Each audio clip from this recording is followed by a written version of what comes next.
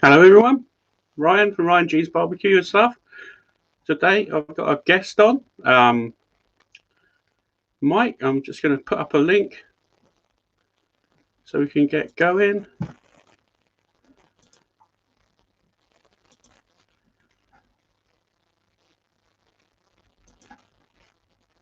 Should have done this before really. I had to print off some questions, so that's my excuse anyway. How's everybody been?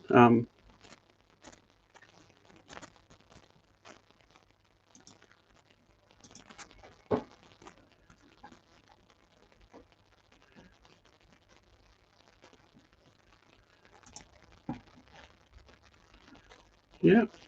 Hey, Adventure Roads, how you doing? Thanks for the sub. Much appreciated, brother. Just waiting for Mike to run in. I'll put you up as a comment as your first in. Smoking Cubes, hey, how you doing? Just gonna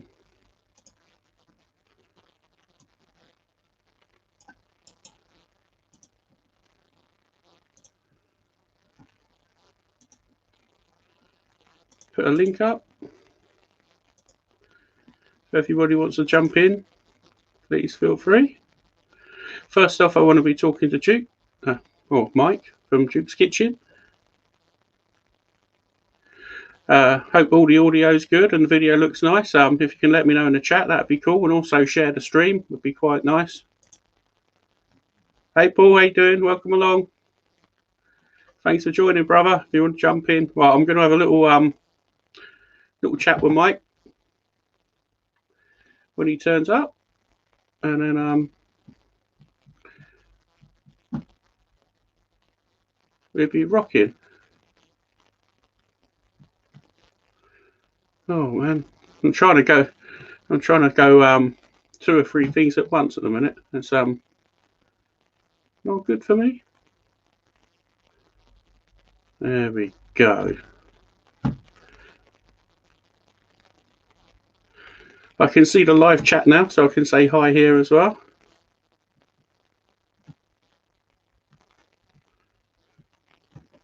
Yeah. If anyone wants to jump in, please feel free to jump in. That'd be quite cool. As I said, I've posted the link up, so you're all more than welcome. It'd be good to have a chat while we're getting warmed up. How's your day been? Well, what you been up to? Hope that's all been cool. Oh, that's over my face. I didn't realise that. That's quite interesting. It looks different on the phone, doesn't it? You only got half a thing. Maybe move that down a little bit.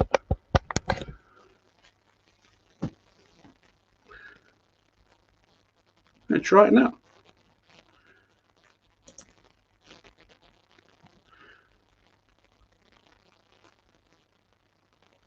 That looks a bit better.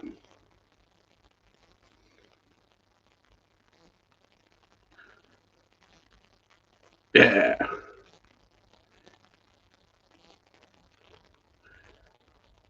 Much better. Right, yeah, so what I need to do is hopefully get him on. Who wants to come on and say hello? What was I going to say today? Yeah, so I'm going to be trying a slightly different format today. Mike's here. That's cool. Mike, hit the link. You can jump in. And we start a little chat. So I was just about to say we start trying something a little bit different today.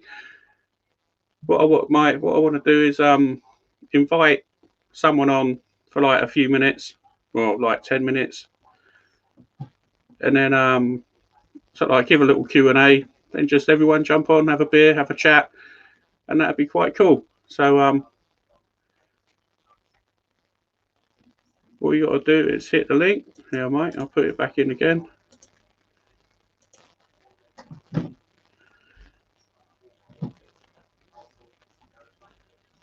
And then we should be rocking and rolling.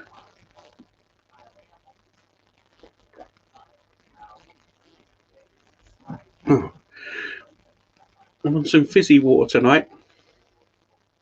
But I'm not going to drink that for long. Irish cider. Yeah, that's what I'm talking about.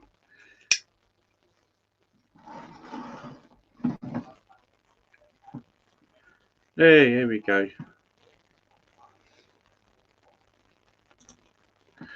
Here comes Mike. Welcome to the stream. Hey, everybody. How's it going? Hey, welcome aboard, Mike. Nice to have you. Oh, thank you. Yeah, good to see you. Got my beer. I know it's an ultra. Sorry, Lep. What's an ultra? It's a diet beer, basically. Okay. Yeah, that ties in with something. I've seen you've been doing sort of like keto sort of stuff on your. I've just been having a bit of a mooch around your YouTube channel. What did I say? I saw a video up there. Must be about 3 or 4 months old. That looked quite good. Are you into that sort of thing? Are you? I'm thinking about doing that because I could obviously do with dropping a stone or 5. I had lost 50 pounds at one point, just like maybe 49, but 50. And I probably gained 15 of it back due to just hanging out at home doing nothing. So, I mean, it is what it is. Once they're starting to allow you to go out and do more now. So go back to doing the walks and just hanging out, doing our thing, and I'm sure I'll come back down. But having a cooking channel doesn't help out much either. Yeah, I know. You get to cook totally delicious food all weekend, and then go, oh, maybe I shouldn't have done that. It's fun at the time. Well, I think it's time to drink a beer. It's 5 o'clock somewhere, right? Yeah, that's right. Cheers to you, Mike. Thanks for jumping on. Much appreciated, buddy. Right, should we get things rolling then? Sure. So we've been sort of like backwards and forwards over the internet and sort of like giving each other a bit of love. I think that's a fair thing to say. Your videos are epic, especially the Wagyu one you done. That was pretty fascinating, to be honest. The way that 2 different things reacted on different grills. That was a really, really cool thing to do. We did, I scored on a good deal on Wagyu. I got 50% off. And I did a Wagyu about a year ago. Excuse me. And it's my number 1 video, actually. And it wasn't supposed to be about Wagyu. It was supposed to be about the Cuisinart grill that I have. But when I was editing, I didn't like what I was seeing with the Cuisinart part, but the Wagyu part came out well. So I've been looking ever since then for Wagyu to be on sale again, and I happened to run across some the other day. I thought, this is the episode we're going to do again, and so we did one on the Cuisinart and then on the pellet grill, and Wagyu beef is amazing. It is just, you gotta be tender with it, give it its time, but man, it is so good. It's melting your mouth, literally. No, I've never ever tried it. It's so expensive over here. Yeah. It's like silly money. But as you say, you see the right deal, you got to go for it. So yeah, I like to go down to the discount bin in our meat departments. My grandpa, who I mentioned last week, was he was a fighter pilot and was stationed South England during the war. He taught me how to go. You look for the aged meat a little bit, and that's what I did. And from $29.99 a pound down to basically $15 a pound for both of those. And I'm like, wow. Still that's a boatload, but at the end of the day, it's savings too, as well. Yeah, but it's Wagyu, and it's just. Let's put it this way: YouTube doesn't pay me enough to eat Wagyu every day. YouTube doesn't pay me at all. Doesn't pay me nothing. Yeah, I'm in the same boat, man. My day job doesn't pay me enough to eat Wagyu every day.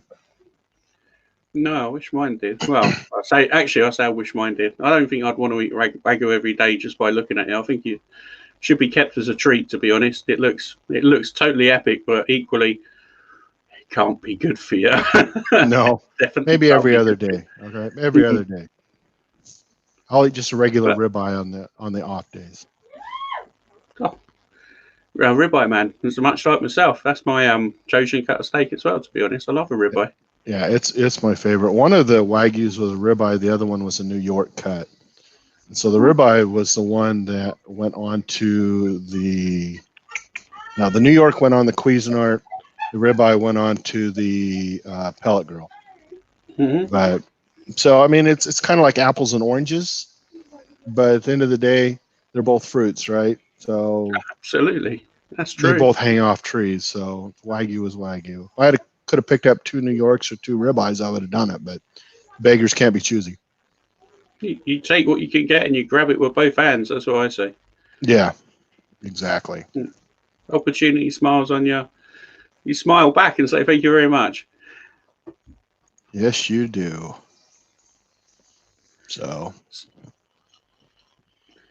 Oh wow, yeah, I'm super organised today. I've got my laptop set up. I've got my questions. I've got my little phone over there, so I can actually see the chat this time instead of just sort of like guessing it because it goes by so quick on this StreamYard thing. Yeah. But, yeah, it's all good. I told my buddy that it's 2:48 here. I told him 3:30, but I saw your thing come up and I thought I definitely need to test out to make sure that the microphone and the camera's working. So there you have it. Yeah, it's perfect. The camera's okay. It's a little bit bright, but that's pretty cool. At least we can see you, mate. That's the main thing. And yeah, you're coming through clear as a bell. So okay. Well, I'm gonna try to adjust something real quick. I'll be right back. Yeah, go for it.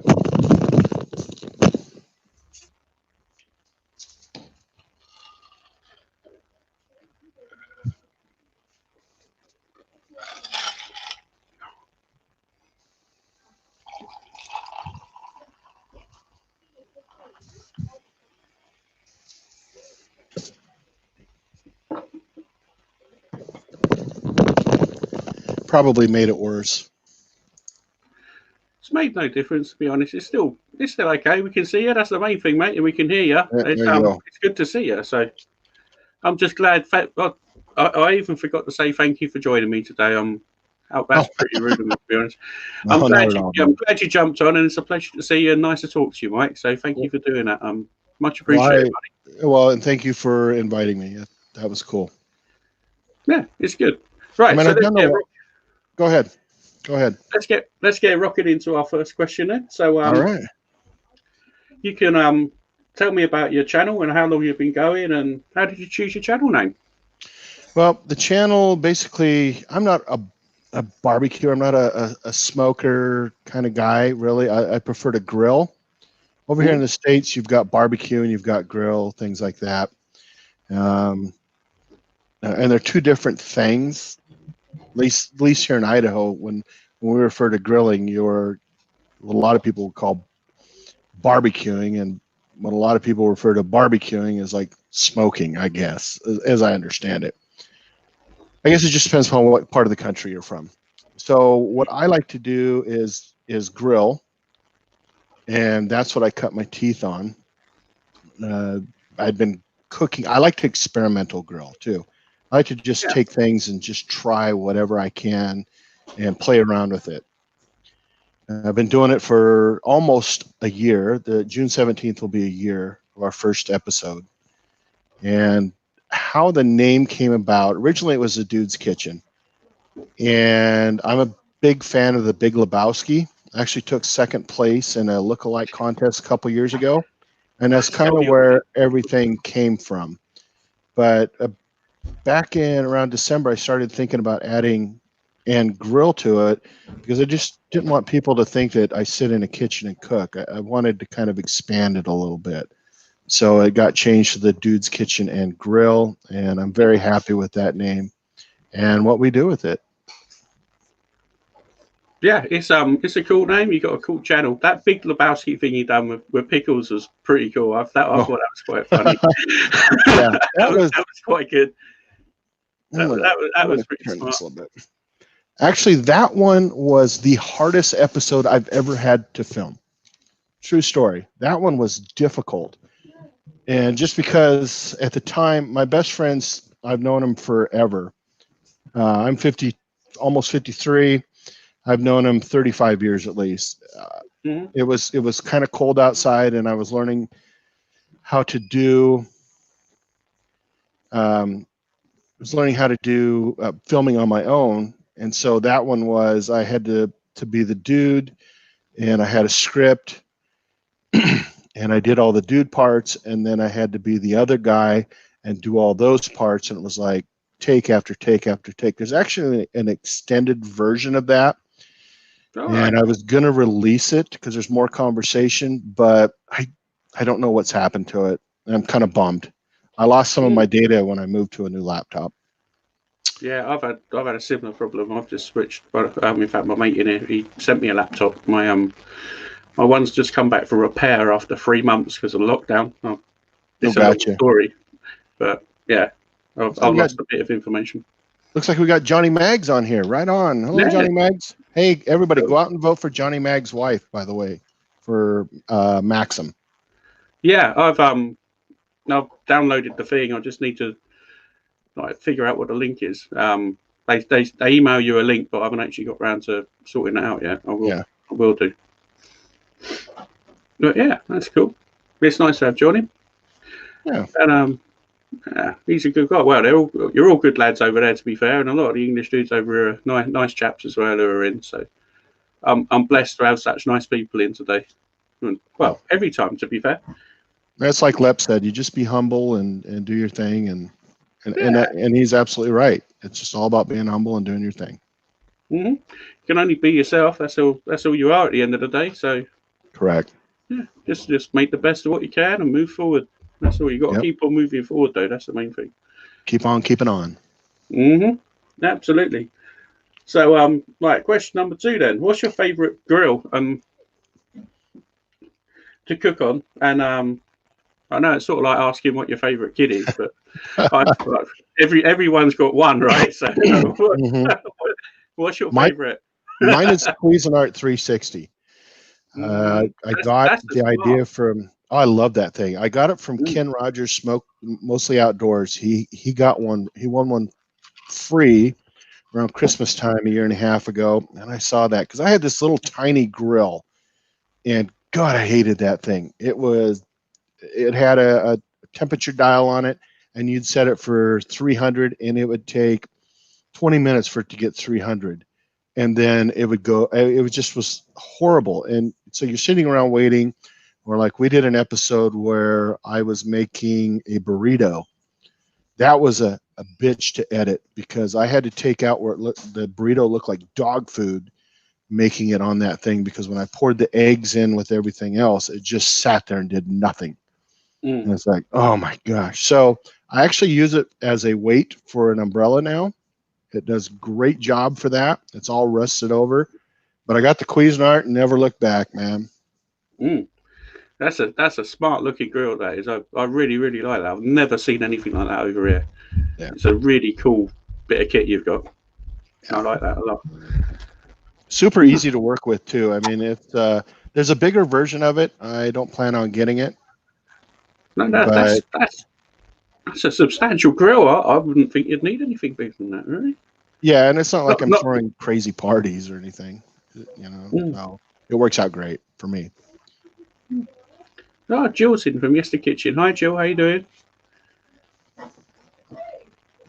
Yeah, it's no, as you say, it's that must be something close to catering the next size up, or certainly seriously big parties. That the grill you got looks like it'd probably cook 4, 5, 6 people easily. I should imagine. Yeah, just by. It's a 22-inch cast iron top, and you just season it every once in a while. And then you clean it off after every grill, and it just keeps on going. I love that thing. The next one I'd have to say, if you were say too, is I have a gas grill. I call it Old Gassy. We retired it.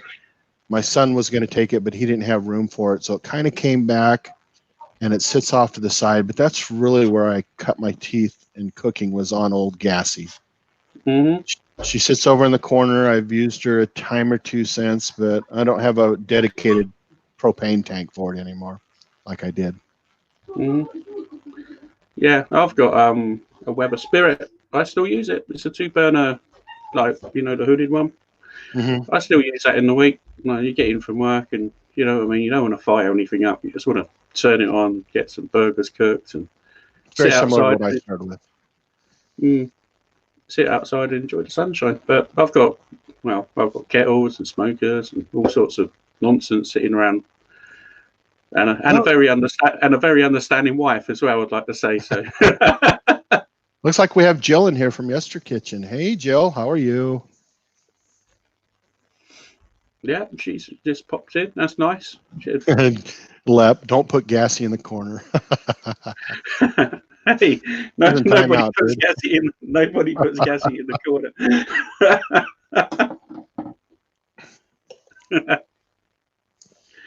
Yeah, so that's quite cool then. Let's move down to question number 3. What's your favourite memory of eating? What's your first or favourite memory of eating barbecue or cooking barbecue? I'm from the Northwest, so Washington area, at the desert area of Washington, and my grandparents had a 200-acre cattle dairy ranch, and my grandfather had, I don't know if you'd call it a spit or whatever. It was just basically a hole in the ground that had some rocks around it, and he put a grate over it. I don't know where he got the grate, and that's where he would cook everything. And that's, it didn't matter if it was a hot dog or one of the cows that got too old and he had to deal with it, whatever. That is probably and I was probably 4 or 5 years old. I remember doing that, and we did that through the 70s until he got sick in the early 80s. Blimey, that's serious cooking. That's kind of a nice memory. Yeah, I suppose it is a nice memory, really. Doing it with your dad and cooking it all up, and yeah, that's pretty cool, man. Yeah, really, really cool. Yeah, definitely. It's good to have to be able to jump back to memories like that and relate them to sort of like a point in time where you think, yeah, do you know what I mean? I don't know, and to me it was like, how do you do that? He would use wood, and there was no charcoal. He would just use wood, whatever wood he cut out in the field, and they had what's called Russian olive trees, and that's what he used to cook with. And as a kid, it tasted just fine. I don't know, we have those around here. If I were to recreate it, I don't know if I'd want to do it now, but maybe one of these days, throw a little Russian olive wood into a smoker and see what happens. I've never heard of Russian olive wood, to be honest. It must be like, either a Russian or an American thing. But they're kind of and I don't know what they're really called, but they're gangly tree that has thorns on it, and it does bear an olive type thing, but I guess it's really super bitter. But it's the thorns that are on it they're about that long, and they'll go through a tractor tire, and he'd blow tractor tires on those stupid things. So he'd take his tractor with the front loader out there, and he'd dig them out and cut it, and then he'd cut them up and haul them off. And it was a constant fight. So it almost sounds like we have a thing called hawthorn, like a hawthorn tree in the UK. That has great big, not big spikes, but spikes and berries on. And all sort of like wild animals eat the little berries and stuff and things like that. Yeah, and they're a bit of a pain. We've got one in our garden, and getting rid of it that's an onslaught. It just grows and grows and grows. When you think you're winning, it's like bang, back again. Yeah. Yeah. Jill says it's martini time. Heck yeah, it is. Oh, always, absolutely.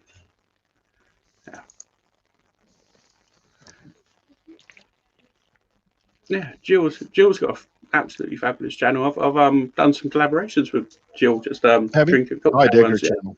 Her channel's it's awesome. really, really cool. With like all the history and stuff behind the food that she makes, and that it's a really cool watch. It's really good. It's cool to watch because it is like taking a trip to the past. Some of the stuff she makes. My grandparents used to make that. She did one, and recently, I think it was it the meatloaf one. And my grandparents used to take me to this place where you could eat meatloaf. I don't. Very rarely do you see meatloaf over here in a restaurant anymore, but this place had amazing meatloaf, and I watch her channel. It just takes me right back to those days. It's awesome. Mhm. Yeah, it's like I was brought up by my grandparents because when I was young, my mother passed away. I was only 4, but so I got brought up by my nan and granddad, and it was all old fashioned food, almost sort of like war food. Basically, I was sort of like they were giving me, and it's all that sort of food. So it's really, yeah, as you say, reminiscent of sort of like years gone by, really, which is really really nice to watch. Mm-hmm. It's Yeah. really good. Let's click the wrong button there.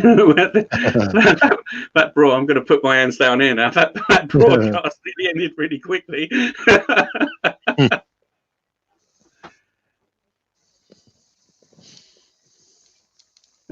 Yeah, so let's move down to question number 4.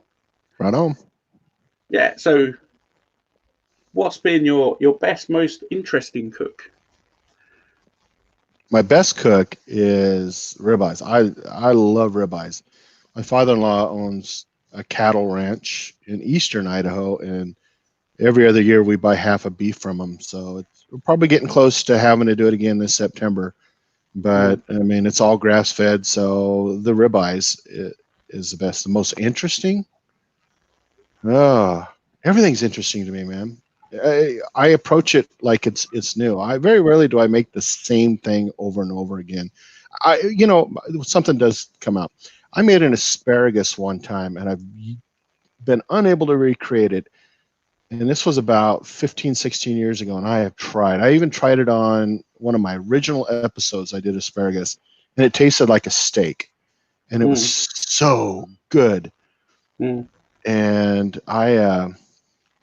it was probably the most interesting cook I ever had because of the way it came out, but been able to not recreate it since. You'll get back there. Sometimes it's just the stars align and you don't quite understand what you've done, but it happens. It's like, yes. Yeah. But quite getting back to that is another thing. Hi Chris, how you doing? Welcome along. Hey Chris. Thanks for joining. Who else we got? Yes, the kitchen. What's your Jill says, what's both of your best dishes from your childhood?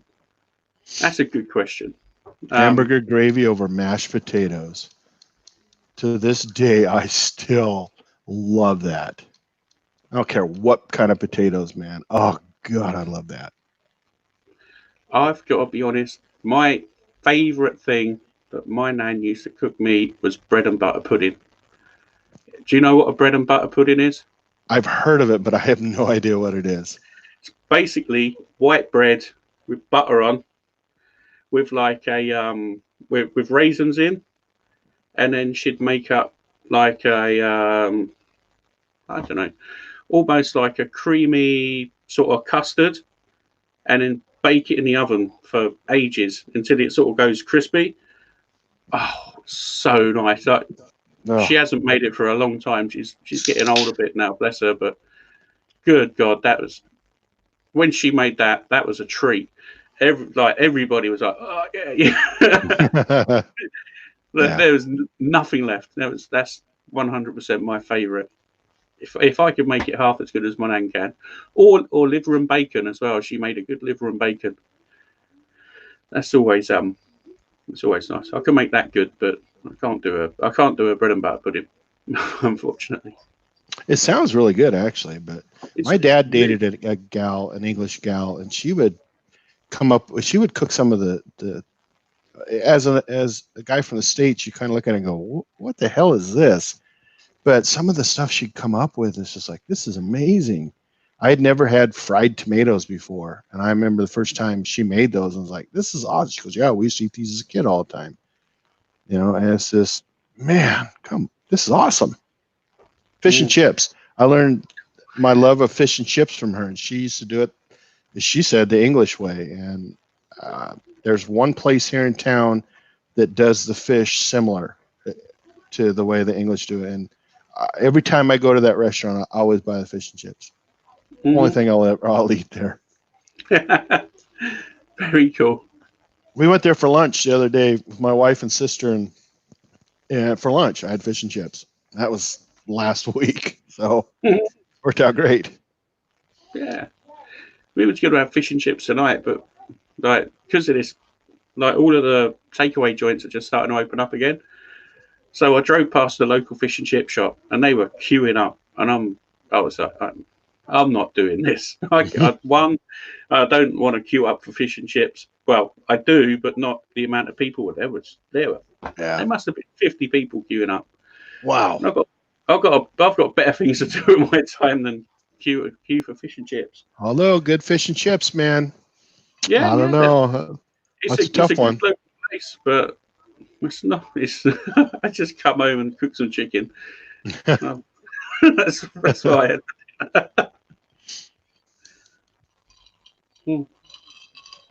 But yeah, that's what we done. That was dinner tonight. Little chicken kebabs. So nice. I was supposed to do those tomorrow for an episode, but I was going to have a guest over, but he's sick, so I'll do something else tomorrow. Not sure what yet. Go to Plan B. It's good to have a Plan B. Yeah, I usually do 2 or 3 episodes at a time, so I probably need to go out to the fridge and rate it and see what's out there to do. Maybe biscuits and gravy. That sounds good. Yeah, do that. That's the thing I love about your channel. People talk about biscuits and gravy, or like what was that prawn? Do you remember I said I watched that prawn thing, but I can't remember. Grits, yeah, grits. Everybody told, oh yeah, grits and this and grits and that. I'm thinking, what's grits? I had no idea. It's like it looks like a semolina type of dish, is it? Or it's corn. It's corn. It's corn, yeah, and it's. But I don't know what's all in it. But it's corn, and you buy it on the shelf, and then you do it whatever you want. To me, it does have a little bit of a taste, but by itself, it's all right at best for me, at least. My grandmother, when I was a kid, used to just dump a boatload of sugar on that stuff, and you had to choke it down. But I love shrimp and I love bacon, so I figured, and I love cheese, so I figured, what the hell? I'm going to throw them all together and see what I come up with. And it was awesome. It looked pretty good, to be fair. Like that when you said when I was watching it. Hi, Cider, welcome along. Thanks for coming to watch, mate. Yeah, I was watching it, and I thought it just looks like in England we have a thing called semolina, or yeah, it is semolina. Again, it was another pudding my nan used to make me. It's like an old sort of war food, if you like, because it was. You'd have that with jam in. It'd basically be boiled up with water or milk, and then just plop a bit of jam in for pudding. Okay. And that's the closest thing I sort of related the grits to. But yeah, so that's corn. I don't know what semolina is, if I'm honest. I'm sure Cider will be able to tell me in the chat. He's an English guy. He'd definitely know what semolina is. You know, when I worked in the grocery stores, I remember stocking semolina, but I don't remember if it was a brand or a food item. So, it's a food item, but I don't know what it is. It tastes good though. Mike Montana, welcome along, Mike. Thanks for jumping in. Oh, Montoya's here. God, I haven't talked to that guy in forever. Well, Chris is out there from Eastwood Farms. Yeah, Chris has been knocking around. He's been in the chat for a while. I don't know if you notice, I add a segment every once in a while to my videos, and I'll say, yes, Chris, I said that. He's never commented on it. Come on, Chris. Get a grip, buddy. It's about you. Like I did the one that comes out Monday, bacon, and I said, you want the bacon limp? And I said, yes, Chris, I said limp. And then in another episode coming out, I said something, I don't remember what it was, and my cameraman go, yes, Chris, he said so-and-so. That's pretty cool. I like to add little things like that. Yeah, cheers, buddy. I like to add like my dog. I get a lot of people commenting on the dog because she's always like in the backyard.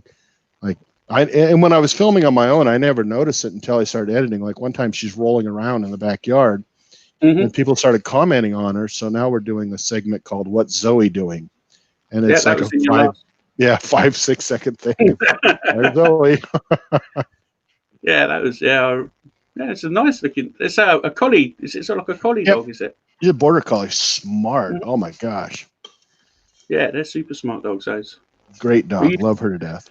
We use them for sheepdogs in England. They sort of use them for herding sheep and stuff. Really clever dogs. Yeah, that's what they're used for here as well, is sheepdog, cattle dogs, things like that. We went to a wedding.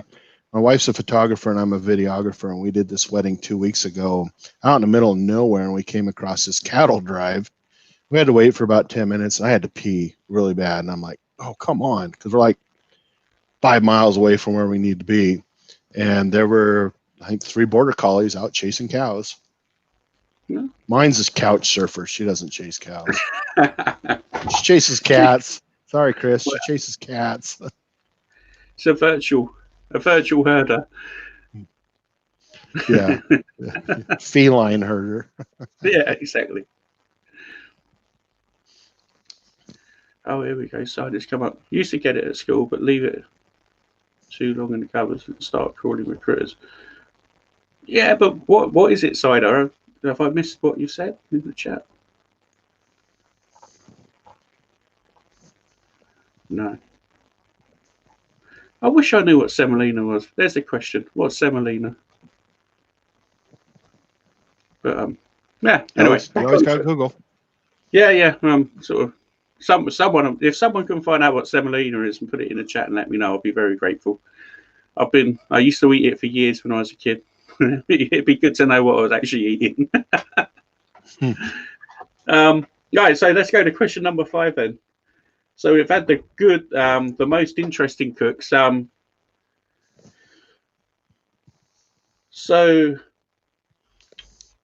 what was your worst barbecue cook or experience? Oh, the cat's trying to get out. When I first started this barbecue endeavor before the Dude's Kitchen years ago, I did fish. My wife reminded me of that today. So I was trying to come up with, what was it? She goes, "Do you remember the cod that you cooked?" I went, "Oh, no." She goes, "The one that fell through the grill?" Oh, yes. We're trying to save it as it's falling through the grill. I mean, the entire cod just broke apart and into the grill. And it's like, oh, there's dinner, guys.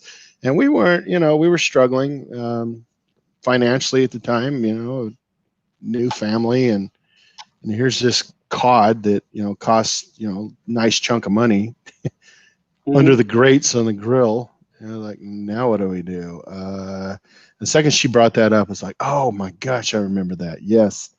So I know what we do with it. Maybe straight back on the grill. Fire cleans all. So I'm pretty sure we ate it. We were, like waste not, want not, right? But I learned real quick that tinfoil is your friend when it comes to cooking things on the grill. Mm-hmm. So, and I've had a couple other things, like even since doing the Dude's Kitchen, I did a thing called armadillo eggs. And we used to call them thunder eggs as a kid, but the main name I hear is armadillo eggs. And I did those, 3 or 4 months ago. And that'll be an episode that never comes out because there was definitely something missing in that. I mean, everything there we go. Mm-hmm. Okay. I mean, they came out perfect. They looked awesome, but they tasted like crap when they came out. And, it's just sometimes you hit it, sometimes you don't. Yeah, definitely right. Definitely right. The first thing I ever smoked was, but like you get the Disney turkey legs. Oh yeah, I love those. Yes. Yeah, I tried to do that on a smoker. I brought this. Have you seen the Brinkman sort of like they call them it was like a. What was it called? It was like a Brinkman grill. It was like a Brinkman smoker. It was a. Oh God, I can't even remember. It was basically like a little drum. It was a bullet smoker. It was a little bullet smoker. That's what it was. It had no vents, no real heat control. You just literally lit a fire at the bottom. It had a big leaky door at the front, and you started it, and you thought, yeah, I'm barbecuing, I'm smoking. So you got all of this really horrible smoke billowing out, thinking you're playing a blinder because you've put on, I don't know, probably 10 times too much wood, because you think the more wood you got, the better the smoke, right? Which is the complete opposite. Exactly. So off we go. So like, it all goes on 4 or 5 hours into the cook. I'm thinking, yeah, I'm probing it. It's got to the right temperature. So I pull it off. I'm like, Deb, we've made it. Look, we've got this. It didn't look too bad. The colour was nice on it. Cut into it. Oh my God. It was absolutely disgusting. Yeah. The cat, well, the cat even turned its nose up it. That's how. That's bad. this thing, they had the most brilliant smoke ring, but good, it tasted like it was cooked in a steam engine, you know, because it had the water pan, it had all of the bad smoke running through it. It was not my best moment. Well, it's my first ever cook, and I learned a lot of lessons that day. So then I was bang onto YouTube, looking at modifications, drilling little holes in the top with vents on, and in the end, it was a decent cooker, and I'd give it away to a young lad I work with, and he's using it now, and he's learning how to do smoking and stuff like that. So it's a good learning curve, something like that, to figure out what you're actually doing and how to use the equipment and figure out fire management and airflow and all of that good stuff. So I think there's a place for the not so expensive sort of. I agree totally. Yeah, it's something I you totally can see and learn them. Yeah, you got to learn somehow, right? Mm-hmm. Yeah, right. Yes, that's yeah, that was my claim to fame. I totally, absolutely annihilated a turkey leg. I love those turkey legs, though, man. That's one of the first. We were at Disneyland 5-6 years ago, my wife and I and sister, and that's the first place we went to, man, is to get the turkey legs. Mm-hmm. Yeah, that thing's it's a monster, man. So when they're done properly, they look really, really nice. I've never even tried to recook one. That's how bad it hurt me. Go to Disney World or Disneyland and get the real thing. Yeah, done by the professionals. It's, yeah, exactly. Yeah, agreed.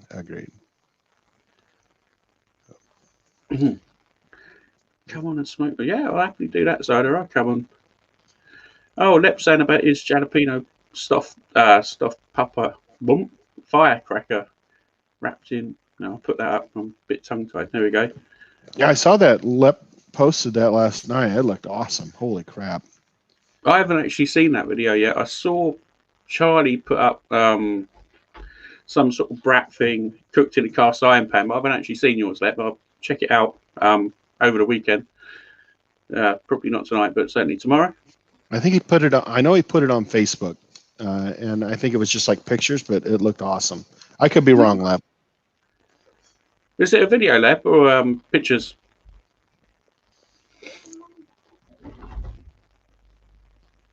I love looking at these messages. They're so cool. Yeah, that's really, really nice. I get a bit of interaction. It's really, really cool. I like this one. Biscuits and coffee, not gravy. I've never had a biscuit with coffee.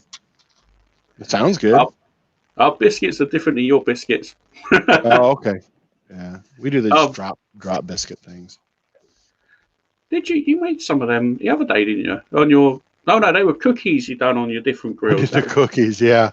That was an experience as well. My grandson and niece want to recreate that, but they want to do it, and they want it filmed. They're 7 and 5, and they want it filmed. So I'm going to I'm just going to buy, the cookie dough stuff and just let them have fun with it on the grills and see what they come up with.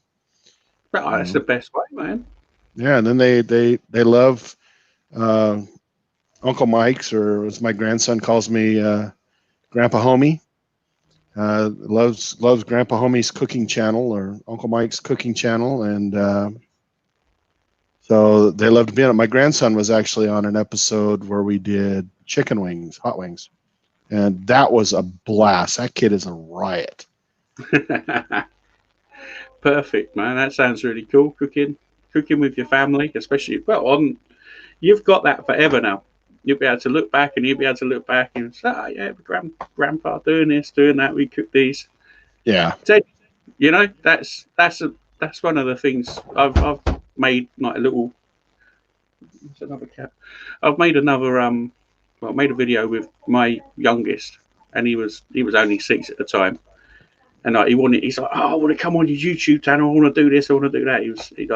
He was so small, so I got out my little Weber Joe thing, like the camping kettle. Mm-hmm. I said, this is your barbecue.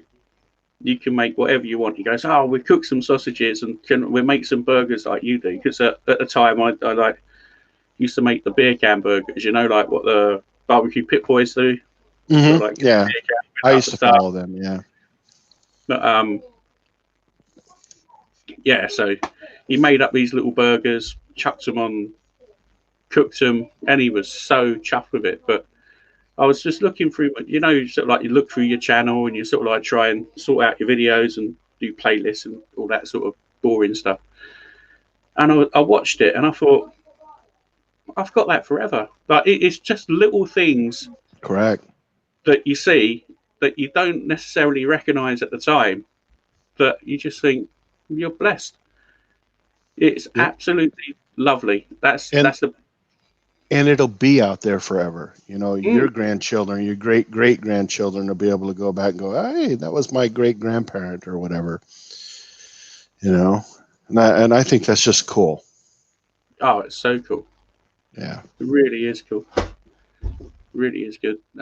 We're blessed to have all of this technology nowadays to sort of like record things instantly, and I suppose actually you could say it's a blessing and a curse. You think what you got up to when you was a kid, and if it was recorded, I know I'd get a caning if my nan and granddad half the stuff I'd done. Yeah. But now, well, take a picture. What the hell are you doing that for? Yeah, exactly. Who wants to see dinner? Exactly. That's what we do. I want to tell Cider Talbot too. Thank you very much for the sub. Cider is a great guy. In fact, the first time I met Cider, and in fact the only time I met Cider, he was at a barbecue cook. I went up. I was sort of like milling around. I only went up there for the day. He was up there for the whole weekend. He's like, yeah, how you doing? Blah blah blah. I sort of like knew him a little bit on Facebook. Have some dinner. He made me this lovely dinner straight off the barrel, some beautiful potato dish. Sat there, chatted, or stood there and chatted. And top guy, really, really nice fella. Cool. Really good guy. Totally cool guy. Actually, anybody on here I have never met face to face before. But I sure love to. Like my wife and I have some friends who are from south of London. They're both doctors, believe it or not, and they got married here in Idaho 2 years ago. And they've invited us to come stay with them for a week. Unfortunately, they're vegetarians, so it's like, so I'll come up and hang with you while she hangs out with them, because I want real food. I don't want vegetarian food. Well, I'm sort of like in the Chiltern Hills, but if you're in South London, I'll meet you in South London when you're down. I'll come down for a beer. Yeah, I'll take you around. I know this area called London Bridge in London. It's like really old London, so I can take you to some really old sort of pubs and like an old market and like That'd really old London. It's pretty cool stuff. So when you come over, hit me up. I'll meet you. I'll show you. I will. I'll show you London from the ground up. Yeah, we're thinking about. They were going to come over this year, but because of the COVID garbage.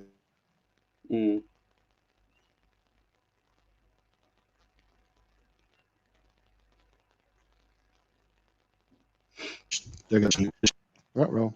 So I'm sure we'll keep in touch, But yeah, I definitely will. Other things I want to do is I want to see Hadrian's Wall. I want to go see the cliffs of Dover. I want to go to I know that the barracks, the officers' barracks, and the airfield where my grandfather was stationed is still there. So I want to go check that out. Just kind of check things out. I'm really into history. I love it. Yeah, I'm a big history fan as well. And to be fair, I work for an aviation company, so I'm really into aeroplanes and all that sort of stuff. So I'll probably yeah, why not? Have you heard of a company called Martin Baker? If you like your military stuff, Okay. I work for them. Okay, I will Google them. My grandfather flew P-47 Thunderbolts in the war. That would have had one of our things in. Yeah, he had two. He got one shot out from under him, and the second one lasted him till he hit his points, and off to Scotland he went. And he had some crazy stories. I mean, like he was said during the V2 attacks, they'd have the time off. He and his buddies would go to London and rent the highest hotel in the penthouse and get drunk and start throwing furniture off the top while the rockets are raining down. Like, really? Yeah, I suppose anything went back then. Yeah, he said they'd have this huge bill when they left, but they just bark it over and go back to flying. Raging alcoholics is what they were. You find that a lot with the Air Force, to be fair. Yeah. Correct. They either drink tea or drink whiskey or beer or whatever they can get their hands on, generally. Mm-hmm. They play hard and certainly party hard, that's for sure. I know all the guys in the RAF do. Well, I know, stories of him before the war and then after the war for my grandmother. He came back a totally different person.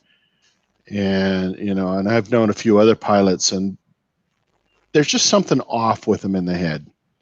They're not bad. They're adrenaline addicts. They love the adrenaline. They love the rush from it. Well, you think you're whizzing around in an aeroplane any second, that's it. Yeah. You either get out or you don't. Or it's him or you. It's sort of the ultimate sort of, as you say, adrenaline rush, Yep. I want to say Chris almost pulling a leprechaun. Came close. I love giving Chris crap. It's fun. Because he dishes it right back out, and that's what makes it great. Yeah. Yeah, Chris was on last week. He's nice guy. Yeah, he made the comment last week. I said I had to go answer the door, and Mike said, he said Mike's got to go sit down when he pees or something like that. I got the biggest kick out of that. I thought, what the hell? Nice. Right, so where are we? There we go. Question number 6. Let's get back on track for a minute. What's the most exotic meat you've ever cooked? I've never cooked anything crazy. But probably the most exotic might be lamb. I made lamb one time, but I made it with my stepdad. My stepdad's a great cook, and I made it with him. But other than that, it's pork, beef, chicken. That's pretty much all I cook. Mm-hmm. Now, you're not chucked an alligator on like old Johnny Maggs last week. That was like. No, but you know what? I saw that, and I thought, damn, my son's a cook too, and we were watching that, and he goes, Dad, try to find some alligator. I want to do that. Yeah, that was a great video. That looked awesome. Mm-hmm. Oh my gosh. Yeah. So if I could find alligator, I would definitely give that a shot. I would do that recipe to the T. Mm-hmm. Yeah, I do that, crawdads. Actually, I did crawdads several years ago.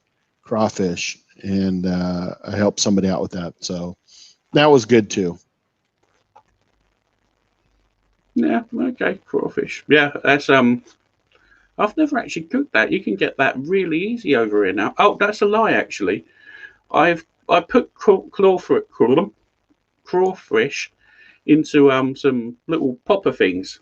They were just like pepper poppers with cream cheese and wrapped in bacon, pretty similar to your stuff you were talking about earlier.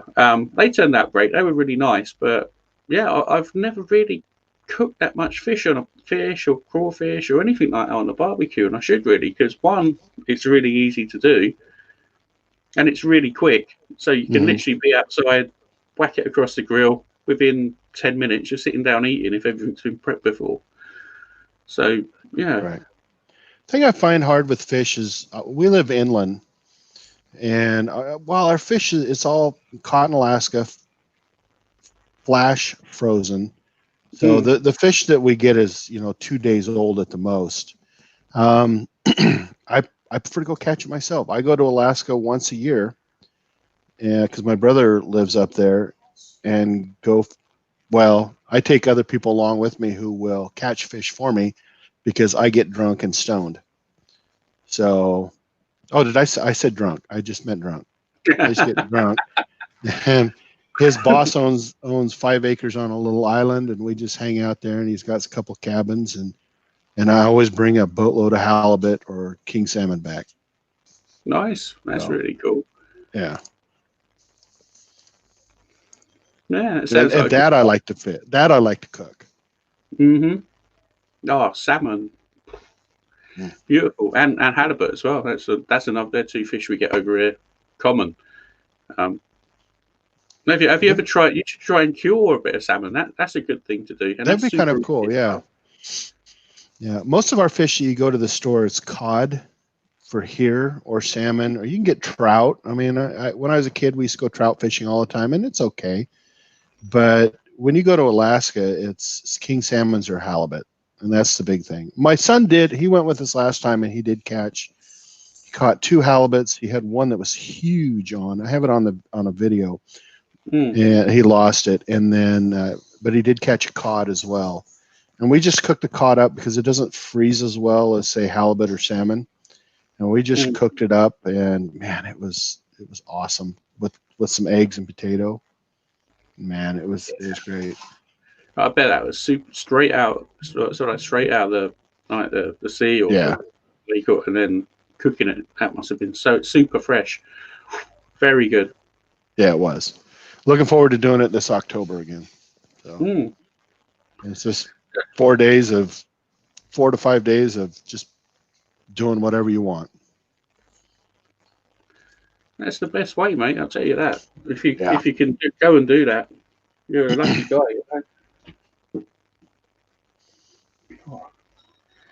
Really need a top up.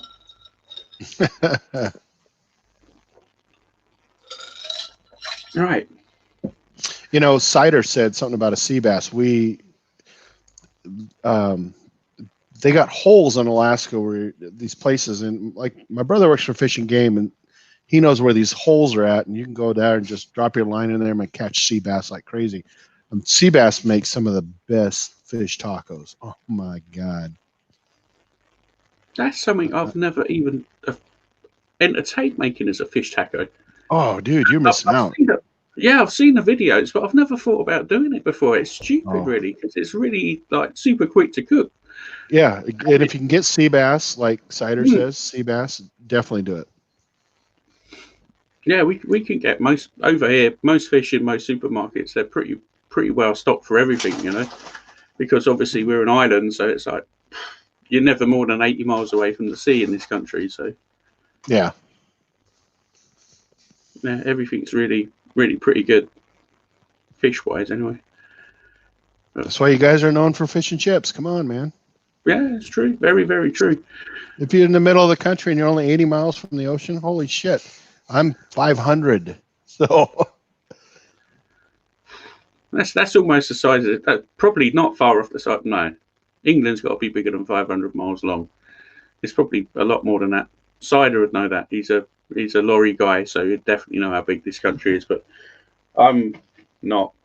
I live in my little bubble around London and maybe go down to the seaside sometimes, but I haven't been anywhere in this country really. Never seen Hadrian's Wall or Scapa Flow or anything like that? Dang, dude. No. I've seen Stonehenge. That'd be cool.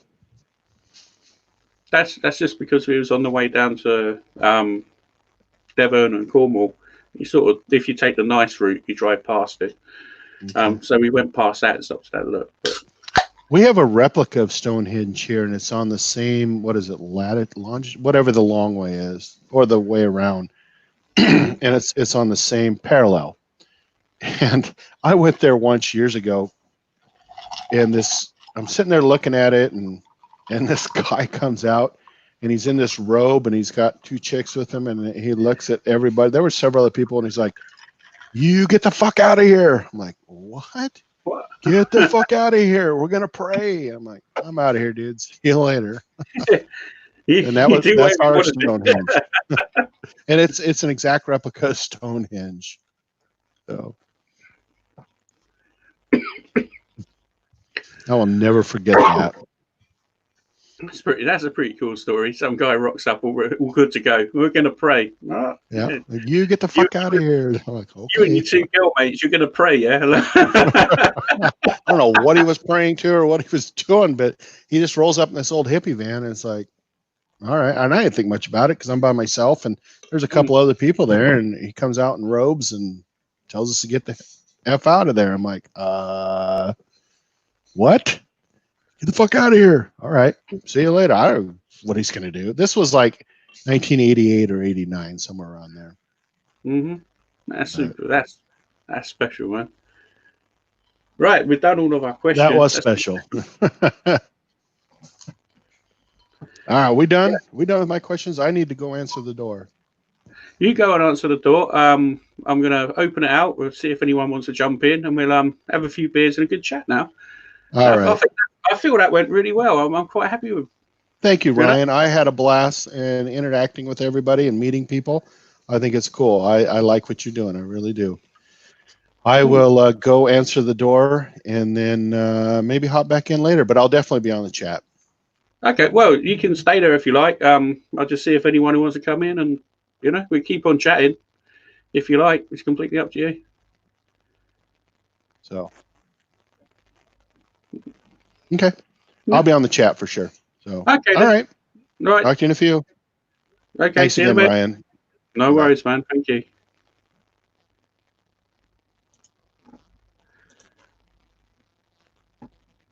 Okay, so if you want to jump in on the chat, or jump in on the video or the live, jump in, man. Hit that. Hopefully Mike will be back. And yeah, jump in. Let's talk. Let's drink. Come on, it's Friday.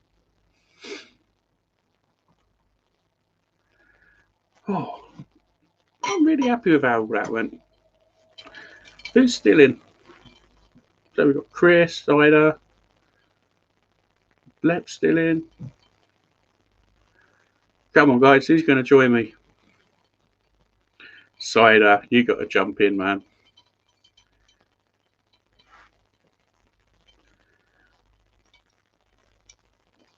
Thank you. I'm glad I come across well. Watch my head. Why? What do you mean? Chris? Oh, who we got? Matt's there. So we're going to add Matt in. Everyone say hi to Matt. Maybe, if the mic works. Can you hear me? Yeah, loud and clear. Oh, excellent. How are you, mate? Yeah, I'm good. I'm good. Yeah, good. Yeah. I'm really, really quite happy with that. That was a nice little chat. Yeah. So what you been up to this week then? Tell me what's been going on. Working. Hardly working or working hard. I can't remember. They're both. Yeah, pretty much just working, mate.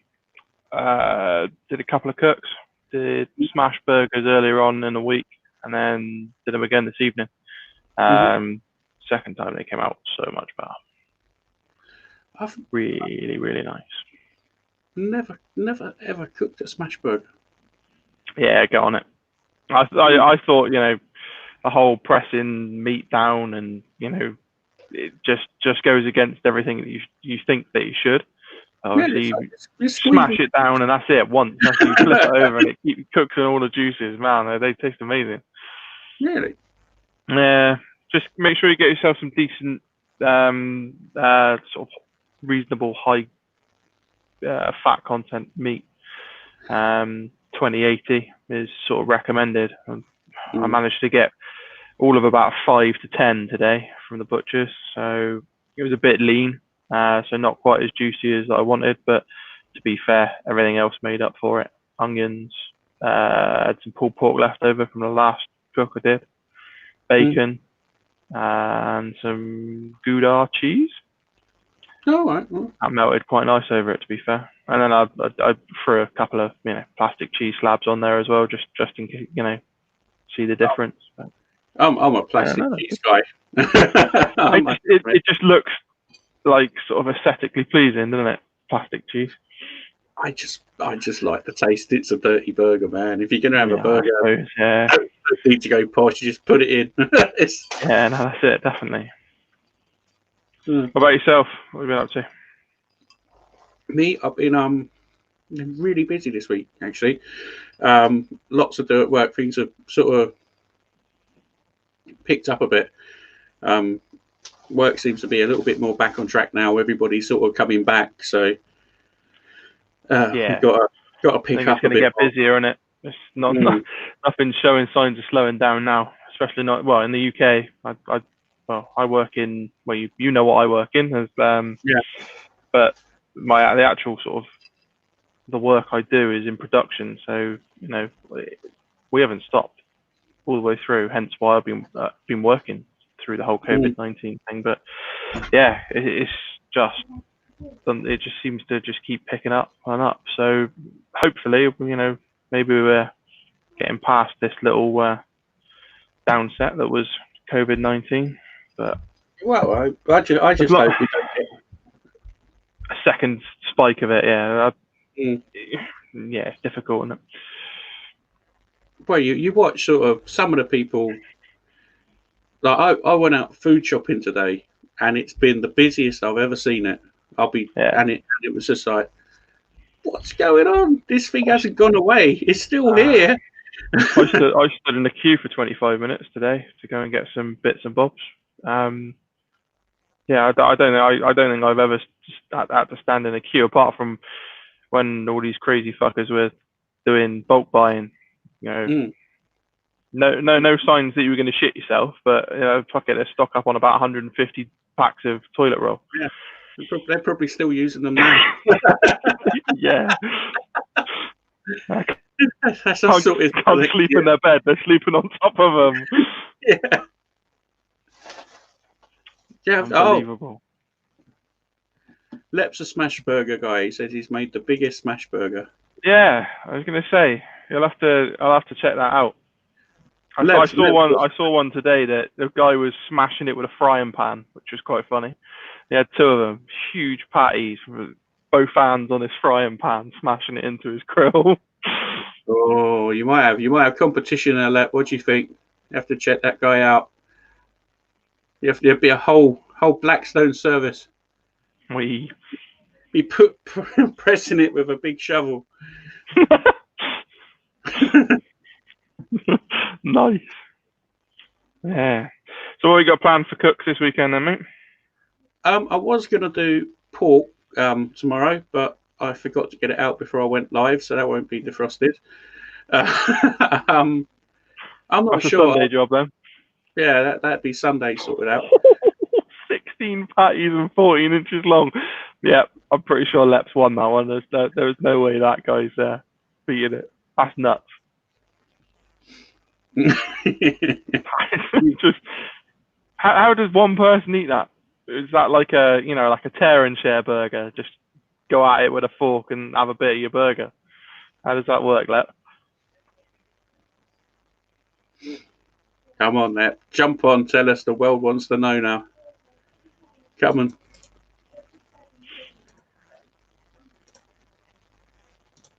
Yeah, it's I've seen that video. They're big. I'm gonna have to have a look. Check it out. It's the old Blackstone thing. They can cook well. It's like a fast service grill. Smack it down with a frying pan.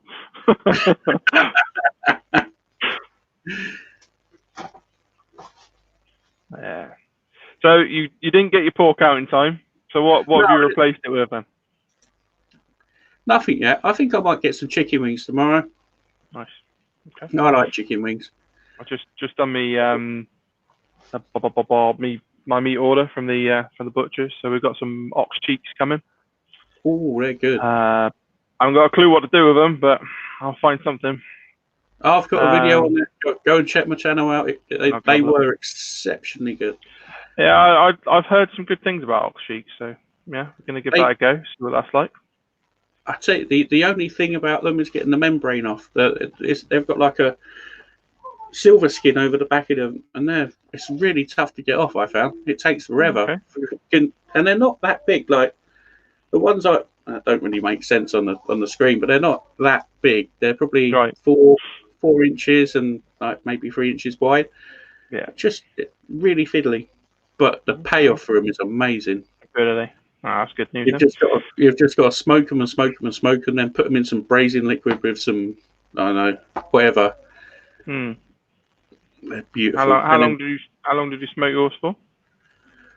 I think I smoked them for maybe 4 or 5 hours. I just done it by colour, and then I just braised them.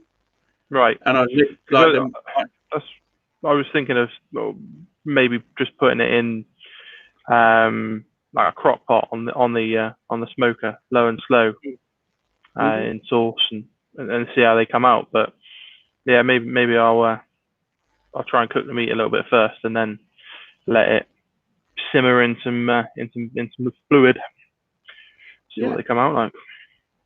Well, all you're going to do really is cook it for a couple of hours just to get the smoke into the meat, and then just bag them. You could even have the pot going while they're getting smoked, just sort of like getting everything up to temperature. Yeah, it was almost like the barbecue beans I did with my ribs. I had those in there for as long as the ribs were in there, they were tasty. Needless to say, they went down, and that was a big old pot of beans that disappeared pretty quickly. No leftovers for us. So we ox cheeks, 2 full racks of pork spare rib. I've ordered 3 kilo of beef short rib. Not tried cooking short rib yet, so that's my favourite. See what that comes out like. Some chicken thighs for a kebab tomorrow, which I'll be doing.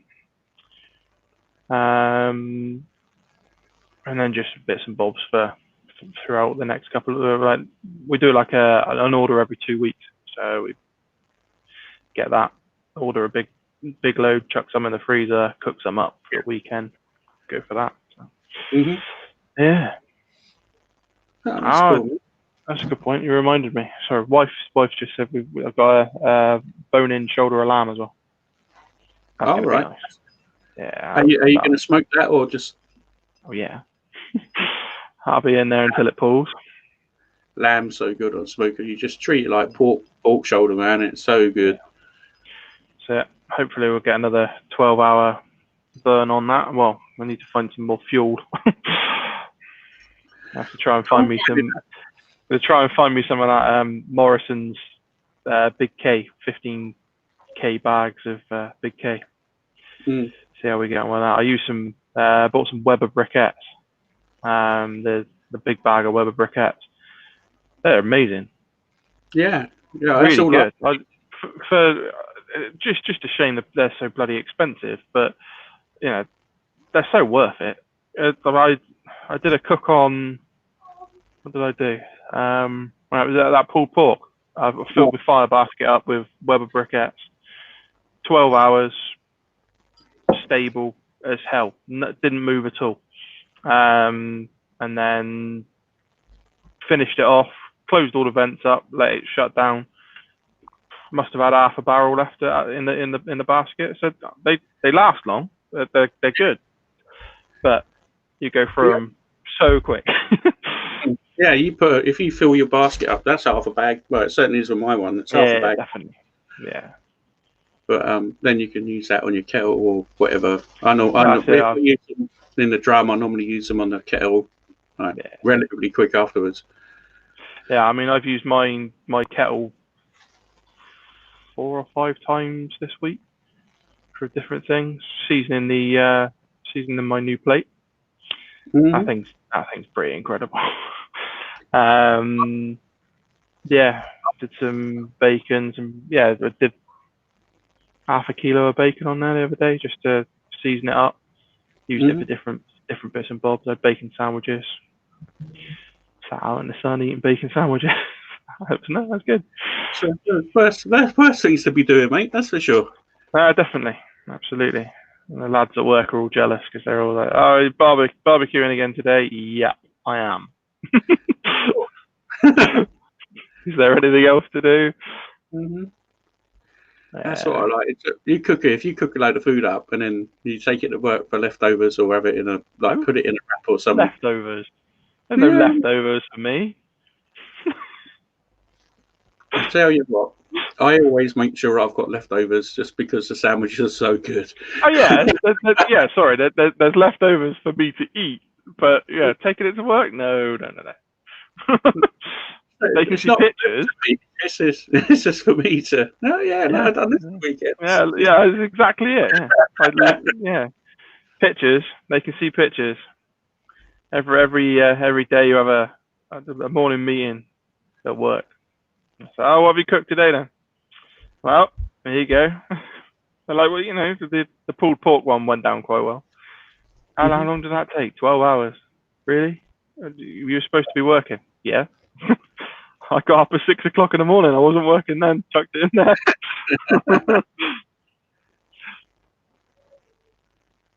Do I smoke or ride the Harley? That is the question. Oh, did you see that video? He's got some really nice. He's got a lovely looking bike. I watched it. I meant to comment on it, but I didn't. I reckon you should make something, like fabricate something that you could do both. On the tank or on the back. Just have like a sort of small smoker so you can drive around smoking. I don't think that'd be a good idea. I think you'd be the only one doing it. Yeah, I don't think you'd be doing it for long either. Yeah,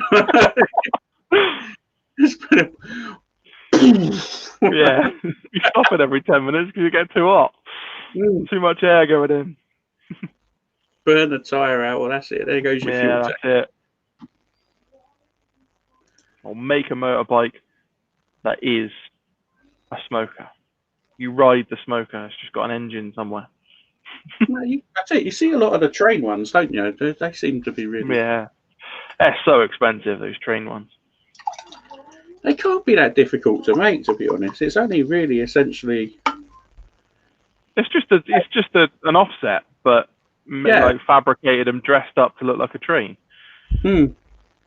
But they're like showpieces, isn't they? They're for people that go to shows and cook up briskets for hundreds and hundreds of people, and people come to see the train rather than might not necessarily be the best of cooks. Cool. That's true. He's got a beast. Yeah.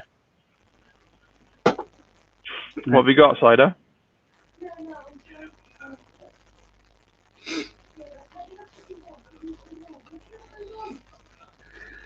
What is it? It's not. Is it a joke? He's got. I've seen it in some videos. It's a massive, big offset. Yeah. It looks the nuts. Nice. But I was toying with the idea of a smoker at one stage, and then I just thought it's just so much effort to just keep topping up. I mean, sure that like the satisfaction of cooking for a long time with a sort of an offset, is it worth it? I don't know. Again, I love UDSs. I know Cider loves UDS, so he's got a couple. But then it's horses for courses, you know what I mean? No, not up and running yet, Mike. I'm still too chicken to talk about food whilst prepping it, and yeah, but I can sit on YouTube and talk to you. It makes no sense, does it? I think it's just the fact that you go out of the garden and you're talking to yourself. The neighbours are like, "What is he doing? Who's he talking to? He's talking to himself. He's gone nuts." I'll be honest. My neighbours sort of, if they ever know, oh, Lep's coming on, they always start cutting the hedge or something when I'm recording now, especially lately. I think I must have pissed them off. It's frustrating. Right, here comes Lep. Uh-oh. There he is. There we go. Let's switch this so we're. Whoa! No. Hello. We got a new layout. There we go. Ah. That's better.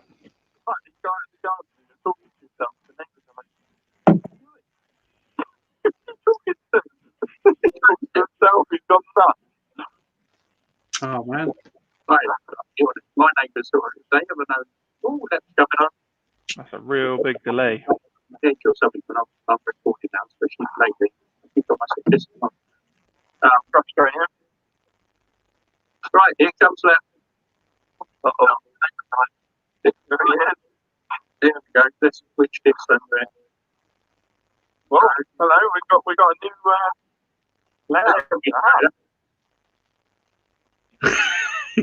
Hey! I'm still closing down boxes and getting it all right. Are we up to speed now? I was lagging there for a minute. We're up to speed now. There's no lag now, mate. Oh, okay, cool. I'm gonna go and get me a drink, and I'm gonna switch rooms because the wife wants to go to bed. I'll be back in a second. See you in a second. You guys were speaking on that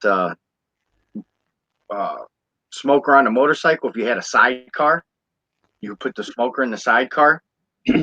Yeah, that would be something. Sider would be the guy to do that. He's he loves his motorbikes. He's got a video. He went out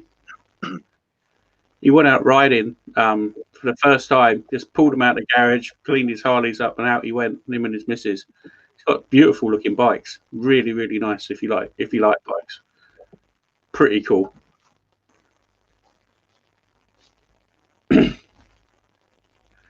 Yeah. You know I am.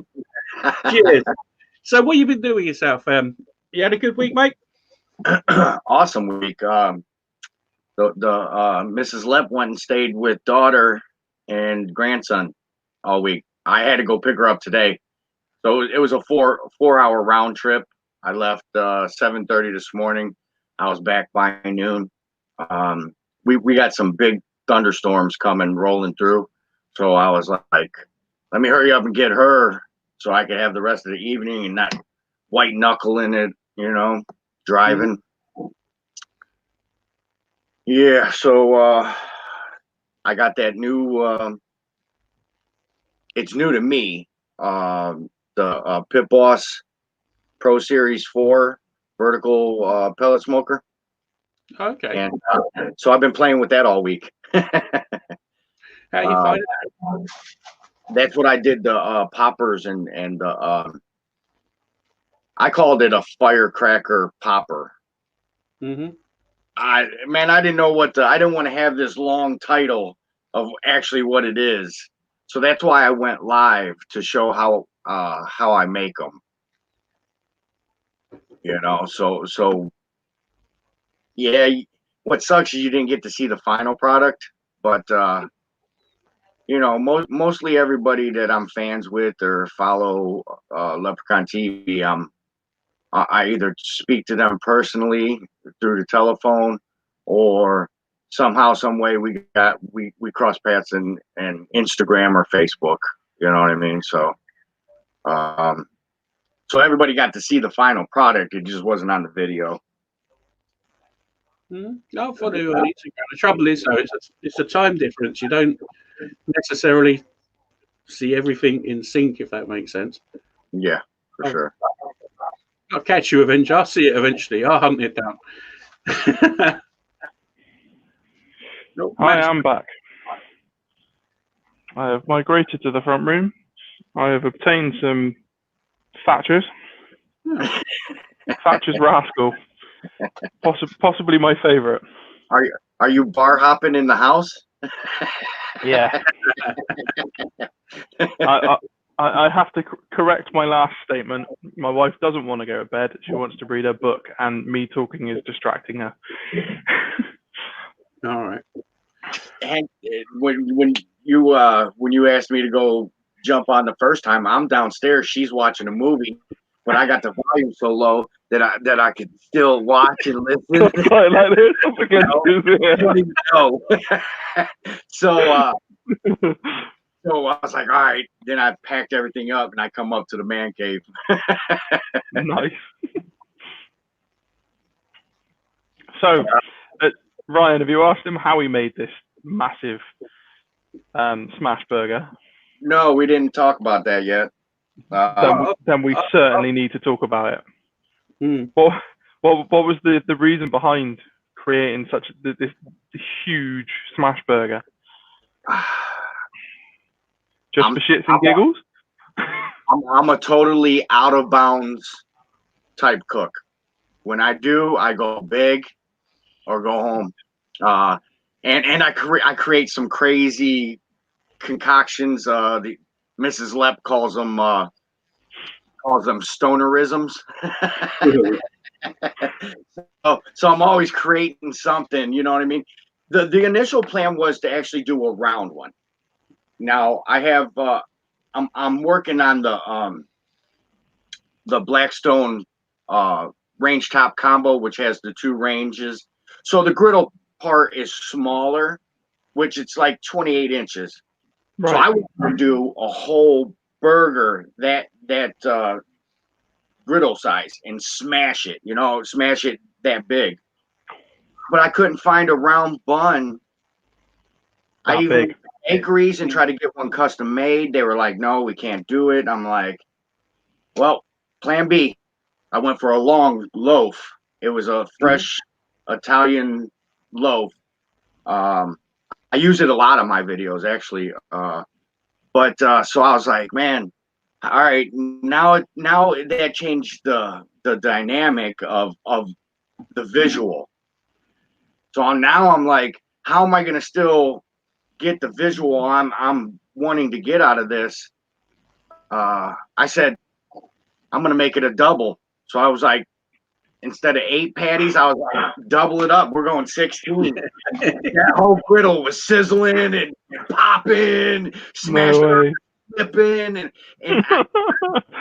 I do the Oklahoma fried onion smash burger. So what you do is you put the slivered onions right on. As soon as you put the ball on the griddle, you put shaved onions on it. So when you smashed it, it smashes into the onions into it as well. Nice. Oh, wow, that sounds good. But then when you flip it, now it fries it. Of course. That sounds. Do you know? I'm next time. I'm on that definitely. That sounds lovely. Then you add the cheese. As soon as you flip, add the cheese, and let the bun.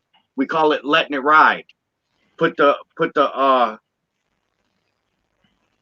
bottom down first, and then the crown right on top of the patty, so you get that steam, and it steams that bun, which in the States we call it a slider, White Castle slider. Yeah. Sort of on that and on that food spectrum. Oh wow, that sounds epic, man! I love the sound of that onion. That's yeah. I need to find something to cook that on. I've got a sheet of steel for my Weber, so I can do stuff like that. So light that fire, get that fire raging underneath that thing. Sure. 90 seconds, you got a burger. I use about I know you guys' measurements different, but I use about anywhere from like 5 to 8 ounce ball. You know what I mean? I measure burgers. I just make them that sort of size and then put them in the fridge. Yeah. Well, sometimes depending on what you're smashing with, sometimes you won't get, the ball will be too big when you're smashing it, so you get comes out. All comes So out the side, absolutely. Yeah, I try to keep it around that. So when I smash it, I get a nice bun size, and I don't have to keep smashing it because I don't So use now part. I devised a way of doing it today where I just sort of formed the balls in my hand, and then I did a test smash with my hand, right? I was like, right, yeah, that's about right. So then I made all the rest of them the same size. Yeah, they came out perfect. Yeah. So I don't really know what they weighed. Don't care. It worked. They're about this big. Yeah. It's You know, a proper hamburger. yeah, caveman style. Just yeah, it was right. Hey, you guys were talking about dude used a frying pan to smash his. Yeah. You use anything, anything flat, But would you guys now you say that, I should do a funny video, me just taking my skillet, put the ball on there and go. Yeah. Like And that would be a proper smash burger, though, wouldn't it? Not like because really, we should call these smash burgers should be called smear burgers because really you're just smearing it into the right. Smashing for me is pick someone up and fucking bang it. Smash. Yeah, that would be cool. I'm gonna go out and make some smash breakfast. Just put some eggs on it. Bang! There you go. You want to hear a good one? Yeah. Let's go. So take you breakfast, any kind of breakfast sausage you get. You know what I mean? Whatever brand is available. Take the sausage and make the balls. Smash the sausage, so you get your own smash sausage patty, and use that as your bun. Take it, smash it, take it off, set it on a paper towel so it soaks up a little bit of the grease, and then make your eggs, your potato, or bacon, and use the sausage as your bun. That sounds nice. Yeah, that's pretty cool. I think I've seen you do something like that before. I've definitely seen that on Instagram. That looks pretty. Well, I said that looks epic with an egg on it and everything. That's up. I did the potato cakes. I had the buns were potato cakes. So I took leftover mashed potatoes, mixed up a few dry ingredients to try to get it to I wanted it to coagulate more. You know what I mean? Actually it was too thick. I needed to use less next time. I know. Sometimes it's trial and error. But yeah, I had the potato. Nice. A couple of hash browns. Oh yeah. Hash browns, sausage patties, egg, sorted. Yeah, that's a grandma bacon in the middle. Leftover mashed potatoes always got put into a potato cake, and actually, we would just throw some butter on it like an actual breakfast pancake. Yeah. Mm-hmm. That's just screaming like, oh yeah, bye hangover. Get ready for the next one. Sounds like Bubble and Squeak with breakfast. Yeah, and then where's the recliner and remote? Get back. Oh yeah, I got ideas for days. I don't. As you see, you follow my channel, I don't make much editing videos. I cannot stand editing. I don't have the patience for it, for one, and two, I'm not that tech savvy. I mean, the splicing and the voiceover, and you could cut, chop, and paste, and man, the layers that's involved with editing. I'm like, nah, I'm good. I'm going live. Live cooks. I suppose it makes it more authentic, doesn't it? If it's live, you make mistakes, people see the mistakes, right? Whatever. To be fair, that's what I actually like about your videos, like, because they're just genuine videos. You watch it and you're thinking, yeah, that's cool. He's gone in there, he's done it. It's good or bad, or you know what I mean. But it's done and that's it. I don't hide nothing. I don't hide nothing. You know what I mean? What you see is what you get. And if I make a mistake, I try to adjust and adapt correct it. You know what I mean? Hopefully I got some more of that ingredient or whatever I'm using, so I can throw it aside and start over maybe. I tried doing. I did that last weekend with. I was trying to make cookie dough on the drum actually. Fuck me, that went so bad. I put it in the drum. I thought, all right, I'm just gonna wait until it looks sort of oozy and sort of a bit golden. Well, I kept checking it every sort of 5 minutes or so. And I thought, fuck me, this just isn't working. Well, lo and behold, fucking was. The bottom of it was black, stuck to the pan. I got to a point where it looked nice. Yeah, like I thought, this looks really good. I'm going to enjoy this, and I took it off. I was like, right, let it just cool down a little bit. Got a spoon, went in with it, and was like, no. Just it was like cremated. It's like it was like this thick, right, and about that much of it was cremated. Just the top layer was like anywhere near resembling of cookie dough. The rest of it was just powdered black tar. It was shite. But I put it on Instagram. You know, the ingredients. I was like, right, guys, guess what this is, and I had a little bit of reaction from it, and I was like, right, well, I'm gonna have to own it now, aren't I? So I put it out there saying, you know, it's terrible. It went wrong, but you know, I know what I did wrong. I'll just start again, do it again, and the next time, you know, maybe it'll maybe the pictures will come out better. And This is my youngest. He's my little guy. I was gonna say this one's a different one. I've got this is the second one. He's my youngest. He's my little one, isn't you, Charlie? He's a little bit cheeky, but he's all right. He's a good lad. How many subscribers has he got on YouTube then? Yeah, he hasn't got any yet. Not yet. Not yet.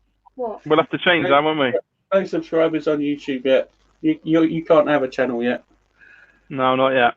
Got 115 followers. Sorry? Got 115 followers on TikTok. Oh, you see, but he's got 115 followers on TikTok. Oh, well, we're gonna have to make that 116 then. What's his TikTok handle? Ooh. What's your Probably. Is it Charlie the Bot or something? Oh. No, go on then. What is it? Skinny the bot. But don't.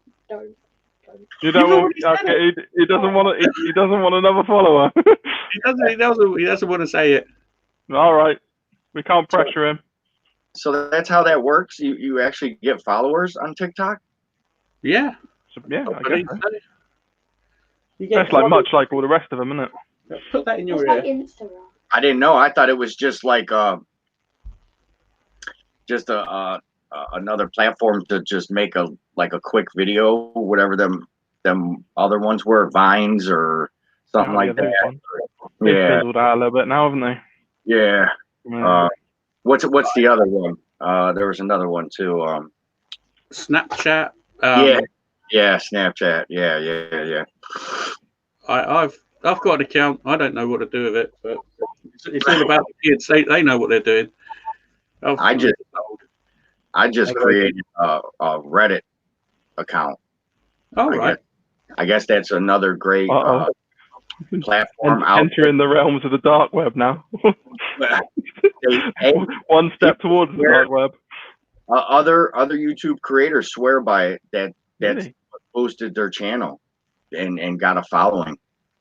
I don't even know what Reddit is, if I'm totally honest. It's like it's like an online forum. Yeah, but for everything. It's just a forum for everything. So you got all these covers it. that you can pick, you know, and follow that category, you know. Yeah. So in cooking, I picked a couple. Hi, Papa Joe cooking. Mm-hmm. Just mix. I guess you gotta be active and earn like a badge of some sort or street cred.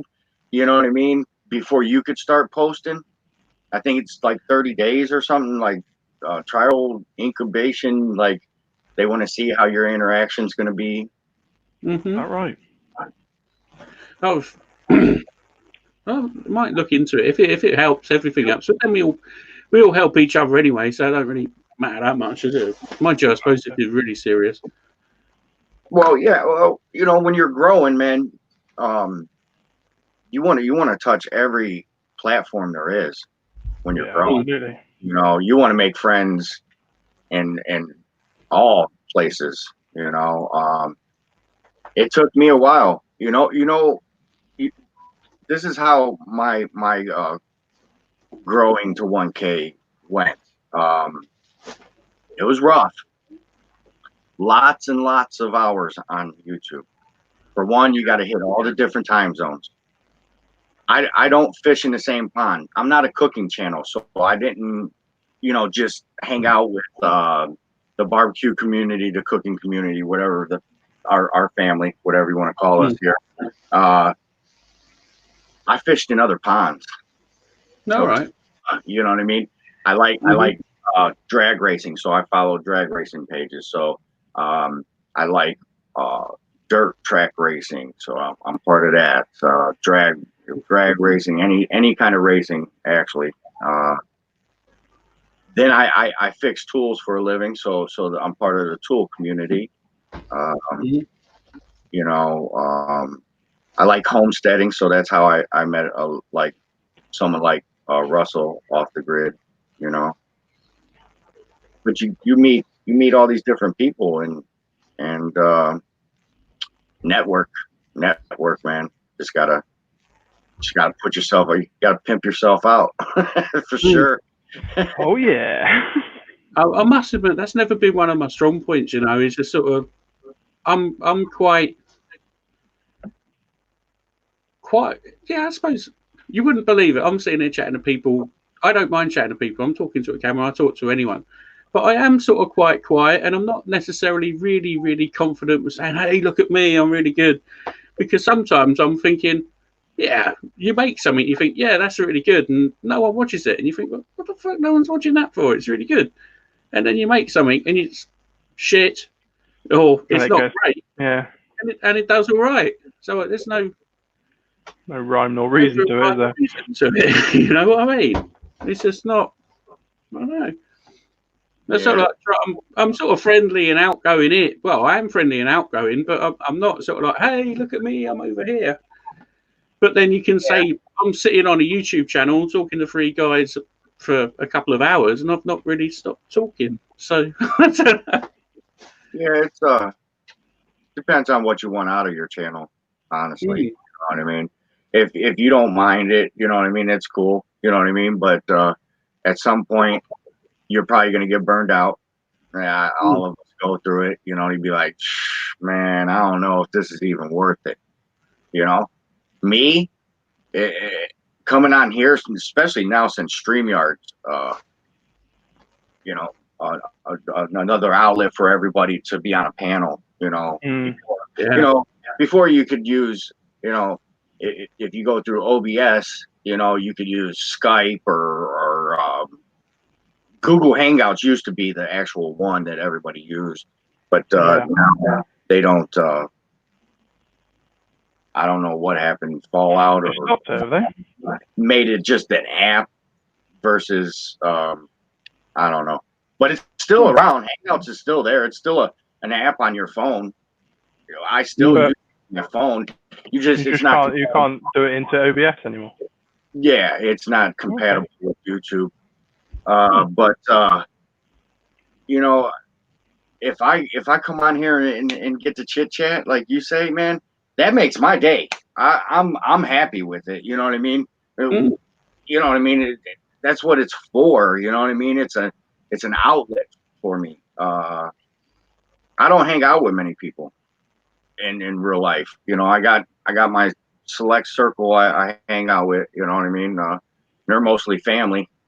So making new friends on here is just fine with me. I'll sit at home. I don't drink and drive, so I'll sit right here and I'll take you on a ride though. To be honest, that is a really great thing about, as you say, the StreamYard thing. It's amazing. I think it's brilliant. We're sitting here on a Friday night, we're all having a beer, we're all having a chat, we're all talking barbecue and finding different stuff out about people that in you could say in the real world you would never ever probably meet.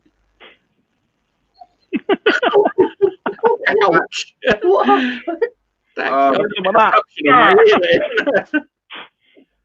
Somebody had mentioned earlier that I need headphones. I cannot use. My ears are sensitive, man. I got these thingies, and I can't even use them. They hurt my ears trying to put them in. Not Yeah. over the eardrums. Yeah, that's me. I got. There is another one, but I like to be able to hear my surroundings as well. Actually, I could probably plug these in and they would work, huh? But I wouldn't have a microphone, would I? Or would I still go through the laptop microphone? No, you possibly got them built into the cable of the headphones. Have you got like a volume control on the cable for the headphones? They tend to be built into those. I got this little majigger. It like pauses my music. Yeah, that'll probably be a microphone as well. How many? If you look at the end that plugs in, how many bits has it got on it? 2 or 3?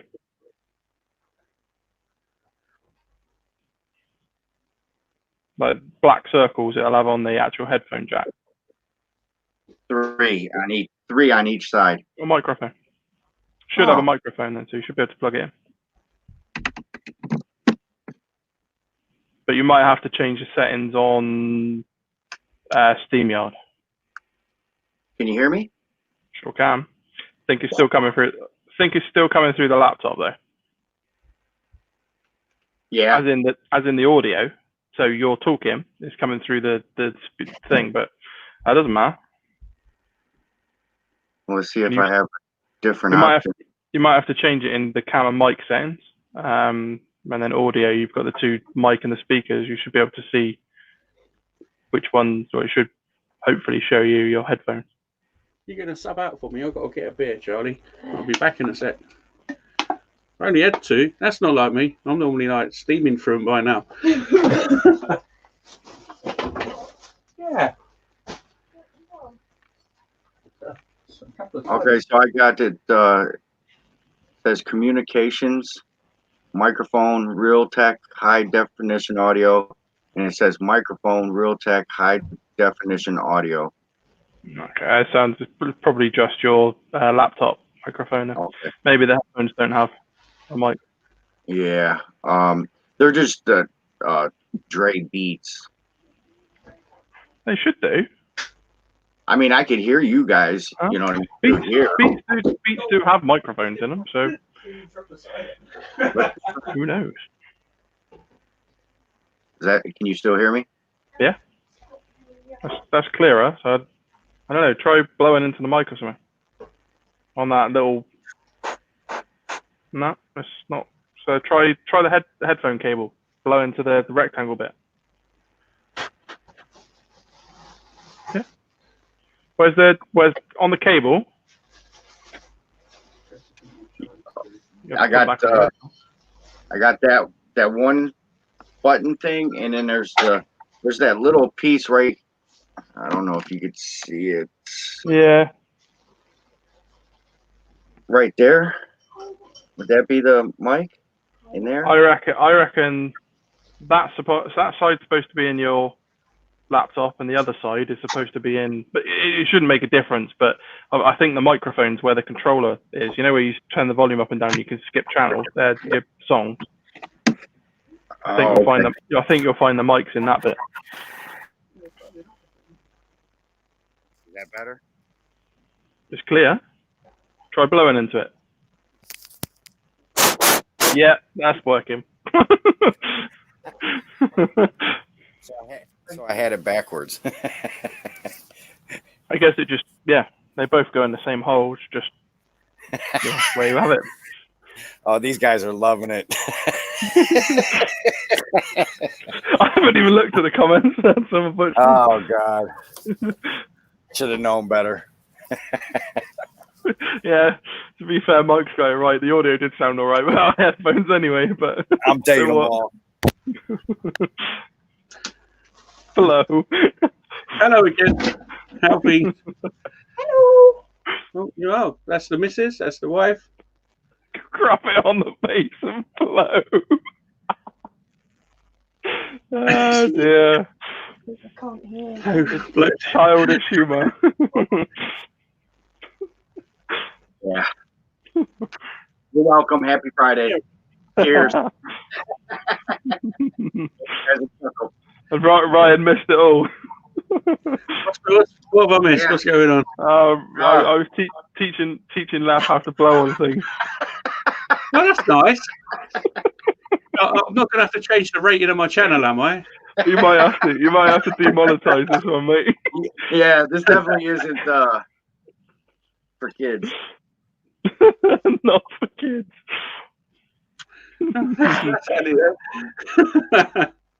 It's lucky we can't hear you, isn't it? Yeah, but I'm trying to figure out some wireless setup, maybe a lapel mic or something, because when I'm live, I turn away from the camera a lot, you know what I mean? So there's got to be something out there, isn't there? mhm. Hey, Pickles. Who's Charlie jumped in? Hey! I nearly sent him a picture the other day of digestive biscuits. I can guarantee you right now he's sat there on the other end of this computer going, digestives, it shouldn't be in my stomach.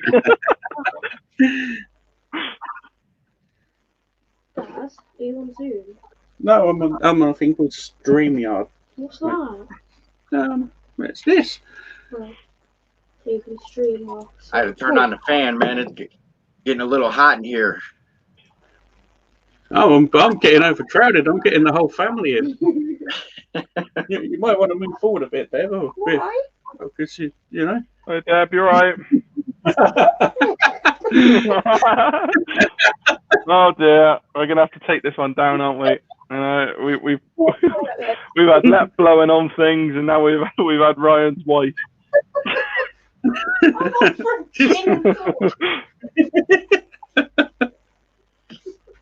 Happy Friday. Yeah. So back in or back out, just don't stand there. It's like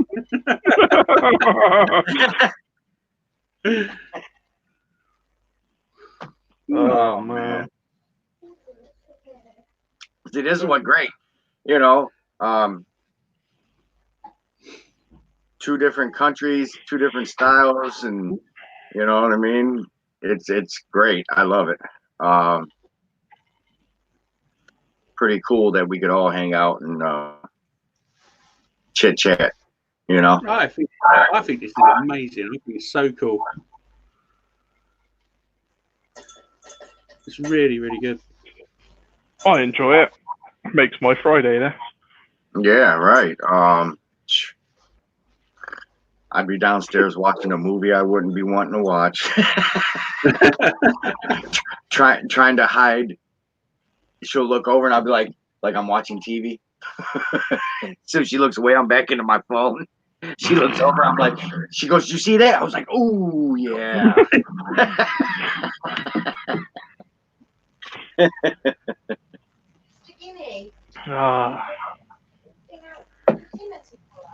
Pardon? Do I need to get anything out for dinner tomorrow?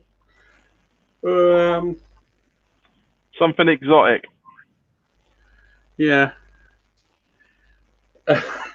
Go on, tell us something exotic. No. Maybe some. We've got them little ribs I could cook. I've got a big pork shoulder I want to cook for Sunday now because it won't be done by. No, that won't be defrosted by the morning. I'll have to put that on really early. So you can have ribs, or maybe I'll go and get some chicken or something. I reckon you should put it to a poll, Ryan. Yeah, come on, guys. What do you think? What's for dinner tomorrow? But little.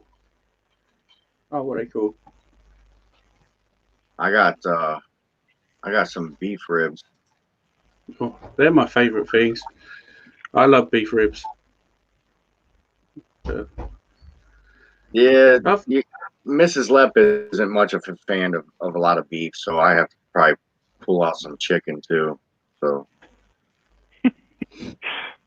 Probably throw some chicken on the Blackstone and throw the beef ribs in the Pit Boss. Just drive down the shop and buy some packet chicken. Yeah. I'm having beef tonight, love. You're having packet chicken. Yeah. I got the pouches of tuna. Yeah, That'll do. tuna. I got a can of chicken too. She likes but she likes stuff like that to make like chicken salad or a tuna salad, you know. And she likes putting like she'll get almonds, shaved almonds. She'll put that in there. She'll put banana pepper. But it's still a chicken in a can. There's something wrong about that. Oh, it's really wrong, especially if you probably seen it packaged. Probably even worse. Yeah, no, it doesn't look nice. Doesn't look nice. Them two steaks. I've seen it a few times. You just like pull it out and it's all just like glue. Yeah, as it comes out. And it's got that coagulated juice. It's like Jello. You flick it and it shakes. Oh, disgusting. No.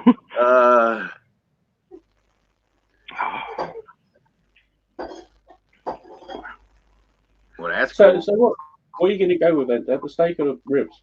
2 ribs and the steak, I think. Yeah, I'll bring that steak in. I'll show them. That's the ones I got really cheap. The steak would be too much for ribs, though. It's so big. Well, we can cut one bit into 4. Make rib sandwiches. Oof. We're all back. This is my super duper rump. Top. Have you seen top rump? Is basically rump steak. Yeah. Mm. Look how cheap I got that. Bargain. That's £1. So that's got to be about £1 6p. £1 6p for 6.8. So nearly 0.7 of a kilogram of beef of rump steak. And it was. So it was that, but that was half price as well. So that would have been. Here's it. This about was a tenner. This was my bargain of the year so far. I got loads of these Really? things. So that's going to be for some dinner. Sorry. Speaking of ribs, I don't know if you caught it the other day, but I took a whole rack of ribs and I smoked them, and then I put them in the fridge. So the next day, I threw them on the Blackstone to come to temperature and sauce them. So it was 3-2 Blackstone was the method. Dude, I took the bones. I had the tongs, and I was taking the bones right out. Popping them. So I deboned the whole thing, and I put it on one of those 14-inch loaves. And I duplicated, I don't know if you guys have seen it or not, but McDonald's does a McRib. And another YouTuber did it, but he made a little one. He did like maybe 4 or 5 bones. I did the whole rack. I'm pretty sure I watched your video maybe before I came onto this, doing that. Mm-hmm. It was I think it was on Instagram. Did you put it on Instagram? Yeah. Yes. Yeah, I watched it. I sat watching you just all of them out, chucked it straight on top of the bun and cut it up. It looked amazing. Topped it with some onions and some pickles, and there it was. I called it the McLep. Yeah. What else could you call it?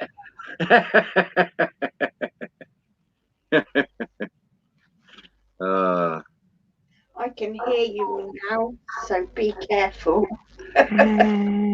Oh, there she's speaking. Everyone go into the stall mode. Yeah. Oh, he's the one who's famous for this, isn't he? Very good. It's hard work, that, isn't it? It's a lot harder than you think it is.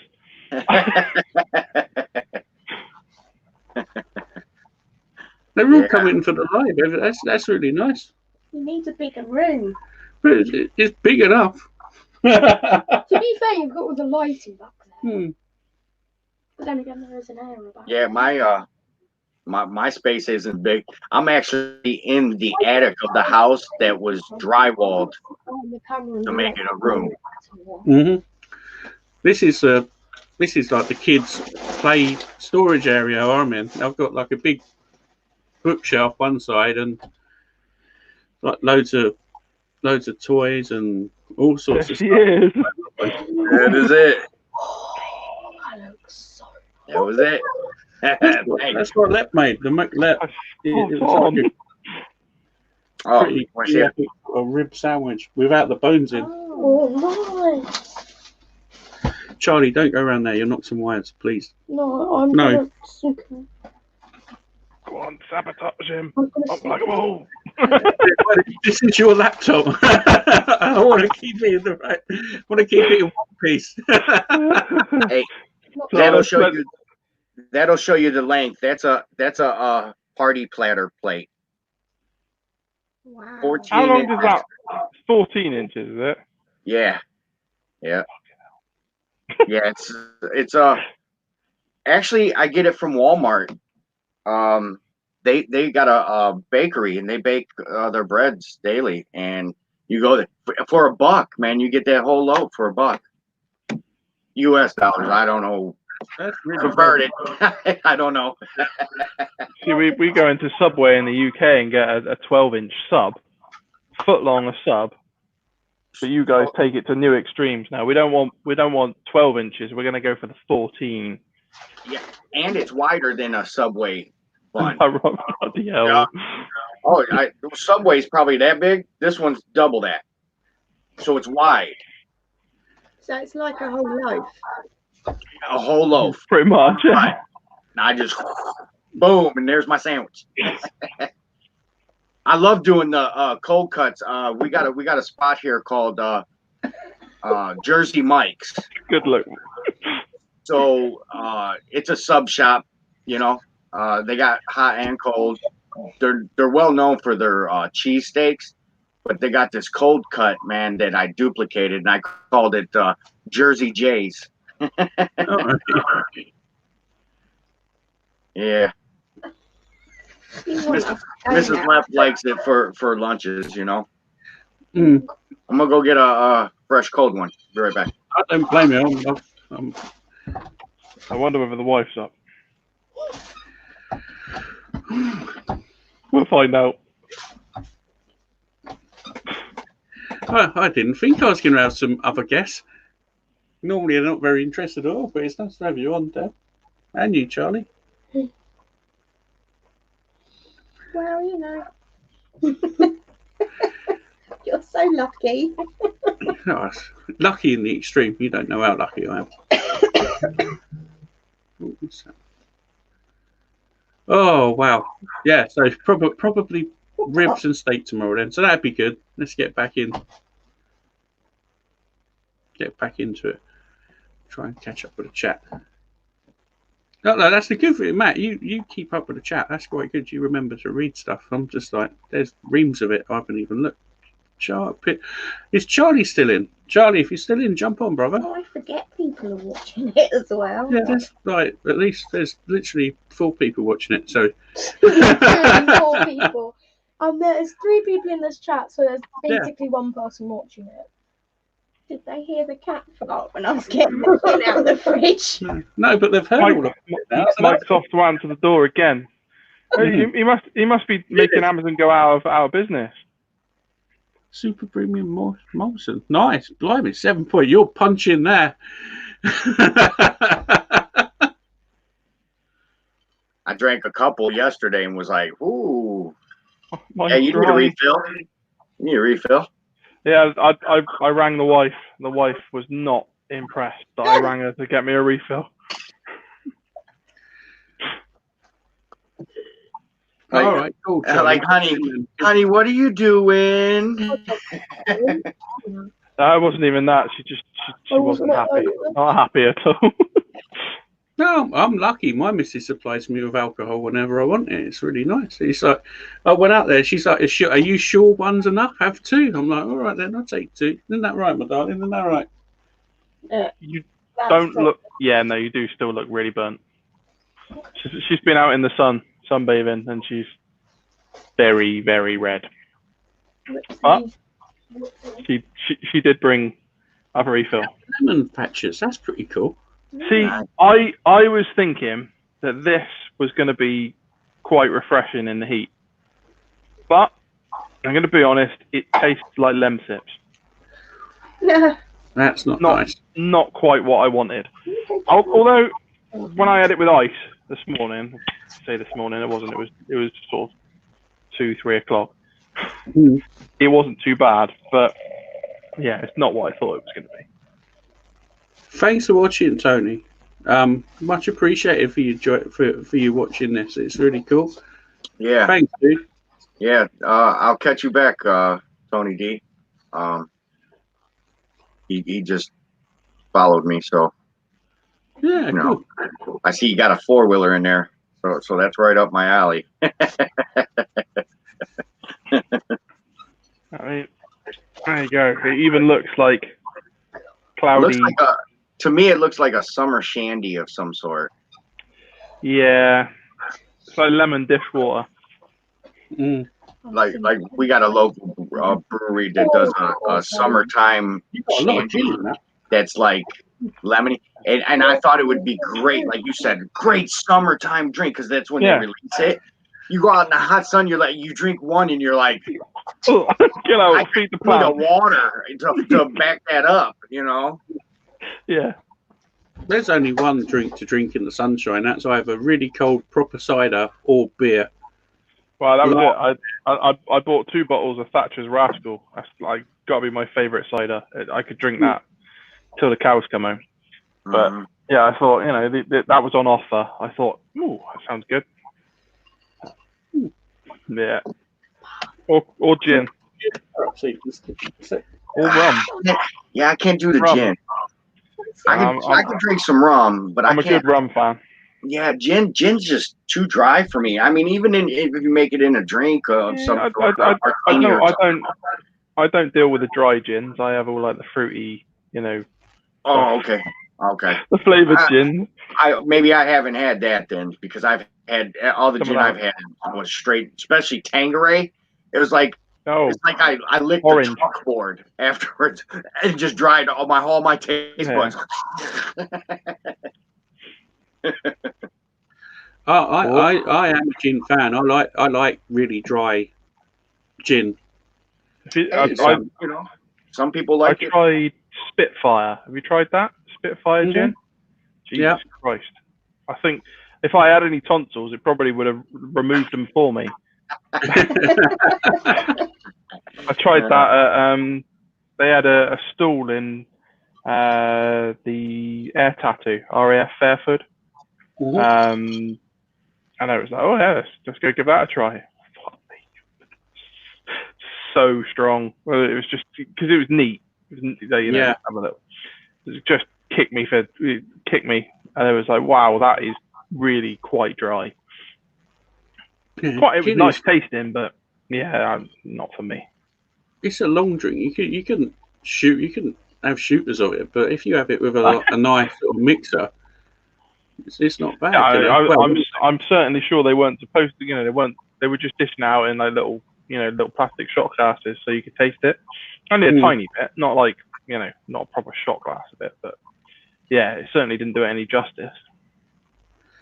No, that's the thing. If they're trying to sell produce out in a sort of environment like that, they should at least put a mixer with it. Yeah, taste it how you're actually going to drink it instead of just sort of try that. It's going to like the Christmas markets. If you do any of the Christmas markets around by us, they've always got little pop-ups doing gin or rum. This year was rum, funnily enough, rather than gin. The year before that was all the gins, and they had all different types of gins out. They were quite nice, but yeah, this year was rum. like caramel rums and things like that, hazelnut. Mm. Oh my God, they were amazing. To be fair, we wandered round and had a few of them, but just doing the samples, you're like that, I've had a few too many now. Gotta have a foot. They all sort of blend into one. It's like, yeah, fine, they're perfect. I'm gonna have all of them. Yeah. Maybe put a little cheese and cracker stand in between. Yeah, you've got it. Yeah, or chilies, like chili jams. Oh yeah, yeah. I think 2 or 3 years ago, we went and did it, and it was like, oh yeah, no, let's try these chili sauces. And at that particular point, I didn't really have much of a tolerance to heat. So like, I was sort of like a 2 or 3 on the heat scale. Well, I was going down and going, oh yeah, that was nice. Oh, that's a little bit tangy. Or I'll get brave now and I'll have something a bit hotter.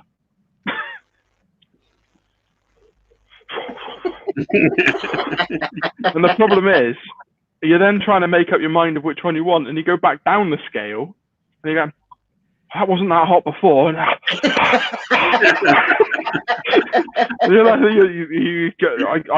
think I got up to like a level 5, and I'm there like this.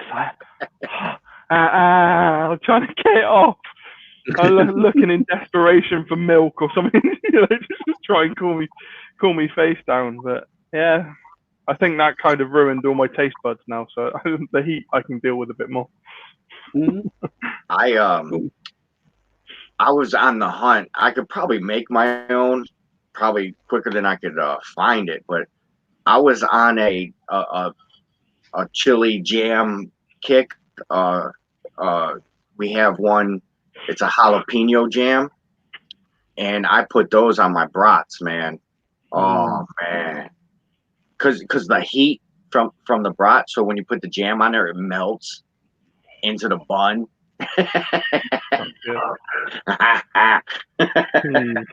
Ryan, Mike's asked if you're going to do this every Friday.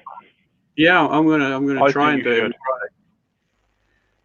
Yeah, I think it's a good little chat. It's all, yeah, I quite enjoy it. It's nice. Today's setup was good.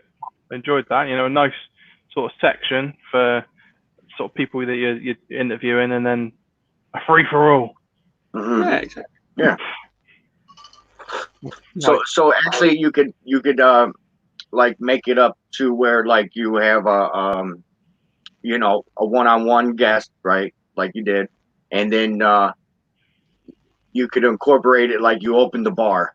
Now the bar's open, so stuff like that, or I got all these ideas, man. I just throw them out. I just throw them out there. Some stick, some don't. That's a good one. I like it. Elaborate on it. But I reckon what you should do is you should get a guest each week, and you should ask them what their drink is first. Make that drink, and then right, this is their drink, and then ask those questions and be like, right, everyone else join in, come and have a drink. I like it. That's a good idea. Friday night pub. Yeah. Stephen Jackson in. Hi, how you doing? You all right? And the name, the Barbecue Pub Club. Boom. Get in the car. We're going to the bar. That's how Johnny Max would say it. Johnny was on it earlier, wasn't he? Is he still on there now? He was popped in. I haven't still seen him around, Johnny. There's so many people live right now. I just seen a bunch come across. Daddy Cooks is live with his podcast. Oh, okay. Good old Daddy Cook.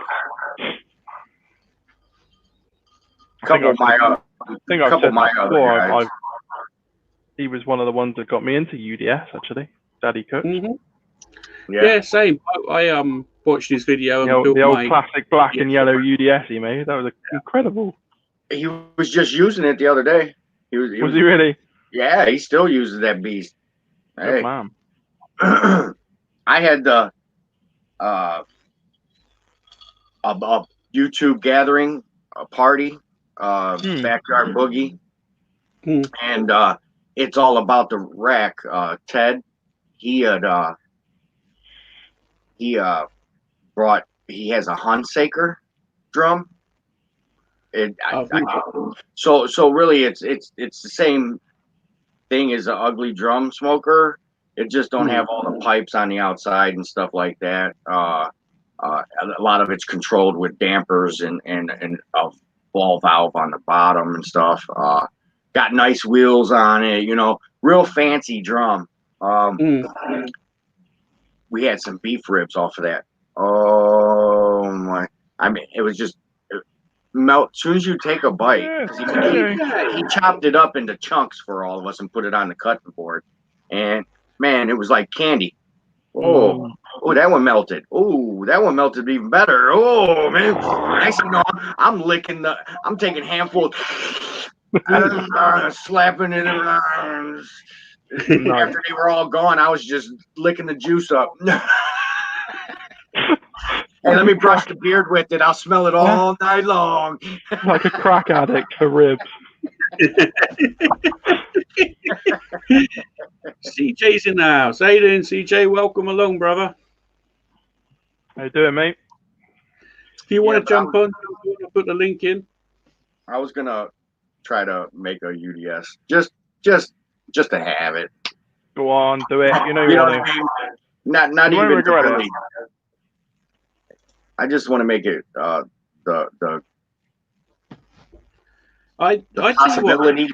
possibilities there. Like I got this new smoker, you know what I mean? So I'm trying to build. I just finally got a kettle, but I gotta fix that. It needs wheels.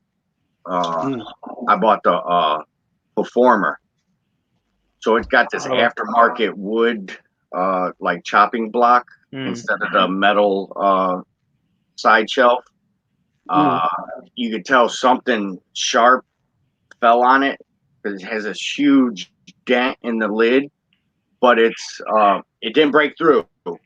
So I'm hoping I could give me a little brass hammer and just tap away at it, and it's not going to affect anything besides it's just cosmetic, isn't it? You could maybe use a lid on a UDS as well if you don't get what sort of did you say you've got a barrel for a UDS or? No, not yet. Because you can use the Weber lids fit really well on the drums. I heard. And no, this is the lid for the kettle that's damaged. I'm not sure I like the look of them. They're ugly drum smokers with a Weber lid on them. They almost look like some kind of bad bodge up of a missile. It's supposed to look like a drum. Or Star Wars R2D2. Yeah. And I've seen people paint their drums. Or is it a Weber Smoky that maybe it was one of those. Yeah, the Smoky Mountain. Yeah, I've seen the Smoky Mountain painted like it before. I've got a mate. Do you know Ugly Drum Smoker Texas? Stephen, who runs the page. Apparently, he's making an R2D2 type ugly drum smoker. He makes some crazy drums. Yeah, I mean they are seriously they're another level. Yeah, he gets into it, man, with the paint. You know what I mean? The paint side. Everything he does is crazy. Well, the only problem I see with that though is if you, for any reason, it runs away and it gets hot, your paint job's buggered. Right. Yeah. Right. I wouldn't want to risk it. I mean, mine's run away plenty of times, and not whilst I'm cooking, funnily enough, but it's run away, and the paint's not as it was. I don't think I'd want to spend all that time having it painted to look really, really nice, and then shit, it got up to 400 degrees and all the paint cracked and come off. Yeah, right. But you can limit that by how many vents you put on it anyway. All right, if you take the lid off, it's going to run. But as as long as you keep the lid on and it's all dampened down to how you're cooking, it's not an issue really. Because I know with my drum, I can start my drum up and I can take off the right amount of vents, and I know where it's going to go to. Almost well, not straight away, but obviously it spikes and settles, but I know where it's going to settle to with X amount of vents open and that sort of stuff. So you just got to know your cooker really. How you doing, Pickles? Welcome along, Charlie. Good to see you, man. How you doing? You all right? Oh, good. He's been practicing that in the background, didn't he? Before coming in. Apparently, like, the US is on the bottom of this whole thing, and then we got the UK on the top of this whole thing. Fix it up, Ryan. Just keep switching us around. How you all doing? Who is the gentleman next to Ryan? That's me, CJ. My name's Matt from. CJ is. Yeah. Sorry, I'm not keeping up with the chat. It's lucky you can read, Matt. We're gonna have to get you another screen, Ryan, above your laptop with just the comments. Well, I've got my phone next to me, but I'm not actually looking at it. I'm too busy looking at the camera and talking because I'm. My screen is different to your layout because I've got the cameras in the middle, and then the comments are on the side, so I can see the comments. Whereas I know when I've used StreamYard, it's different for the broadcaster. You can't quite see them quite as easy. Well, the chat seems to be delayed to what's going on. Like if you can see on the phone, it's almost instant, whereas it's delayed in the actual StreamYard chat. You don't actually see it straight away. Is it? Yeah, I need someone to keep an eye on. Well, like what you're doing, really, Matt. You seem to be sort of keeping an eye on the chat. You have to get the wife in on it. Yeah, he's to it in the background. He's killing it, man. Anyway, this is Charlie. This is my wife. This is Mrs. G. Hello. Hello. And you have a son named Charlie as well. Yeah, Charlie's. He's here. He's getting a Nerf gun, so things might get a bit real in a minute. It's gonna get hectic. Don't do that, Charlie. You're talking to me or him? The barbecue pub club's about to get broken into with Nerf wars, is it?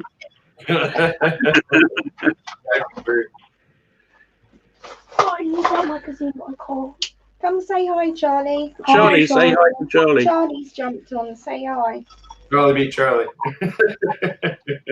Hi, Charlie. Let's come in. There you go. Drag him in. Come on. You're coming in. I'll come in. That's better. Having the name Charlie, your life is going to get 10 times better. Here, put that in. You can't hear. Listen, he doesn't care. Yeah. I've got you on an earbud. They're sharing an earbud, so it's a good name, Mike. It's a good name, and if Brian doesn't use it, I'm using it. What's that? The pub club thing? Barbecue pub club. Yeah, that's what it is now. You named it. That's what we call it. That's okay. We're starting to do like we're starting to book. No, it's a boy band. Yeah, Probe Tender. It's cool. I know. Now we're in 2 boy bands. That sounds. Good. I don't know. That sounds like something you may have on a TV channel. Probe Tender. You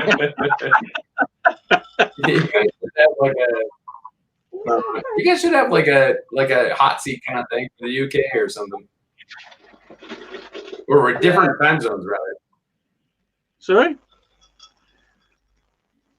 I don't know. Because I mean, it's hard to get people in like different time zones in the hot seat and stuff. Yeah, no, that sounds like a good idea. To spread the love to the UK and get people in a hot seat, like they do in the States. Yeah. I'd have to run that. I know CJ's in the chat. I'd have to run that past him, and CJ's baby in it. You know what I mean? I can't just. No, you're obviously not gonna nick the whole hot seat idea. but something similar. Oh, for fuck's sake. Prove me tender. Sounds like an Elvis song. Yeah, I was thinking that. Prove me Tender, prove me too. Exactly. We've all got it going around in our head, haven't we? Sounds kind of a good song to me.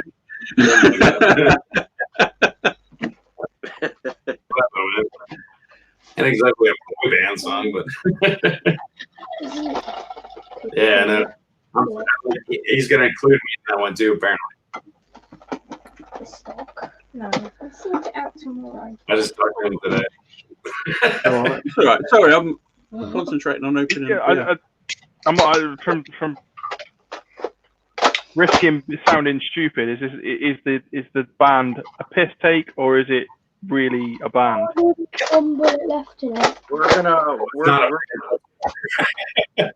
We were in a chat in Grill Sergeant's chat yesterday, and so it just one thing was said, and then it was like just developed. It just developed. So we're in the beginning stages, but with Grill Sergeant behind the helm, we could probably make short clips of stuff, you know what I mean, and piece it together. It's probably gonna be who puts it on their channel. Yeah, it could be true. I was talking about, like do different clips of like playing the what's the kazoo or something? What was that thing? You know what I mean? Just little ukulele or something. I was talking about getting the wine glasses and filling all the different.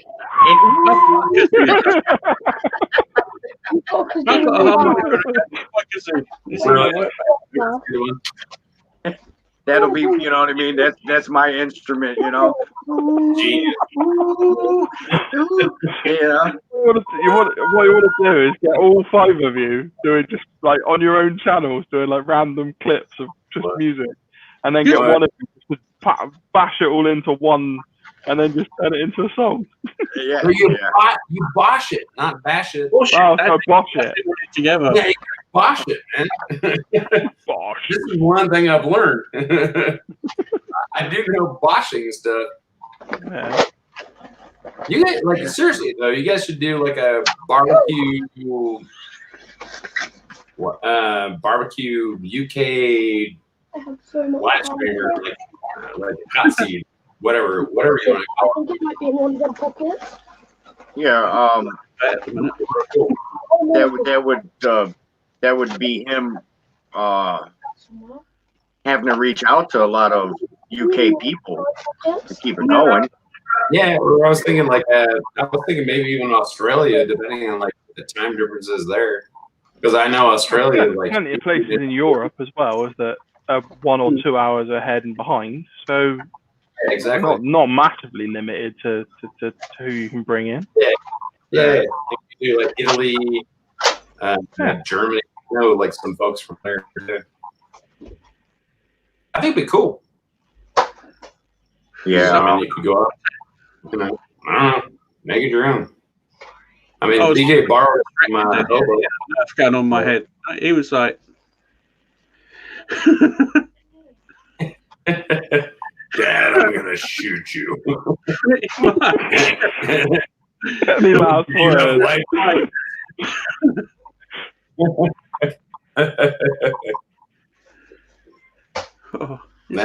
I'm getting it. Trying to get like some folks on from Europe onto Dead Broke Barbecue, and the time difference is is challenging. Yeah, well, they're ahead of us, so we're like, so you're 5 hours behind us. What time is it there now for you? 6 minutes past midnight. Well, nice and easy then. Okay, so it's like 7 hours ahead of me. Jay is probably 5. 5 o'clock. yeah, 5. It's 7 o'clock, so it's 5 hours. Oh, okay. 5. Yeah, Yeah, it's 7. 5 yeah. hours. He's 2 hours behind me, so it's 5 o'clock where he's at. Dude, I'm like 10 days ahead of you. Hey, we're talking hours. The weirdest, it spins my head out, the fact that America has multiple time zones. Something in my head just doesn't fathom that, it's so big that it has multiple time zones. No, it gets weirder than that because some people like actually do like daylight savings and some people don't.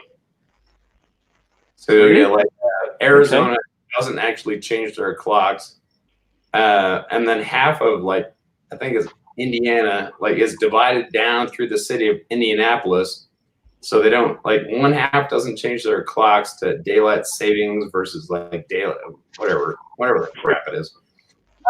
But like they don't change their clocks, and so you could be like talking to somebody on the other side of the city and like coming over at 5, and it would be like 6 their time. Oh, kazoo. Come on then, Ryan. Weird, Play us a right? tune. We're just going over some time zone shit. We can work the kazoo in later on. Shot me straight. Yeah, you figure out the time zones, and then having to deal with like all sorts of people all over the world is like a nightmare. I work with people from India a lot and Argentina and all over the place, and they're like, I don't know what time it is there. I give up anymore. Hi, it's Johnny. How are you all? Yeah, whatever. Good morning, good night, good something. Good day. Have fun. Nah, you guys should actually consider that. And if you guys are interested in doing something like that, I think it would take off real well. Yeah, I'm up for that. I'm up for it. I'll HR give it. back. Yeah. Might as well. You got nothing to lose. Just give me some caffeine and I'll be awake.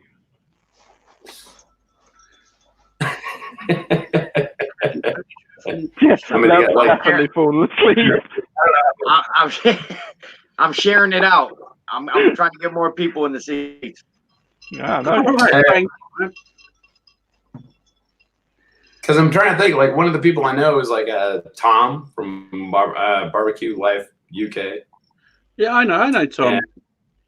Yeah, he's a really good dude. Mhm. And Yeah, then nice.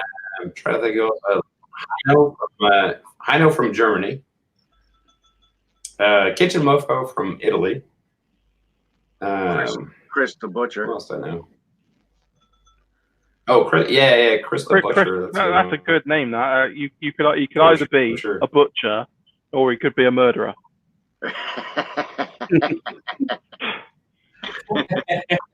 Yeah, it's like Jack the Ripper. What are you ripping exactly?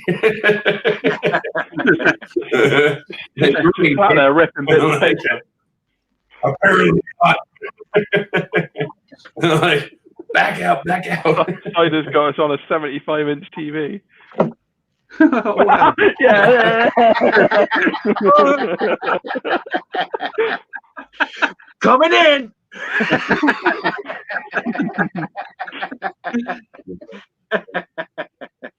Well, I mean, here's the thing. If you guys do like videos, do you consider like American and great, American and the rest of the world measurements as far as like a temperature and like 200 mils versus like quarter cup or something like that? Do you guys consider that when you're doing a video?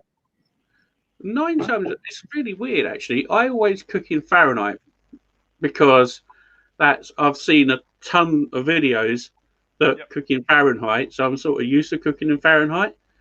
And I also work for an engineering company that works in Imperial, so I'm sort of used to the Imperial way of doing things, which you do in the States, because most of our company customers are American. But then also, obviously, I grew up in a UK school, so everything I know is in Centigrade, centimeters, meters. Yeah. So it's a really weird mix of things for me. You know, I'm sort of got my feet in both camps. I'm happy with either or. It makes no odds. So I do get a bit confused with the cup thing. Yeah. But yeah. Apart from that, that's the only thing I'm a bit sketchy on. Is like you put a cup of flour in. I'm like, what's cup? What cup? How big's the cup? What measurement is the cup? I don't get it, because you're not actually weighing it. You're doing volume. What fits? Yeah, it's a volume. It's not. It's not a weight. Sure. Which I mean, the other day I was doing that bodge up of a brownie mix thing that I did and failed. Well, I did it in imperial, so all the your cup sizes, and I translated it into the UK so that I could do both. But I sat there and I thought, well, what, did 1 cup of flour, put it on the scale, so it was something like 233 grams. Round it up, 250 grams of flour. But I guess depending on the density of the flour, depends on how much you're going to fit in there. Sure. So it's quite. If you want to get really down and dirty into engineering, how quick did you pour the flour in? So how much air is in it? Exactly. Yeah. It's not an efficient way of keeping a recipe as it is. It's about like a 64th of a stone.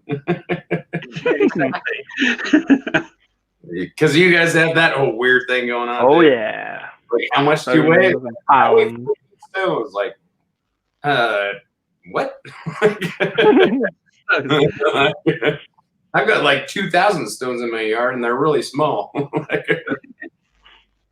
But when you put them all together, you end up as a person. 14 stones would be like nothing. Like, you'd be dead. Babies don't even weigh that much. I look like your daughter. Yeah, I'm a lucky guy. That's what I'm saying. Deb's reading the comments before you are. I know. I'm too busy. I'm quite flattered by that. I'm like, Brian, look. I don't know much. Look, respond. Put that one up. I'm actually older than Ryan. Yeah, I've just had a hard life. Yep.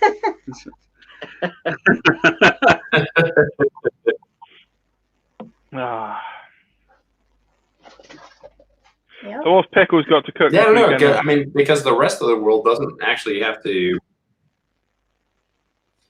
Man, so I'll tell you a story offline.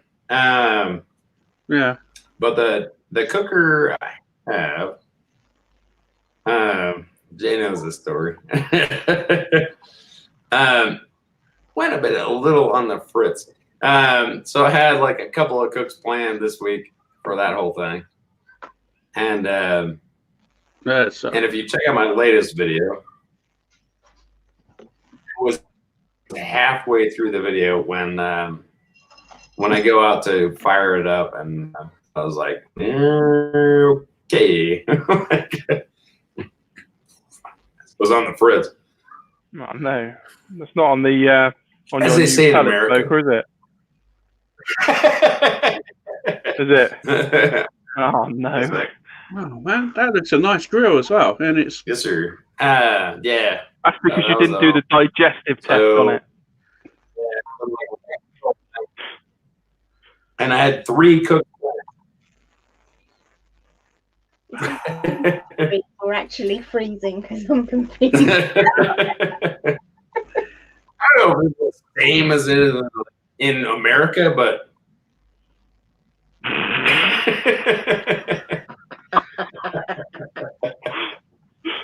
There you go. Universal sign language right there. yeah. yeah, no, I mean, that thing flipped out right in the middle of the thing, and I ended up like, all right, now what? I didn't have enough time to fire up coals and start a grill and everything else, so like, all right, I did it inside. Yeah, so I got a couple of so I got ribs planned with like I had a plan for that, but I got like somebody sent me a barbecue sauce, like a whiskey barbecue sauce, and then I got Nice. Rick's SPG thing. So I'm Has, gonna use those on the road. has Mike sent you any of his sauce down yet? Messy Mike? That stuff sounds really nice. Awesome. No, I don't know, Mike. You know what? Off the bat, you don't know Messy Mike? I got some. That sauce sounds nice. It's a peach hot sauce, isn't it? From what I heard, it looks good. I don't know. I'm gonna be going to grab a beer. I'll grab it when I come back up. Yeah, we got some. It'll look real good. I think the peach you're thinking of, that might be Wright's barbecue. Oh. That he has that peach habanero sauce. I don't think there were. I don't know. There might. I was a little. Doing that video. It could be me. I got all my digits cutting poppers, cutting jalapenos. I should not have been on video. There shouldn't have been a knife in my hand. He has all 10 fingers. No. Most of them. Yeah. Let me go grab it. Yeah. I want to see what I had too. Yeah, that one sounds real good. Like, I mean, the tough thing is, like, if you're doing like videos in the US, like, you will get offers and stuff. If you're doing like people will send you free rubs and sauces like all day under the sun.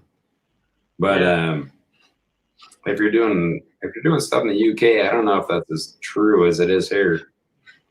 We've got to have a bit of a stonking following to start getting stuff like that in the UK, haven't you? You got to be going some to get some stuff. To be fair, again, to be fair, Tom's done good. He's picked up a rub and some rubs that he seems to be peddling now, and they look quite decent.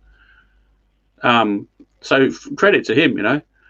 I'm cool. Well, I think that's really cool that he got that opportunity. I've done some advertising for Inkbird before. I've been sent probes and stuff to review and like make videos on. So that was good. Like getting anything for nothing's nice. You know what I mean? Yeah, definitely. In fact, I've still got some probes to give away in my UDS group that I haven't got around to doing yet. And we done Angus and Oink giveaway earlier in the year, which love Angus and Oink. Trying to convince the wife to let me buy the 2 kilo sweet bones and butts. I go through that stuff like constant. One of my favorites. I'm not a massive fan of the really peppery rubs. So I like the sweet sort of rubs. That one is definitely one of them. Oh, that looks nice. What do you got? Okay. Here's the ingredients. yeah, see? Hold on, let me just get the binoculars out. No. Obviously, it's a ketchup, tomato concentrate, base, vinegar, salt, onion powder, spice. That's, you know, some sweet chili sauce. I see that.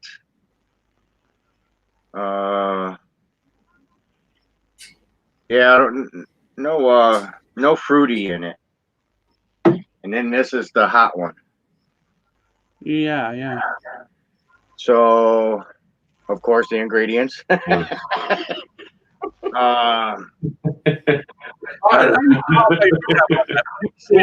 the same things with habanero, isn't it? 90% more cayenne. Oh. Yeah, he's just saying spices. You know what I mean? I want to tell you what's in it. Some sriracha. Sriracha, and then it has, you know,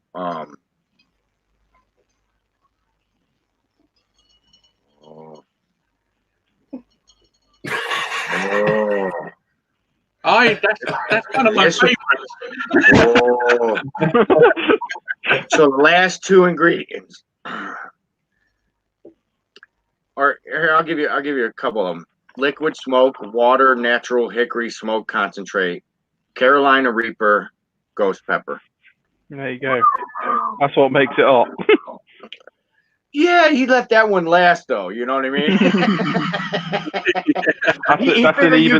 He figured you get tired of reading. That's in really, really it's just small pepper. font as well. It's just some pepper in there. Here's some hot sauce. It's the good stuff. My beard growing. I like when Well, you got some catching I up. like when sauces.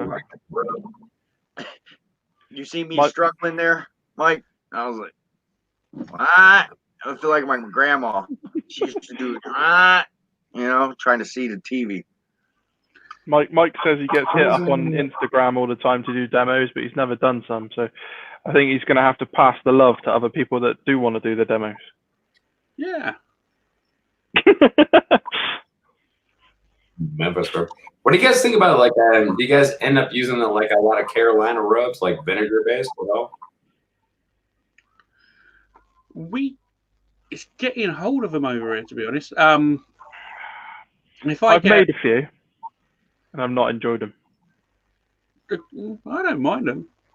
I quite like. I've probably put too much vinegar in it. That's probably what it is. I like the vinegar on So like the vinegar. Yeah, because you got like fish and chips with like malt vinegar, right? Yeah, not me. Oh, Yeah, that's no. all. We have a place called Long John Silver's here. I don't know, or Arthur Treacher's.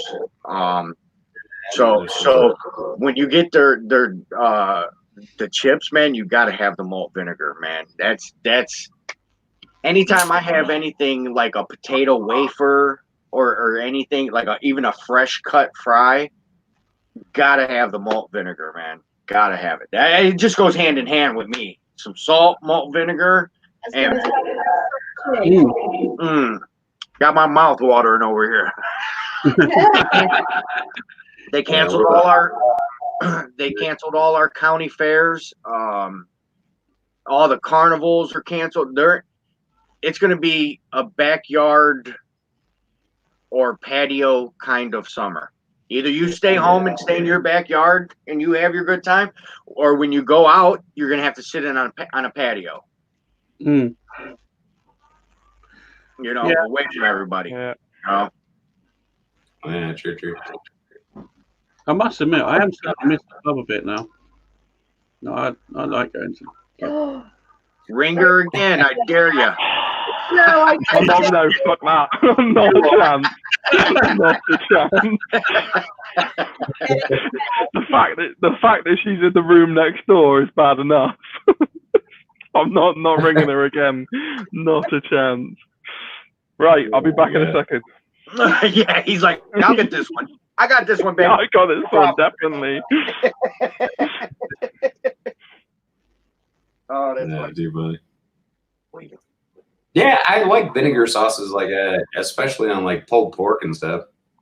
It is so dang good. And then Alabama white sauce, if you've never had it, it's dead simple. Like it could not be easier. But for some reason, it's really dang good. It works on chicken, works on pulled pork. I don't know. And I mentioned it last time, but Steve Recklin's book on making spices, like spice rubs, sauces, and everything else. I highly recommend it as like a springboard to make your own spices and sauces and all that stuff. I like it a bunch. I think it's really, really good. Yeah. We use balsamic vinegar as well, don't we? Quite a bit. That's all I get is a yeah. I get a yeah from all that talking.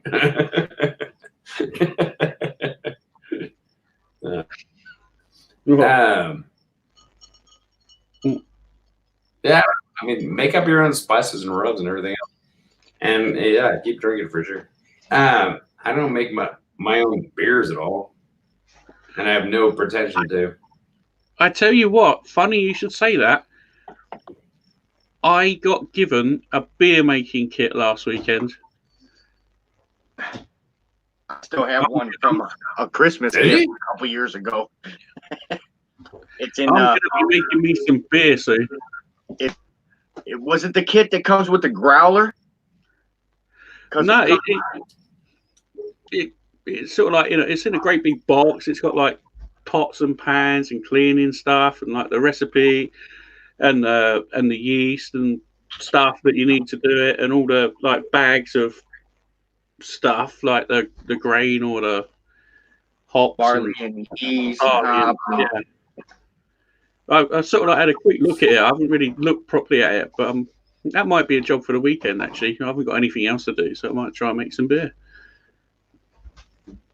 That could be quite. You need to do like a beer-based barbecue sauce as well. What are you doing? What? Cat's going. My cat's running around doing circles.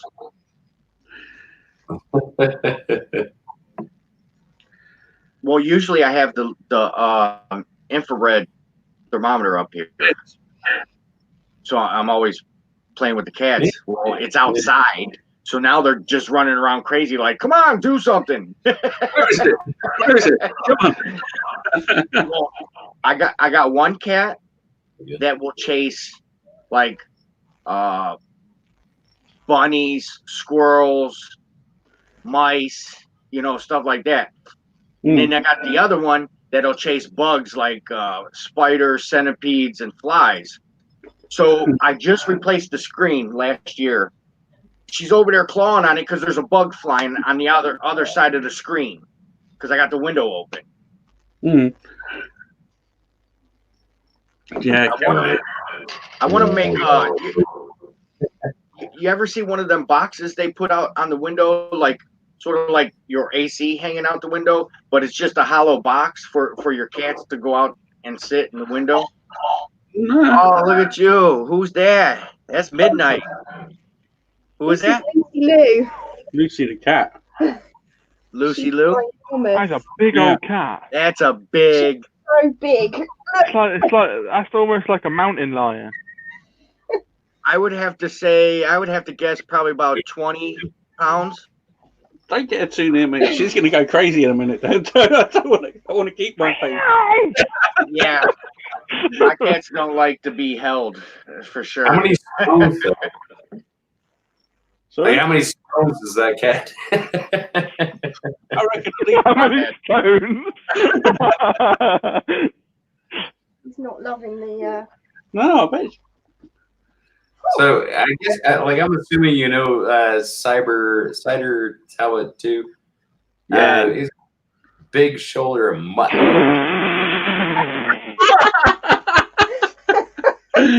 You just seen the last comment. Fuck's sake. What's wrong with you people? On the wrong channel. You're gonna have to change You're gonna have to change it to an 18+ one, mate.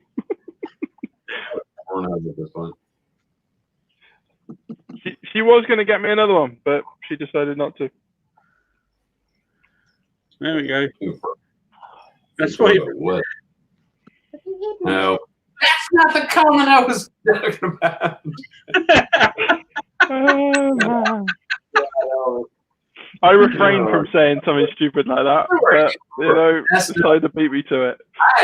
I am a gentleman of the highest kind. Uh-oh. Mike's got a bail. I think you talked about that one. Big shoulder of mutton. God, I could say something, but I ain't gonna say anything because I'm polite like that. Oh God, help me! Good speaking to you, Mike. Well, at least listening to your interview with Ryan. Stay safe, brother. I desperately want to say it, but I am not gonna say it. Somebody else said it. Go get that fish and chips, Mike. Oh yeah. All right. Thanks a lot, Mike. I don't even know what that means, but all right, I'm down with that. I'll see you soon, mate. You people are messed up. Mike's leaving the chat, Charlie. Yeah, Mike's leaving the chat. What? See you later, Mike. Thanks for joining. Interview was great. Thank you very much. All right, later, Good, Mike. Mike. Have a good weekend. All that stuff and drinking, cooking, whatever. Live, all that joke. How are you enjoying your first live experience, my darling? Yeah, it's funny. How are you finding the barbecue pub club? It's him. It's him, not me. No, that, Deb, come on, Deb, you've got it all wrong. There we go. That's funny. Ryan's just sitting there reading comments. Yeah, whatever. He's going through the comments. He's like, it's my show. No, it's not. Oh, you off, Cider. See you later, Cider. Oh, now he's No, taking I think he was saying bye to Mike. We got. I'm pretty sure he was saying goodbye to Mike. He wasn't. Yeah, see, that's why I shouldn't read the chat, because I don't understand it. I was just going to say, Cider, you better right, that's it. I'm kicking everybody out. Pub is closed. I don't know if you've ever seen any chat I'm in. Apparently, the popular joke is like, "Good night, pickles. Good night, pickles." I'm like, after about 20 or 30 of those, like over the span of like 10 minutes, they say good night to Charlie as a hello. So when Charlie comes into a chat, they're like, "Good night, Charlie." They say that never ending. I don't know what I did wrong in life, but apparently I hooked up with the wrong crowd. Hooked up with the wrong people. I know, right? And here I am on Friday night, and carrying on with some dude with a beard, some dude with like kind of a little bit of a beard. And then some dude with like zero beard and zero chance of growing a beard. Absolutely right. Baby face. You remember what it was like being like 22 Do you know, years this old? has taken 32 years to get to this. That was a while ago. At 22 years old, I probably I kind of look like old kung fu video with real little bit here and a little bit here. 22 years old, there was no sign of any hair anywhere. Killing me. Yeah, that's far too funny, man. Hey, Jimmy Q's Hey, in Jim. now. What's up, Jim? Hey, what's Good, going on, brother. Jim? Birds of a feather flock together, and birds of no feather. Go go! Anyway, I swear, each week these things get even more and more wild. welcome to our lives. I mean, we started the show with It gets far worse teaching than people to that. blow on cables. Oh, It gets far worse than that. oh man. Correct. Ryan, you have to edit that part out, man. When you went to go get your Edit. first Live. beer, you got to edit that part out, brother. just go, like, stay tuned, technical difficulties. I don't know. I used to do lives and ask for questions. I'm like, go live. What is she Does got? anyone? They've got more hair There than was me. not. Oh no. She's left right there. It's about the same color too. I mean,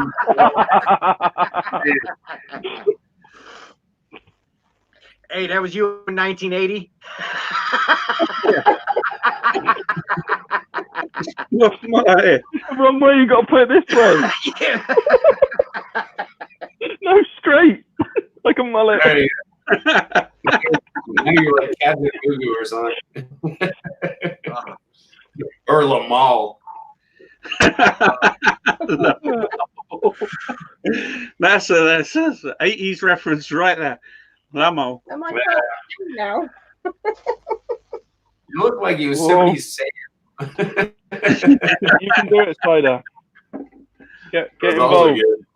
Ryan, drop the You link didn't- back in the chat. You just Sure. like Drop chase the down link back in rabbit. the chat.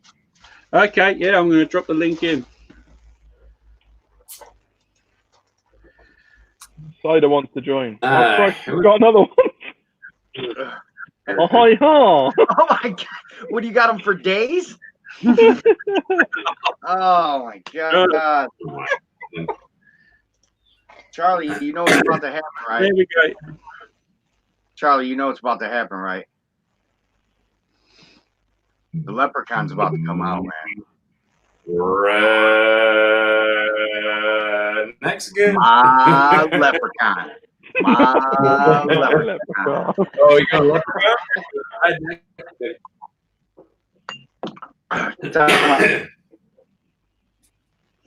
Where, Charlie, where did the My People come from? Only thing I got is.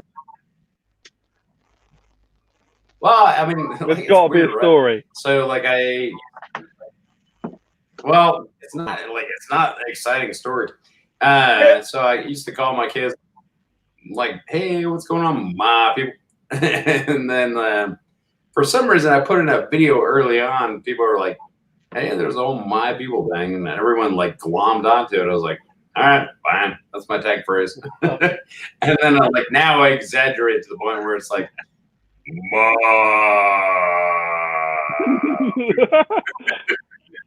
I don't know. Oh, for fuck's sake. Here's mine. Oh, my word. Wait, mate. I'm Hey, done. like a I'm rock. done. What have I started? That's brilliant. Oh, man. That's wicked. I'm done. I can't deal with this anymore. Is that Where's how you me? say your name? Where's me goat? Where's me go? You got my goat? Hey, you got my goat, dude? This is the end of the rainbow. I think we're nearly there. Costumes that's like for days. It's crazy, Dan. He's got that American thing going on. Usually I paint my beard. There actually is a picture on Instagram. And glitter too. Which is like So I crazy, got Dan. this little green patch right here, and then it's surrounded by white, and then the sides are orange to match the hair.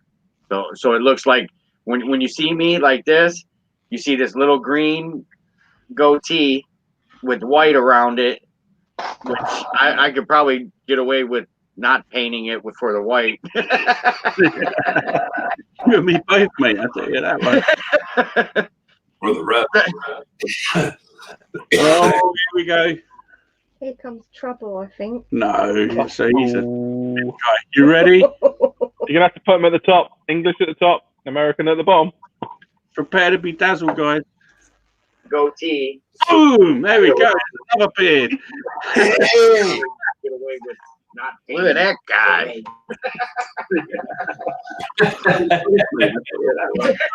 how you doing? I feel like the odd one out here. You're going to have to go and get some cotton wool and some glue. You're going to have to put them at the top. English at the top, American at the bottom. Oh. Prepare to be dazzled, guys. Damn, why am I Boom! There we go. Another beard. Look at that guy. It's all gone crazy now. This needs to settle down a bit.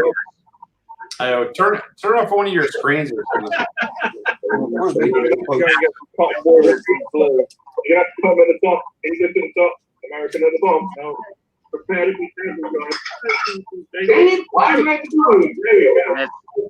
the TV.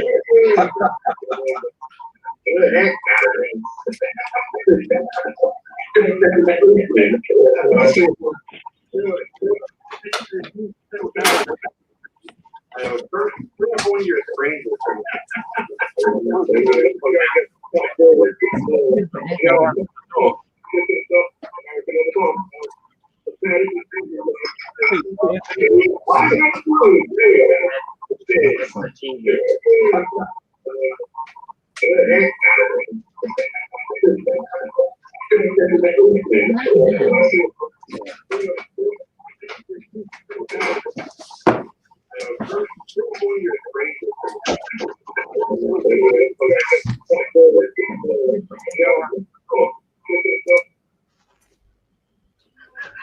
Well, hopefully.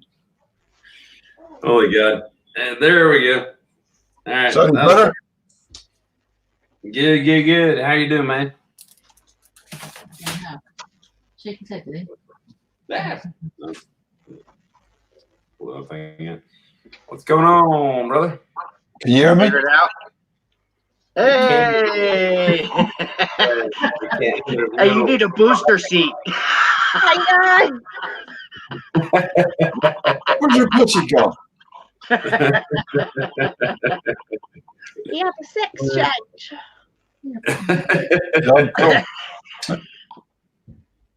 I turned into a leprechaun.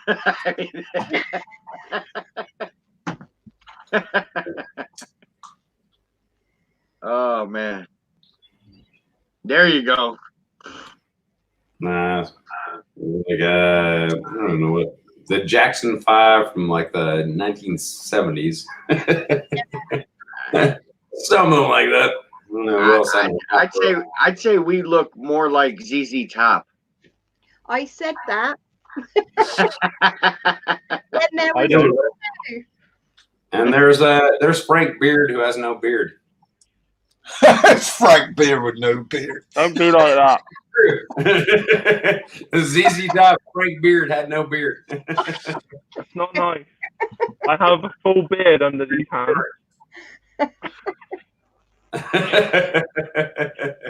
The only I guy feel named like- Beard in the band had no beard. I feel like the odd one out. I feel like I need to go in the bathroom with some glue and some cotton wool balls. Just color it in. Just color it in. Sharpie it in. And it'll look like George Michael. It'll look like George Michael.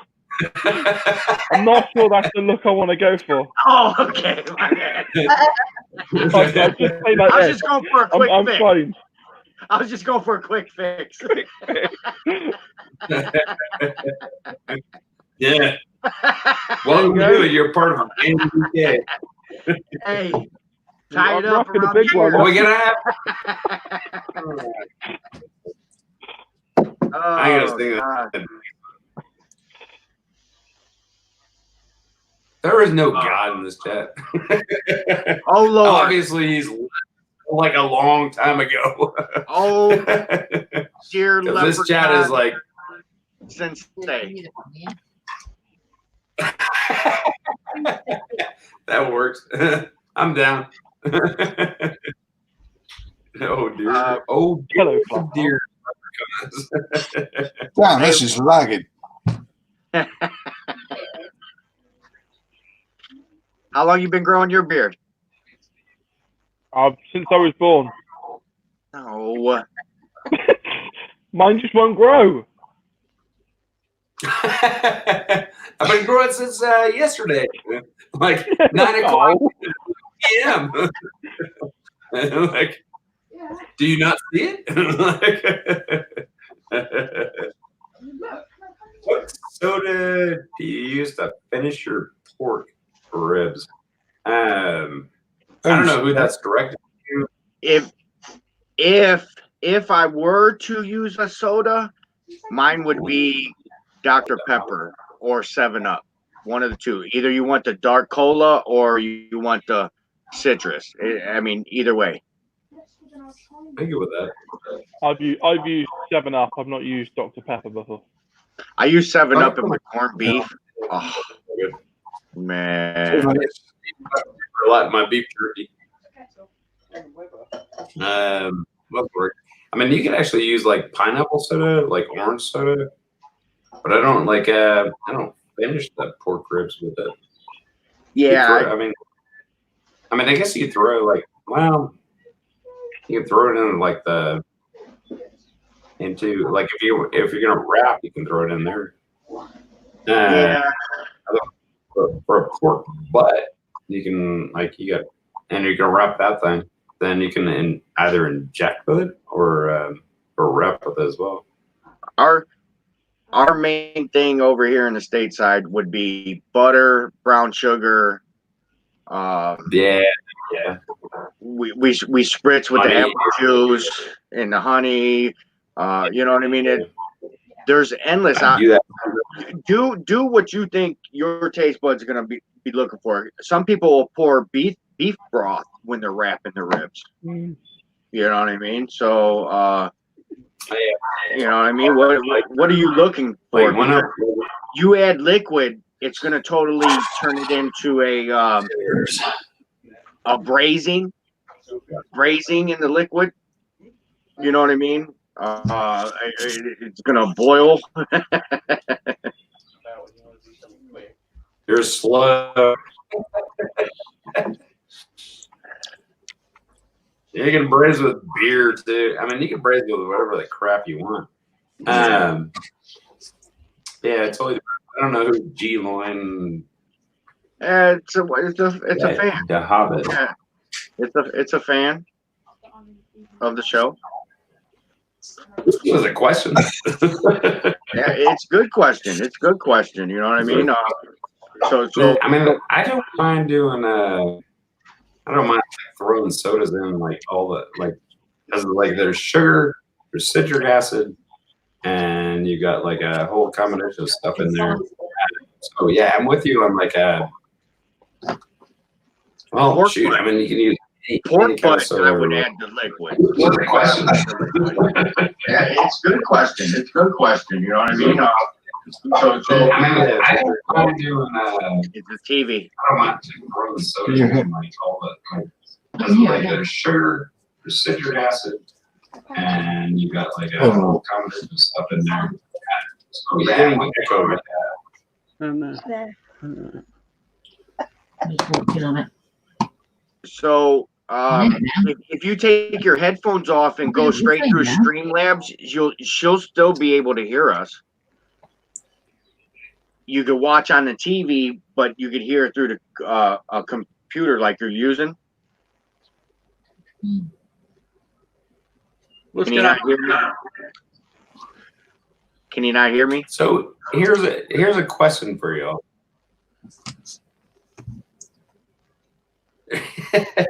He's like, no, smack.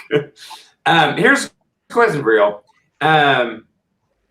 Like, so for the UK, like, what do you consider like the top barbecue centers, restaurants, like whatever you want to say? Like, where is it coming from? There's not really that many barbecue joints, is there, in the UK? Not a huge amount. I mean, there's some cropping up, but there's not like big chain kind of places that you'd think of. There's a bluegrass chain around London, but to be honest, they're not great. They do the burnt ends and burgers and stuff. You've got And what's the restaurant called? Where does Cider? What's the name of Jason's restaurant where he works or did work? I don't know if he's there or not. That looks pretty good. It's gone right out of my head now.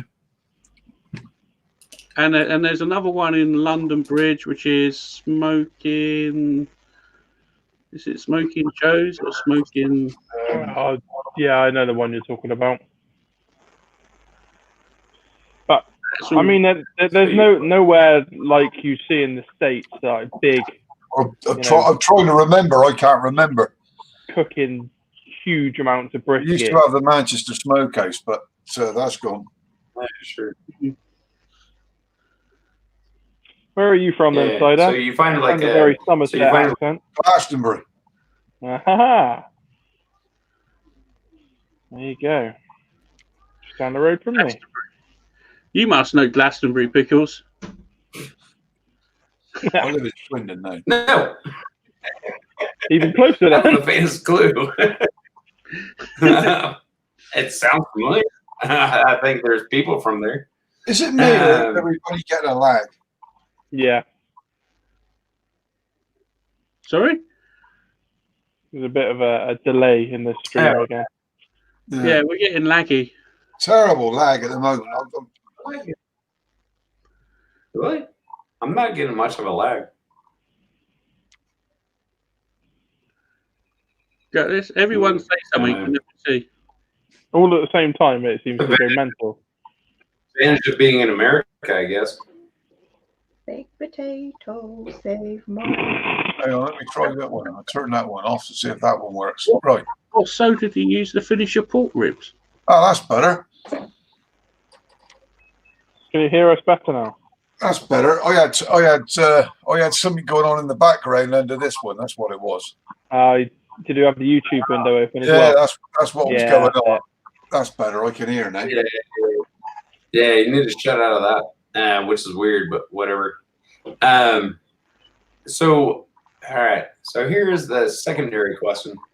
So do you find like barbecue in the UK is it coming up from like a grassroots level and then is it eventually gonna like blow out into like big restaurants versus like kind of top down?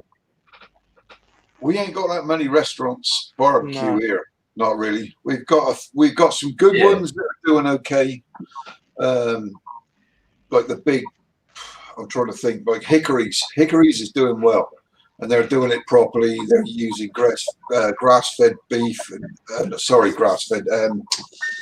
grain-fed beef and trying to do it, the authentic way.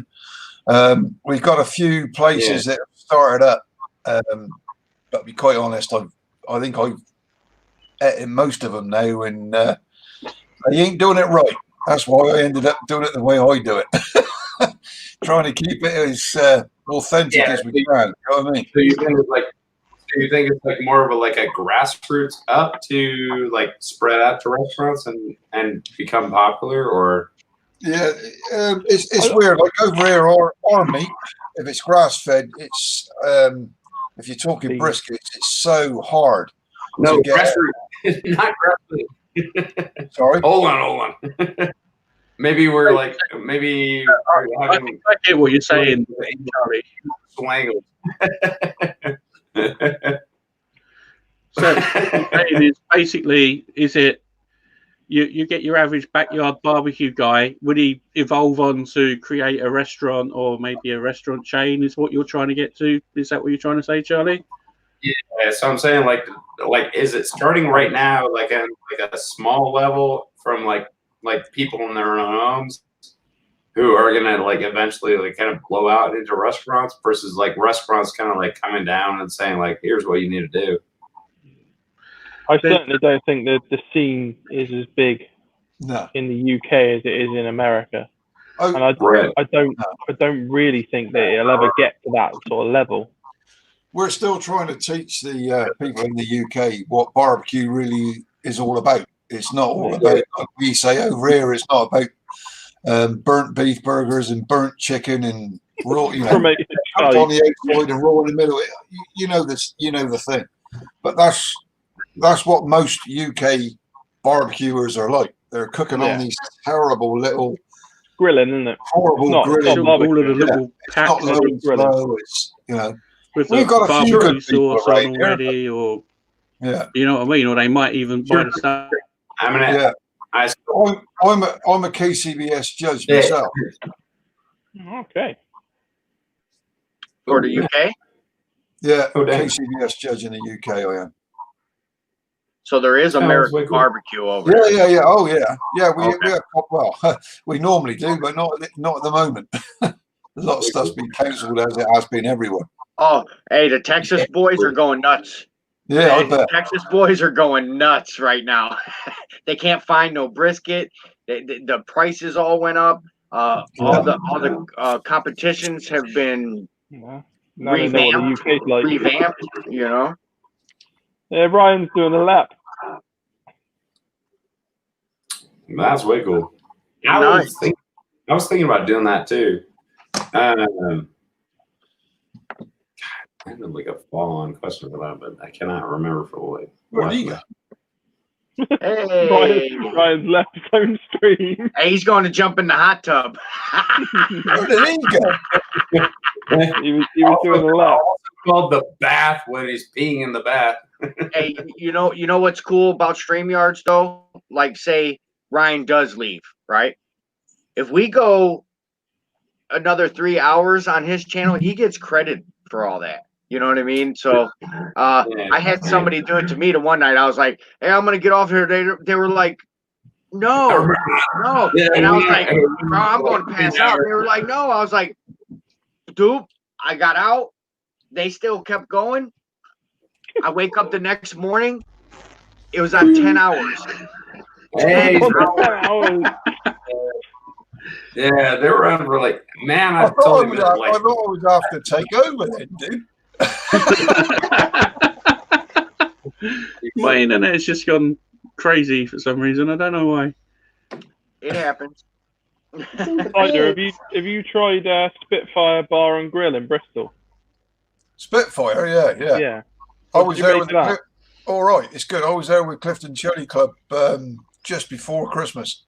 Yeah. You know the Clifton Chili Club boys, don't you? I don't know. I'm going to have to go and look them up. Well, yeah, look up Clifton Chili Club on YouTube. You'll find them. And if you look all the way through, you'll see they did a video with me at my place here. That's fine. But they've got about 500,000 subscribers, I think now. Is that right? He's the only guy I've ever known that's gone and snorted Trinidad Scorpion. Fuck that. No, you're not allowed to swear. Hell. Don't swear. You've missed most of that. Really? Yeah. Why That's what made I bet his the words channel that were go coming up. out of his mouth after that was You've only a little bit worse. got to go on YouTube and put down snorting chili powder or whatever, and Dave will come up. Chili. He's known as Chili Dave. Chili powder. What a lunatic. Why the hell you'd want to snort it, I don't know, but it certainly did wonders for his YouTube channel. But yeah, well, that's it. He's probably got thousands and thousands of likes for doing it. Yeah, they Clifton Chili And a small Club, hemorrhage. Yeah, there's 3 of them now. There was a lot more. There's Dave, Jay, and Nick now. Nick's got a bit of a speech impediment. Nice, lovely guy. But the other 2, Dave is ex-military army medic or whatever, and the other guy, long hair. He's even got his hair dyed like bloody flames. It's weird. They're pretty cool. I said hair. Charlie's got as much hair on his head as I have on my face. Yeah, but honestly, look them up. Look Clifton Chili Club up. You'll love them. You'll love them. Yeah, they do all the competitions. They do all, when we do the barbecue competitions, they usually run the chili eating competitions. And okay. They're the main guys. What's the one of my videos that's got them in when we did the Bristol. Trying to think what it's called now. What was the old Bristol? Grill stock, wasn't it? Grill stock. That was it. The last one we did, 2017, I think. Before they went broke. Yeah, we did the last one with Simon Dyer. Okay. They really need to bring something back like that. Well, they got the like Wingfest. Wingfest was supposed to be happening this year, but obviously that's gone as well. It's just wings, though, isn't it? Surely. Yeah. Or was it a bit of everything? Well, yeah, but they're still going to use. Oh, I see. Another go at it. Down in the background. You're right there, bird. Yeah, you say hello. I'm going to say that I'm going to go because I need to get Charlie to bed. Uh-oh. So I need to go. Bye, guys. Bye, Deb. You go and cover. Like you are doomed. Hey, let's go to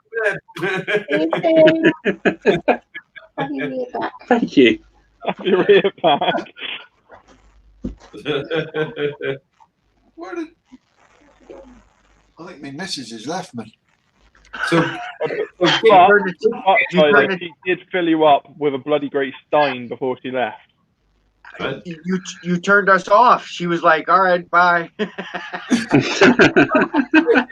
go to bed with Charlie. I was like, ah! Like, Okay, so Charlie out. X him out. I'm doomed. Whole mess. So in KCBS, standards are the same. Yeah, it's exactly the same. Same rules. Got to follow their rules. Stand up and do all the like that, like the same judges and stuff like that. Oh yeah. And same taste, like across the board. It's the same everywhere.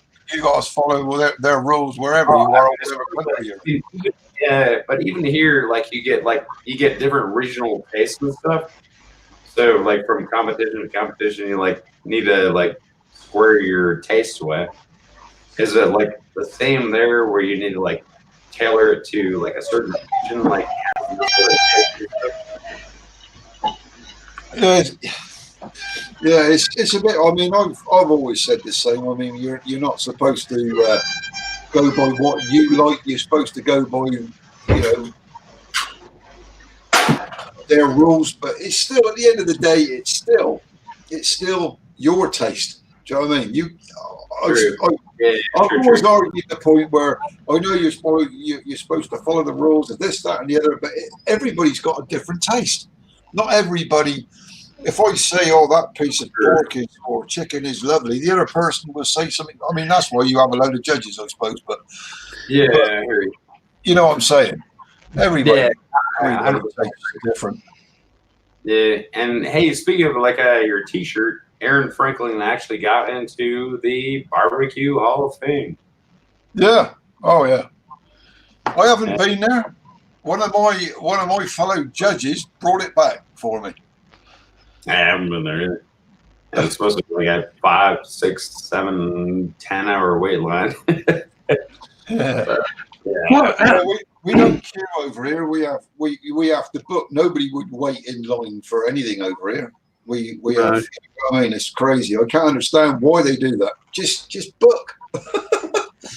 Yeah, I didn't do it either. I mean, but the thing is, like, there's some sort of like niche you get into where it's like the more like inaccessible you are, the more people want to get to you. And I think that's kind of what he's doing. Yeah. Like I could see into left soul. You know what I mean? What do you think about Aaron Franklin getting in the Barbecue Hall of Fame over the other? There's a lot of people though, isn't there, that could be in the Hall of Fame over that. I mean, Blacks is another one. Sure. Yeah. But he sort of beat Meathead. I don't know. I think our Barbecue Hall of Fame is just like any sports Hall of Fame. Yeah. Every year there's a ballot and there's choices. You know, not everybody makes it the first year, or you know what I mean. Yeah. But sooner or later they're gonna make it there. You know what I mean? It's a matter of time. It's an art. So at some point somebody's gonna be recognized. You know. Yeah, true. And Franklin's on his like second year, so I don't know. Yeah. Like, I guess he does.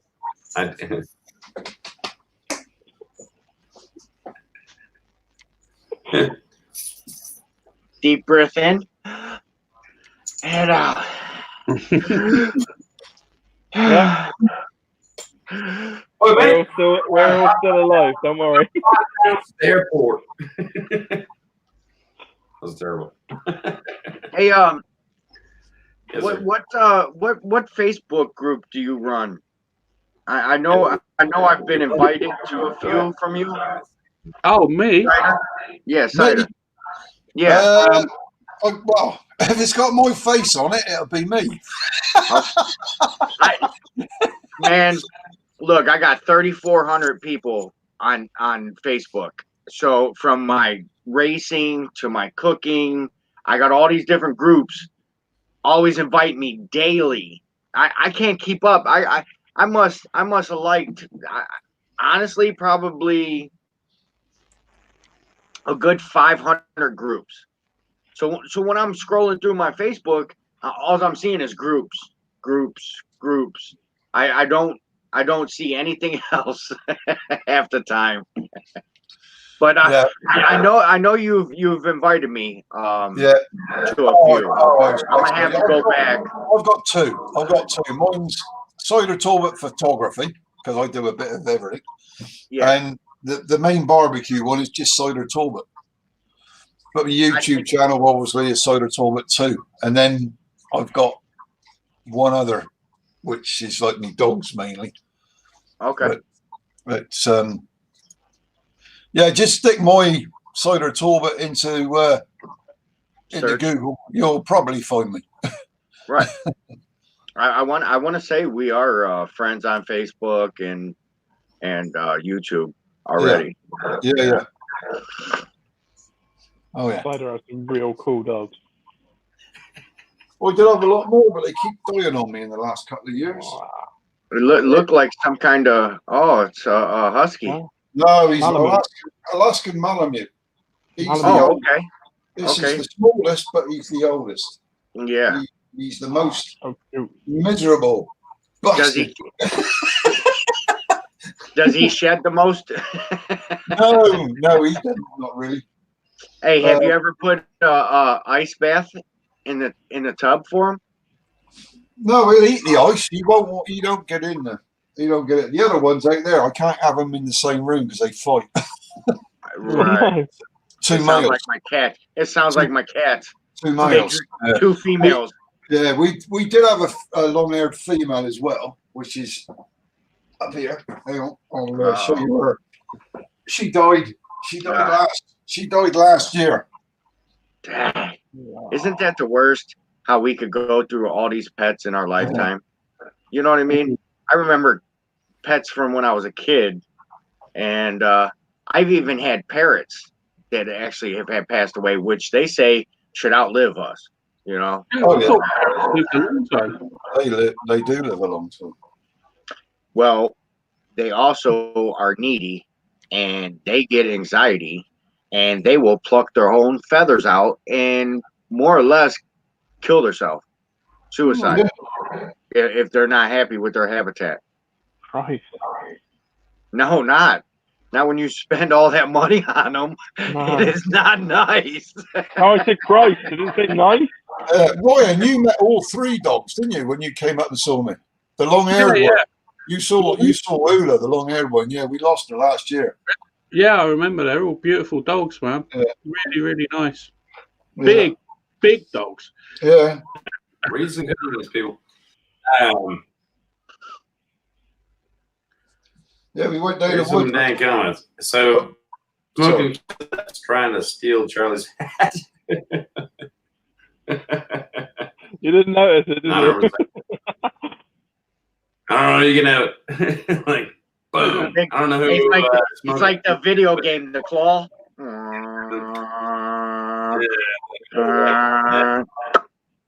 Sticker, man. Flipped off. It's 90 degrees here.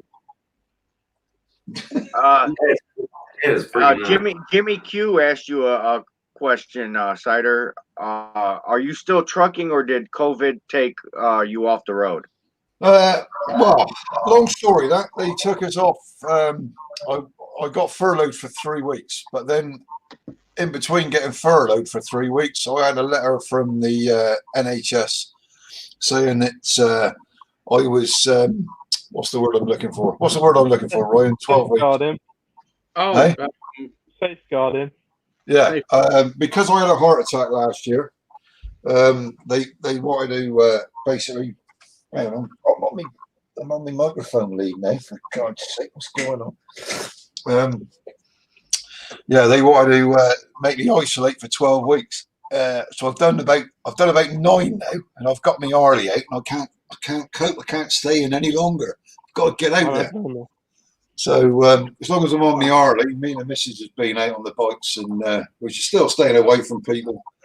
I haven't been shopping. The missus is doing the shopping, but I basically go back driving, which will be probably like July, end of June, July. I'm back on the road again. But I work for B&Q, which is like, what's that equivalent to, Ryan? Lowe's. Lowe's? Yeah, I'd go for Lowe's. Lowe's, yeah. It's the same thing, isn't it? Basically, orange sign. Ours says B&Q, yours says Lowe's. Yeah, so that's who I pull for. But yeah, they couldn't keep me out of London and stuff before, so they said I should just stay home because we had COVID in London really bad. So I'd get sent sort of like out in the country, which was fine. But then I got that letter and they said, nope, that's it, you got to stay home. So I'm on 80% of my wages. But we'll be back soon. I don't think it'd be too long. If you look at what they're actually doing now, it won't be too long till things are. No, it's all opening up now, isn't it? The kids are back out playing and rioting outside, so it ain't going to be long. I got my call to go and donate plasma this morning. Donate plasma? Well, I've had it. I've had corona. Have you? Had it and recovered. Jumping off this chat. Yeah, the NHS want me to go in and donate blood plasma. So I've got to do that a week Monday. Go and give them a pint of my blood. I could have donated my old TV. That was a plasma.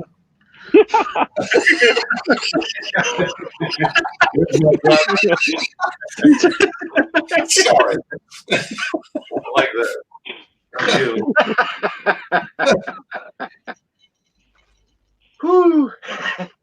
It's a lot easier to type with the stupid comments, I can tell you. What we got now? What's that? Oh, we got a probe. Inkbird. Is that the Inkbird? I'll tell you what, those Inkbirds are fantastic. I use Inkbird all the time. This is out of the UDS group on Facebook. Cool. I won. Yeah, what from Stephen? What's that? The Ugly Drum Texas or just the big UDS one? Yeah. Yep. Stephen Powell's. Yeah. Yep. He does some good giveaways, man. Yes. I want to get one of his flags, but I haven't got one yet. I keep on hitting him up. This comes in handy. I mean, I got the other. I don't know what the model is, but it's the Inkbird. It's the hexagon, octagon looking one with all six pro.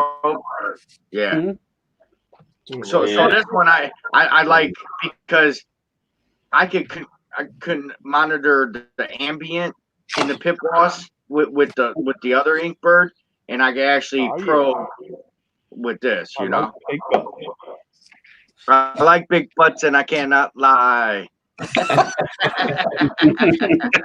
got a few of the Angus and Oink stickers sticking around. They keep sending it. I'll tell you what, I had a weird one this week. Somebody sent me a message or wherever it was. I can't remember which platform it came from. I had a metal grill made. I expect you've seen it, Ryan, for me little. Mm-hmm.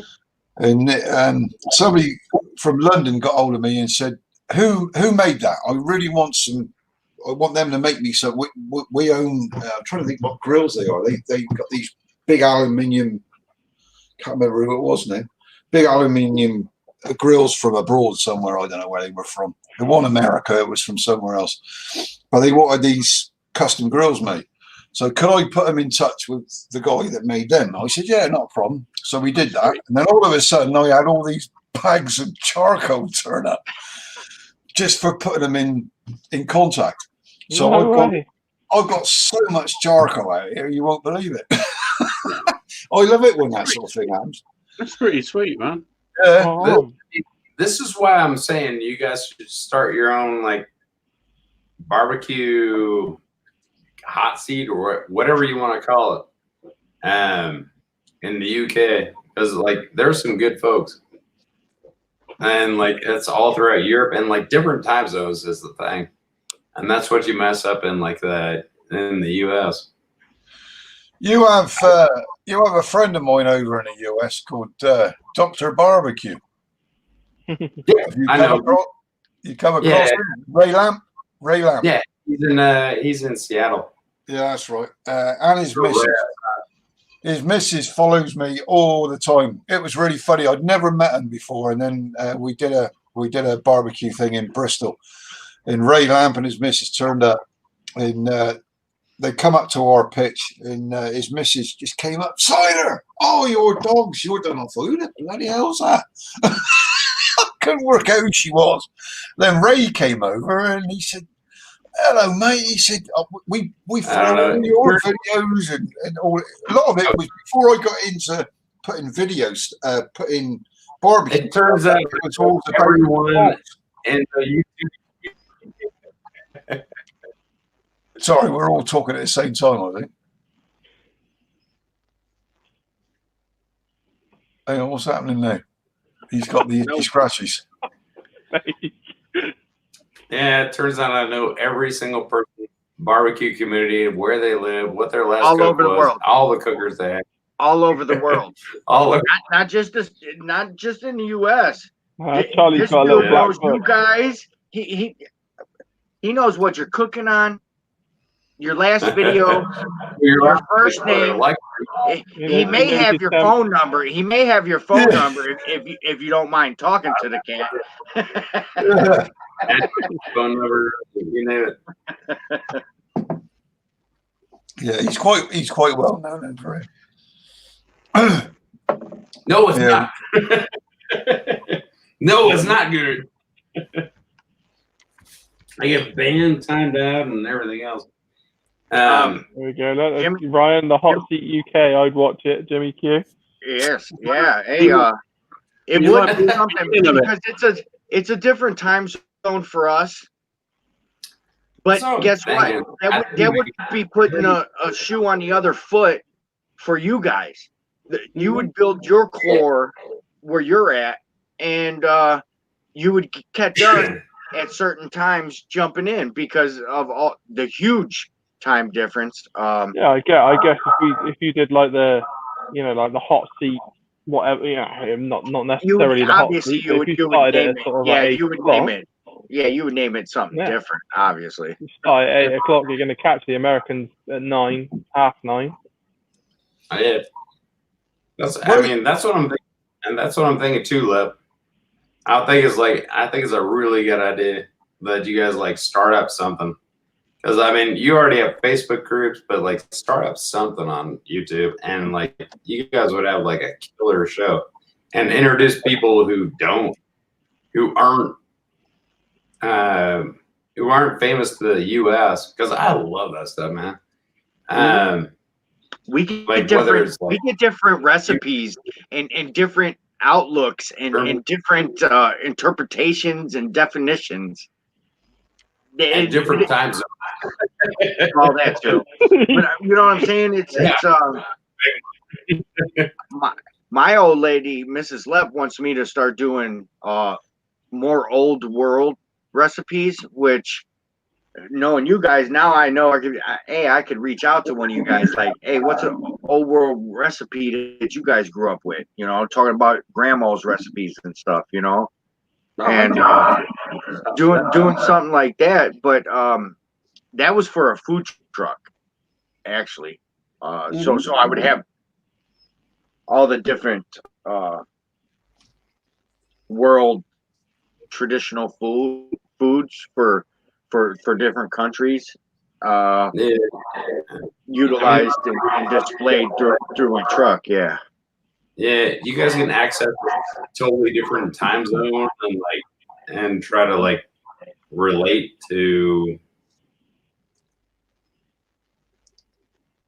the crowd you bring in, because there's like some great people I love, and My people. I don't know. I think it's a good idea.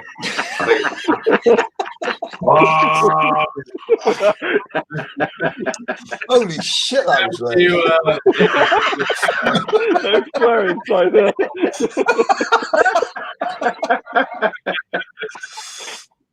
God, jeez. I must admit, I'm These I bucks can carry.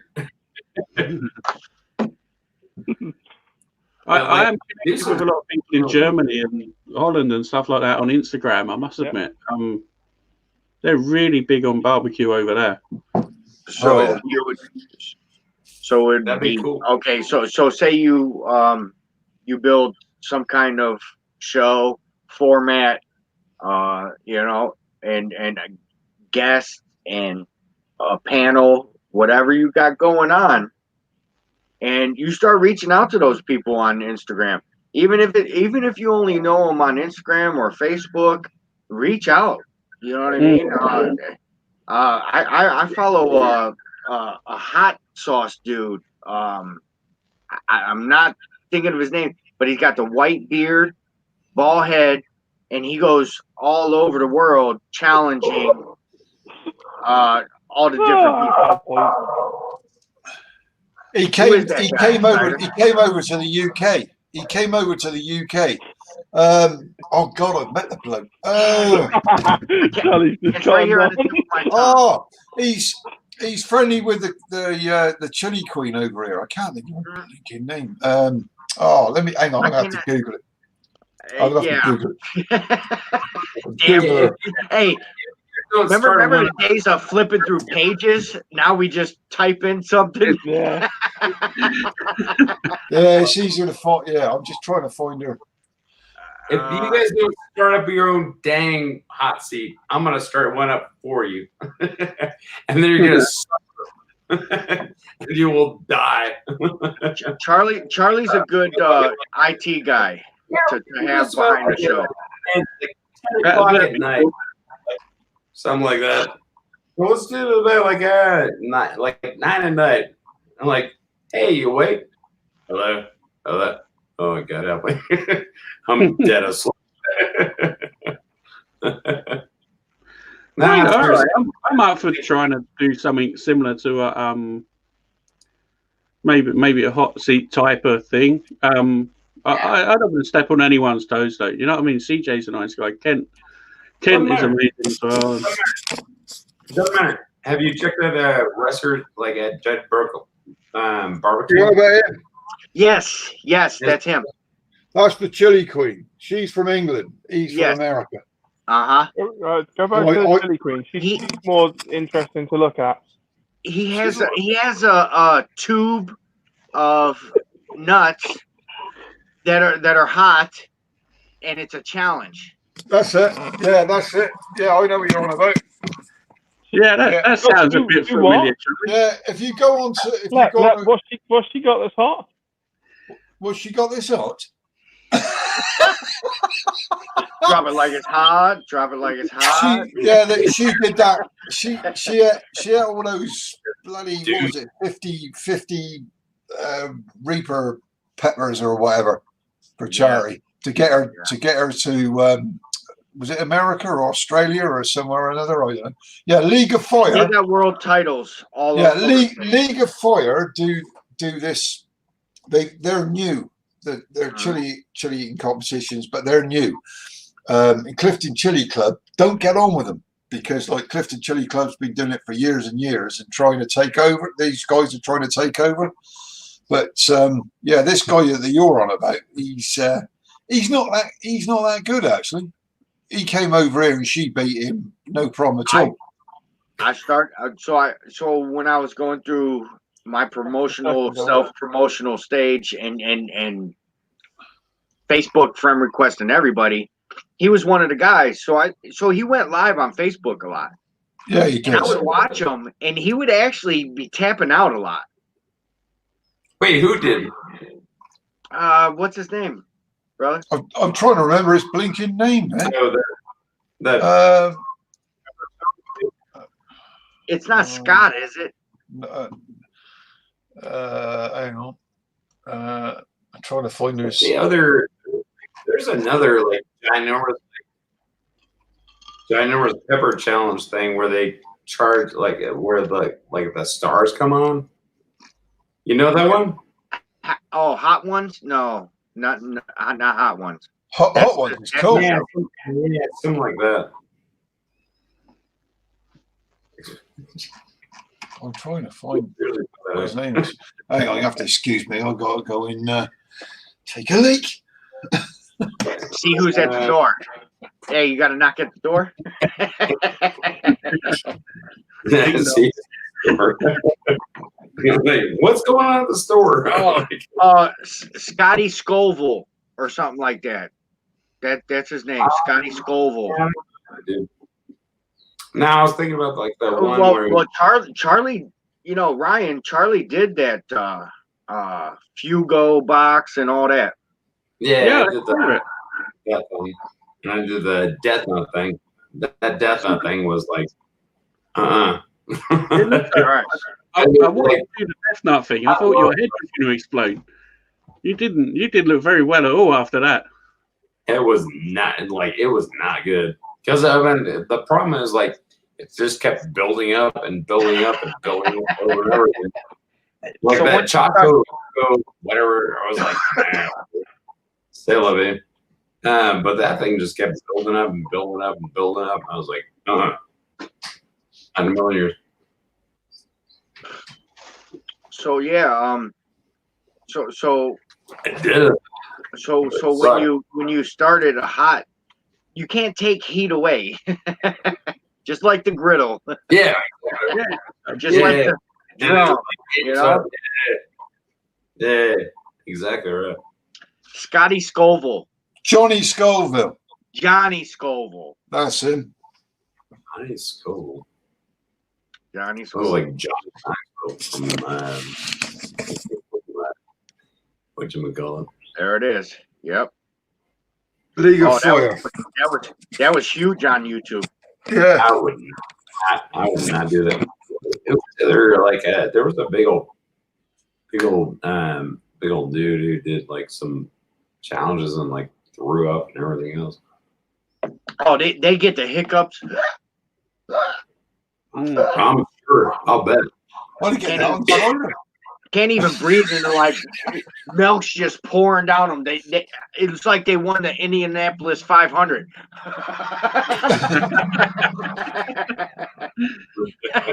I'll tell you what, I have problems with me piles. I don't need any chili.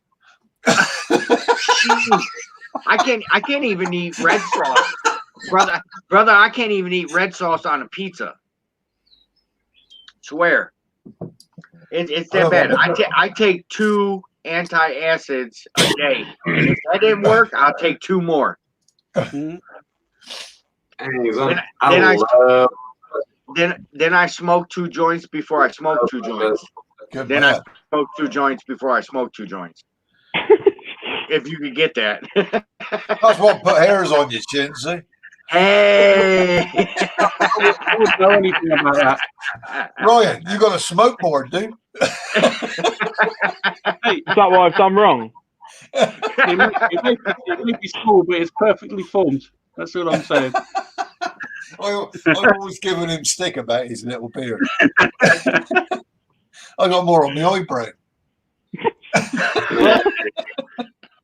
It's a micro beard. It's not a full grown. It's not a full grown. It's a micro beard. I'm just going to stay out of this one. Yeah. I'm on a losing streak. I know that, but mine is small but perfectly formed. It's tailored to be this sort of shape. It's got a finesse about it. A finesse. A finesse. You remind me of the huntsman. The huntsman.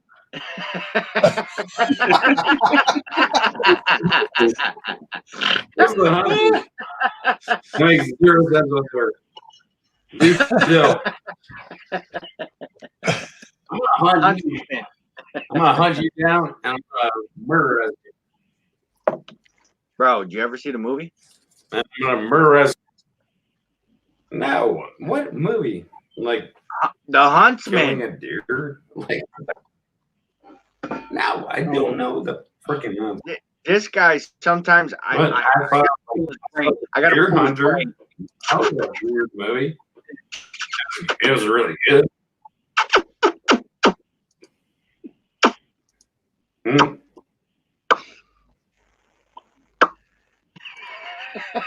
What was that? I try to get in his brain sometimes.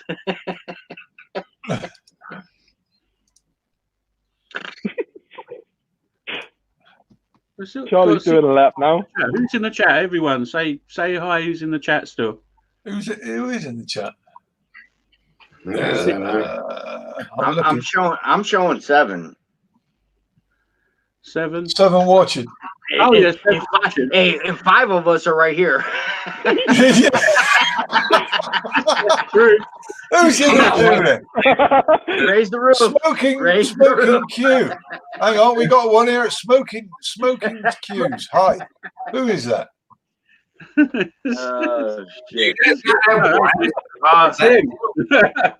Oh, that's you, is it? I was just making sure it works. Oh, Debbie's in as well. No, this is weird. Oh, and Debbie. There's Well, that's not fair. Debbie Guinea. I don't know who that is. She's watching us.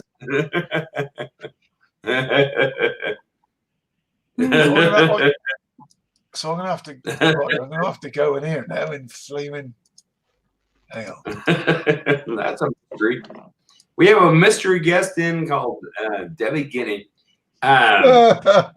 Miss Debbie, I do like guinea pigs. And hello. Jimmy. That's like about. Sorry, we here at the barbecue pub club, we have a late license. This is after party. There you go. Let's sum it up. Hey, it's not pitmaster privilege, it's after party privilege. The thing is, if you, boy, I'll tell you, like Chicago, danger town. I want to know how many people will sit and watch the whole 4 hours that we've been live streaming. Probably not. The rewatch is going to be low. But I'm missing the juicy bits now. But that's where you get the click through. You get the click through. That's right. Analytic. So yeah, just remember that. So it's not always bad that they don't watch the whole video. It's the click through. You know what I mean? So, just remember, we got to be positive in what we do, and what we put ourselves out here. And what are you, Bob Ross? We can only speak one at a time if we cut each other. Yeah, I think you're right. You got to put your hand up when you want to speak. Oh, now you're Michael Jackson, the green hat. I don't know what's like, Jay. What's your thoughts on like marking the like a stream unlisted or something? Because like from what I can tell, from what I've heard, you mark it unlisted and stuff, and then it doesn't like affect your YouTube stuff. So they say after a live stream that you should put it on. You should probably take your winnings and put it on private. Don't worry about the rewatch when they do live. Yeah, live. That's what they say. Me, myself, because I cook live. Yeah, I leave it up because I don't know. Maybe my title and my tagging might attract somebody to actually rewatch it and see how it worked out. Sure. I mean, I get that like, if you're doing like, a cooking video versus like just a like random live like I do. Like for a cooking video, it totally makes sense to me. But and then you want to ramble on like we are, and I don't know if that affects the YouTube algorithm or anything else. Whose pit is that? That's mine. That's Oh. right. That is rather beautiful. That's me baby, and that's You- the you baby roast- daddy. You rolled some smoke. Oh, yeah. In the garage, though. You're rolling in the garage like you're dead. I The know, Blackstone's in the garage. Yeah, we did a little video up here a couple of years, well, about a year ago, with a friend of mine, and he got rather drunk, and he just said, "Stick the camera on me." He said, "I got something to say," and he started rolling off. What the hell is he talking about? And he started saying that he was feeling really ill, and he had this problem. I said, "Well, what's the problem?" He said, "I've got pit envy."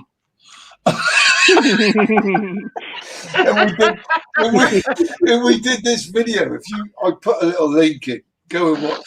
When you got 5 minutes, go and watch it. It's really funny. And his eyes have all gone. And, really funny it was. Yeah, I've got pit envy, he said. Somebody named Debbie Guinea. I have no clue as to this. The candy bacon brownies again. That sounds really phenomenal and Hang on. really phenomenal. I done that. No, that was nice. It's that weird character. Can you One who's put not some, talking, run the show. Run the show. It's the lady with the pussy. can you add some flour to the brownie, please? Some flour. You could do. Flour. I know what you're saying. The flower that blooms and keeps on. Yeah. Yeah, the Ryan, flower. what are you cooking tomorrow? Me, Yeah.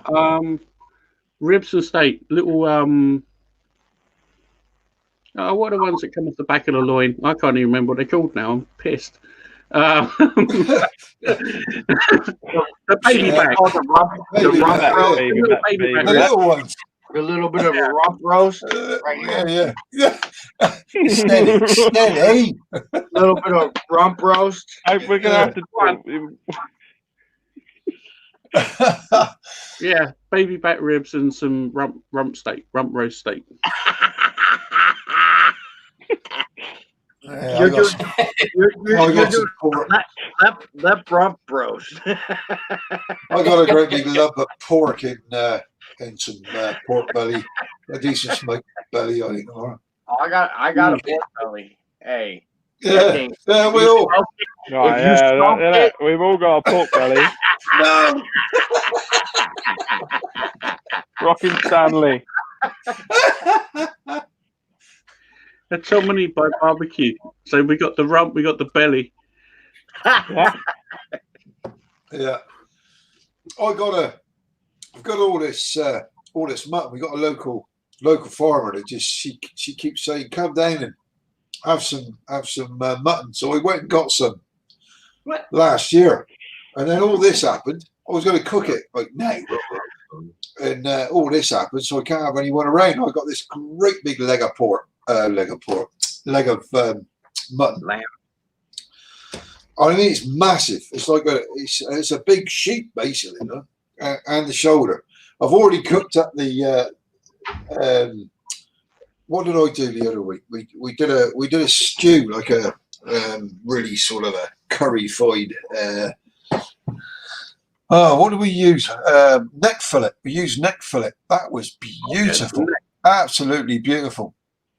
Doing it like the old, trying to think, the old Rastafarian type cooking and stuff in Like a big pot. jerk, sort of. No, one jerk. Same sort of spices, I suppose. A lot of Scotch bonnet. In there. Jerk. Oh, Some Did you jerk. braise it? beautiful. Jerk. Sorry? Like Did you jerk. sort of braise it in a big? Sort of, but not all the same sort of Well. spices that you put in jerk. But yeah, Yeah, it was really I don't good. like the cinnamon. You know No, what I mean? no, there's no cinnamon in it. No Yeah. cinnamon in it.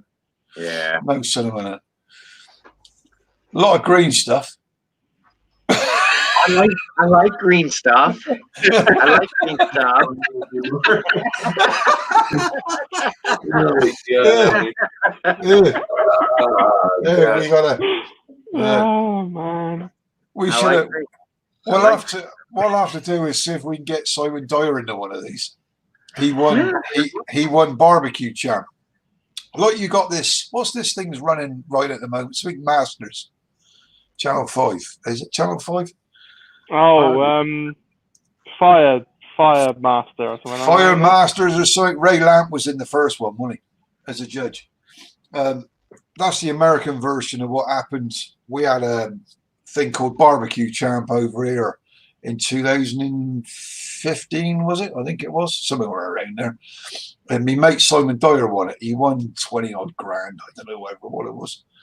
And he's known since then for all the stuff, for all that. So he's sort of quite a famous barbecuer over here. But he must have the most barbecues I think anybody could ever own. He's a farmer, so he's got all this land. But he's not one that buys a load of big smokers and stuff. He'll recycle stuff and make it into a barbecue. He'll make a barbecue out of a flaming, an oven or a chest or whatever. But he's dreadlocks and he's a cool dude. He's really cool. We'll have to get him on, Ryan. We'll have to get him on. I'll have a word with him and see if we can get him on live. That'd be fun. That'd be cool. Yeah, because everybody knows him anyway over in this country. So that would get the viewers up, mate. Yeah, I'm up for it. Yeah, that would be a laugh. Get We'll have a him word. in the barbecue pub club. Yeah, or even Jason. Get Jason on here as well. Get them all on here. Jason Latham, Simon Dyer, Matt McCubbin, John Gower, Yeah. and all that. That'd be a laugh. They're all the faces over here, aren't they? Like, you know what I mean? There's your starting for your hot seat, Ryan. Yeah. That's what I'm thinking too. Like, You in each one of those. Should yeah, be a good laugh. do the same thing. Like, if you guys actually if the barbecue scene isn't like popping and hopping, you could probably actually get interview like a couple of people from restaurants and stuff, and how they got started, and do and then bring them in as well. Yeah.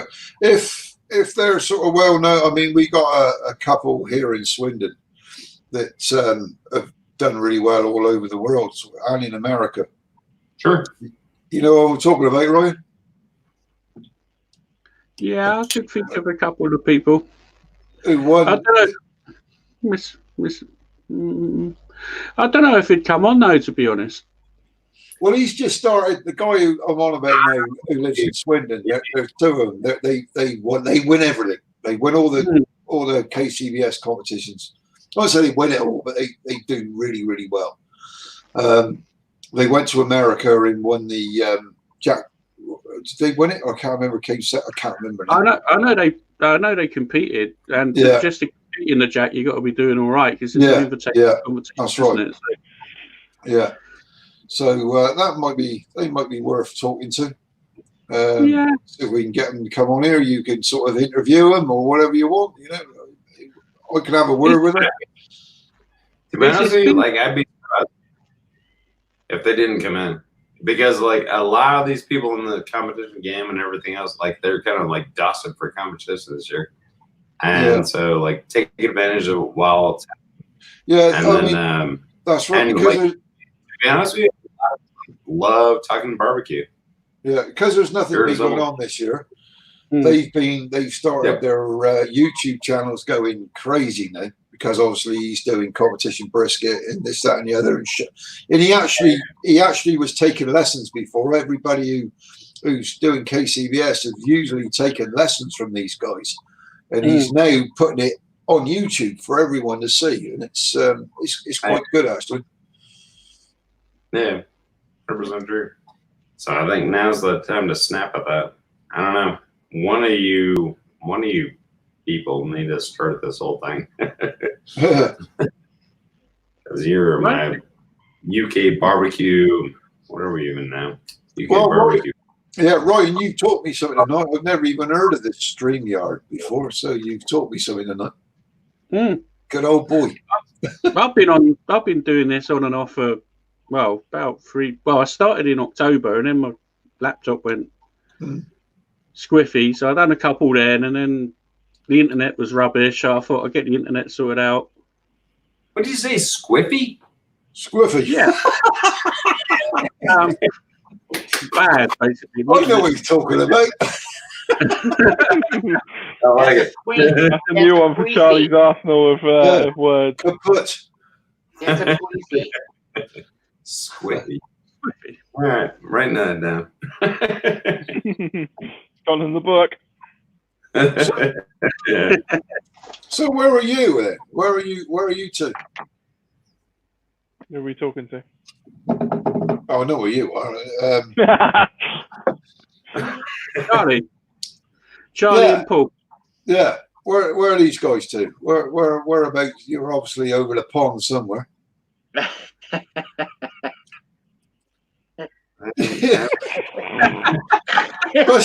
especially the funny bugger with the hat on. I'm gonna do the best.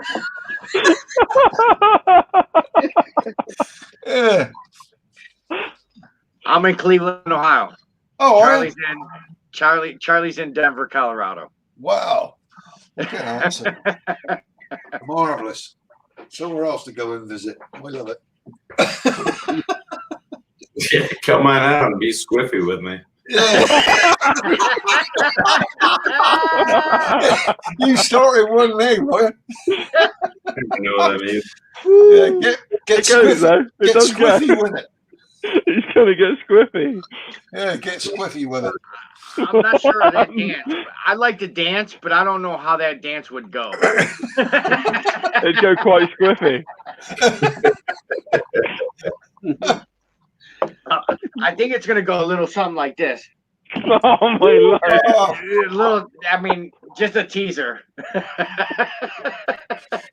I've been enough. Ryan, you need to make Paul screen full size.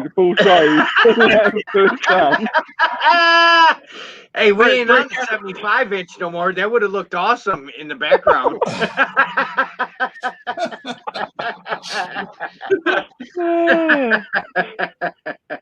Gyrating all over his screen. I know. Try out. I know Noma. They're not good people. What? Jimmy, there's a space for you. There's still one more space. Come on, jump on in. You want to jump in, Jimmy? Come in. Like, Come on, Jim. Jim, I actually, when my grandson was born, I was out by him, and he actually drove in to come and meet me, and we went to a barbecue joint, and we did a little review. You know, we went live. We talked about the food, which probably, yeah. if I know Jim, he was probably like, that's good, even though it wasn't. Which I might have done the same thing. I don't want to be that guy to say, "Oh yeah, your shit sucks." I remember that, Lep. Like I remember like going to the barbecue restaurant with you and like me and my little cradle, and you're like, come on, little pickle.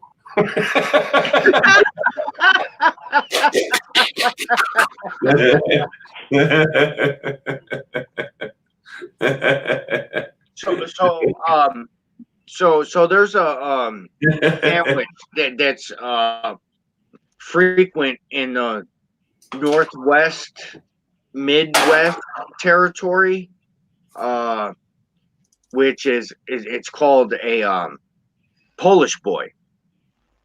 So it's a they call it a Polish sausage, but it could be like kibasi.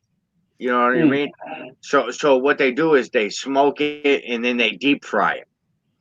So then they have barbecue sauce, French fries, coleslaw, barbecue sauce, and it's called a Polish boy. Now, if you add pulled pork to the top, it's called a Polish girl, and that's a Cleveland thing. Actually, that one dude Zimmerman was here doing a show on it. Michael Simon, which is from Cleveland, he does his best rendition on it. There's tons and tons of people that came to Cleveland to see what a Polish boy or a Polish girl is. Pretty crazy. Holy Sounds pretty interesting. I think I've got to go and answer the door. So I'll be back in a minute. I heard somebody knocking. There's a special delivery on this moment. Hey, you might want to go get that. 5 to 2 in the morning, definitely. Shake it, don't break it. Man, that's it. Every time. Late night deliveries to Ryan, eh? Hey, Amazon works. Amazon works round the clock. Oh yeah. Late night booty call. Yeah, but they don't pick up like. I call those hookers.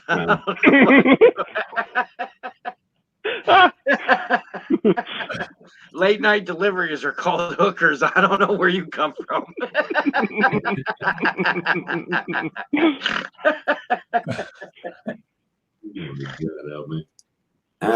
I'm doing. What's going on? I don't even know who's in here. What's going on?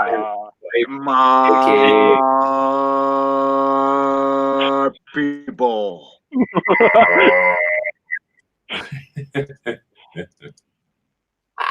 People. Yeah, don't. I'm good. Yeah, there you go. There you go. I just gone deaf again. No, don't do that. Get his eardrums blown out again. Have a weird range of like a voice. Maybe that's why I don't like wearing headphones, because your fucking eardrums could get blown out with a laugh. I got the volume on the phone. Hey, people. So Cider, did you see how I got talked through? Yeah, I did. Using these. I do like a man that know what he's talking about.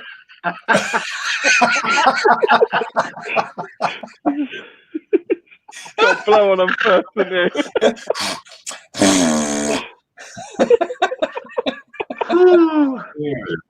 Dear me. Make sure you get a good firm grip on the bottom of it first, and then blow it. Once again, Ryan's gone. Yeah. That's 2 in a row. Every time he disappears. So he's going to have 2 parts that are going to go boop. Technical difficulties. So what time is it over there, dudes?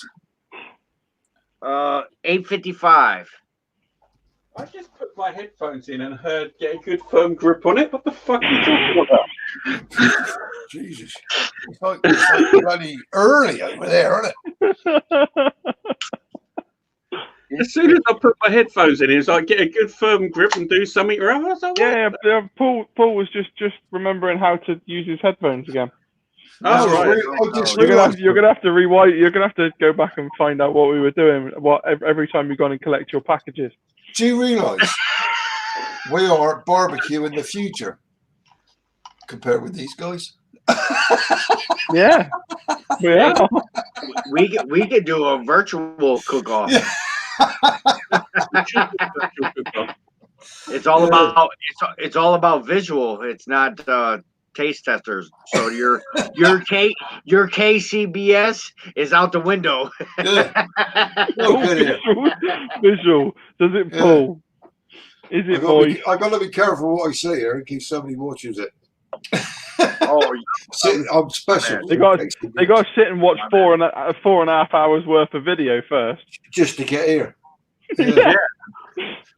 hey, and they got to endure a lot to get here. I'm lucky if they watch half a minute of my videos, so we'll be right. I've got same for me, to be honest. If anyone watches them at all, you can say what you want on there. No one's going to find out. Right. Well, that's fucked up.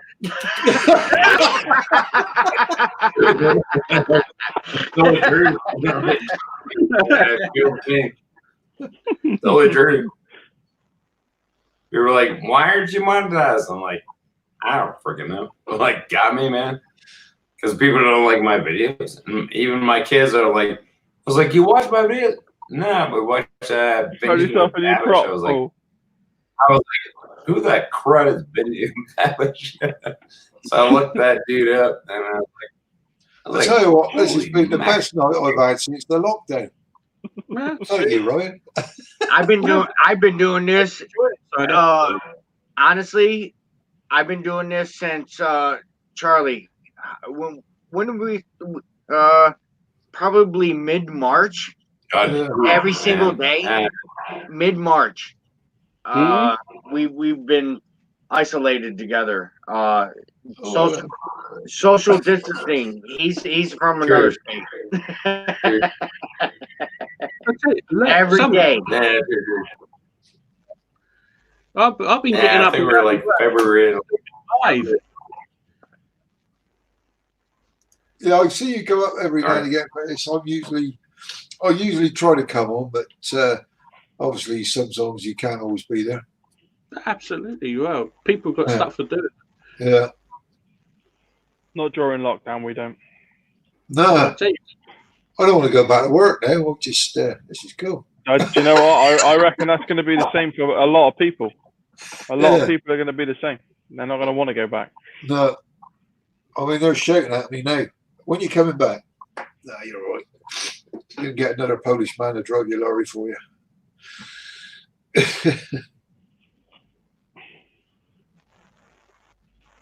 There you go. I'm just looking to see if anybody else has come on, but nobody has. I've put it up on Facebook just to see if anybody's still awake in the UK. I did too. So I'll see it jump to about 10, and then obviously they don't like what we're talking about, so it goes back down. It was probably like, what We're not talking enough shit. Sam, we got Sam McKenna. Who's that? Sam McKenna. He's probably just a follower that created a name. You know, you get a lot of those when you start reaching outside your true people or your followers or whatever. You start reaching people that don't actually have a YouTube. Yeah, you got a lot of that. They create a name to hang out. Oh, I've just realised that I've gone over. I'm 801 subscribers now. Woohoo! Thank you very much, whoever that was. Yeah. No. Hello. Hello, boy. Send me your channel link and I'll sub to you. There you go. You got three subscriptions just from coming into the chat. Yeah. Well, there you go. Another 4 years, I might make it to 1,000. Well, you better jump on some more live chats real quick. Yeah. You were like, I'm gonna jump you. It's really weird because YouTube, you know, I think, God, bloody hell, I've had 6 subscribers, and all of a sudden, they've gone. Where do they go? That is weird. And then by the end of the week, you get another 10. It's like you lose 4 and gain a load more. So I don't know what Weird. I mean, is going on. there's a whole Paying attention to the count really It's a mind. pain. Yeah. It's mind. You know what I mean? Well, it kind of takes the fun away. I was telling Ryan, sometimes you gotta pimp yourself out. Oh yeah. But you can't fish in the same pond. No, that's right. Rip yourself You gotta up go and to get another ready. pond, you know? Yeah, I've got a friend that used to be a KCBS judge, and all of a sudden she decided that she was going to be a vegan overnight. I don't know if you know what I'm talking about. I know who you're talking about. I was really surprised. Up in Scotland. Yeah. And then all of a sudden I met her in Bristol. She's a lovely lady, lovely kids and husband and that. And then she decided to do a YouTube channel doing allotments or something or whatever it was. I still follow her, you know, she's really nice. She was she just went. How'd you go from polar to a polar opposite though? It's like, oh, man, night and day, really. I don't know. Yeah, she had, when she bought this house, she had an outside kitchen because she was doing this house up. Beautiful outside kitchen and everything going on. And then obviously, as time's gone on, she's moved into the house, but she's not really using the outside kitchen as much. And I hardly ever see her barbecuing or whatever. But now she's like, planting and growing and. I don't know. Can you barbecue tofu? Oh, I don't know. I like tofu. I actually don't mind tofu, myself. But all of that stands in the side. It looks like someone's taken a slicer to an elephant's knee. But the thing with tofu, it only tastes of what you put in it, basically. Yeah, true. It's like chicken, because chicken don't taste as salt all unless you put them in it. So, be quite honest. All right, Chicken has its own taste. It's but it's like real close to tofu. Yeah, you've got to put something in it. Chicken tastes of everything. That's why everything tastes like chicken. That's right. Yeah. But it still has no taste. Tofu literally has no taste whatsoever. No, it doesn't. It just you need to throw stuff into there. That's right. That's a weird dang thing to go from KCBS to vegan. That's really unusual. It's not even like a little step, is it? That's like a fucking huge. She made and uploaded were amazing. Yeah, they are. Put together some really nice recipes, like a kebab recipe, the Kelly Bab thing. That's right. That's the one. You know what I mean? That was cracking. Yeah. That's right.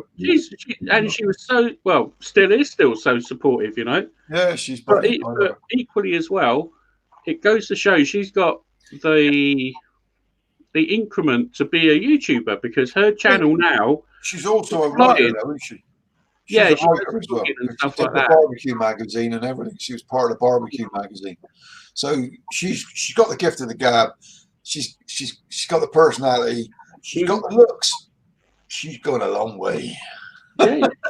If you know what I mean. Yeah, lovely woman. Really nice woman. Yeah, I do like her. It's weird.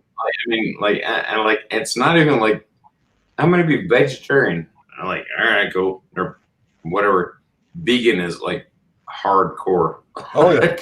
Oh yeah. Yeah. I've got some friends at work, right?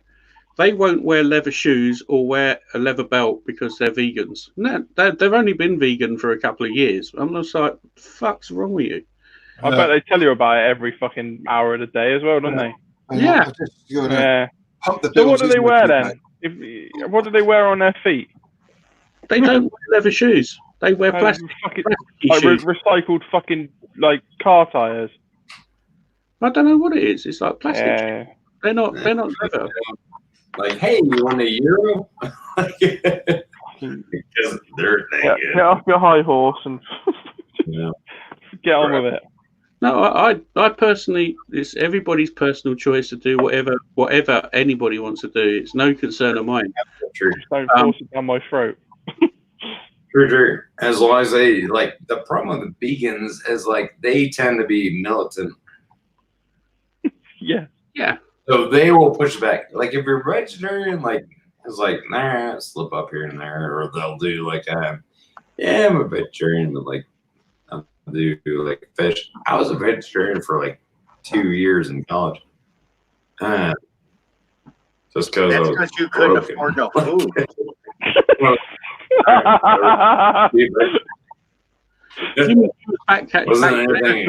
There's a difference. You didn't. I went vegetarian. No, motherfucker, your poor ass fucking had no choice but to gnaw on some grass.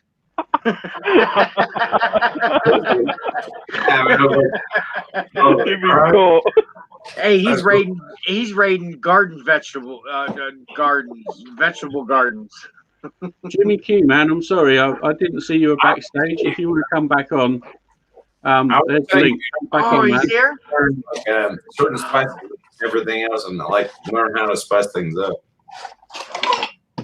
And tofu sucks, but like because I didn't have any taste, but it's protein, and you can like mix it into like spaghetti sauce and everything else. He just said he likes protein. But, I don't know what you guys Oh, get yeah. out of that, but I mean, tofu is protein. No, you're on the good stuff. Hey, back to the chicken thing though. So say you take some boneless chicken breast and you throw it on whatever cooking you're gonna do, and you don't add nothing. That bitch is like eating cardboard.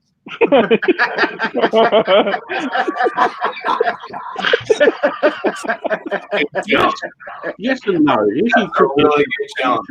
Like I agree with that, but and I've never done it. But I wonder. Chicken on its own is just real plain, really plain. You're lying. You know you cooked it in a skillet and didn't add too much. Like I'm gonna make this, and all of a sudden you're like, that chicken tastes like plastic. That was just after he finished Plastic or college. cardboard or something. Yeah, that's a weird one. Because I mean, don't get me wrong, chicken breast is like one of the hardest things to make because it's like it doesn't have flavor.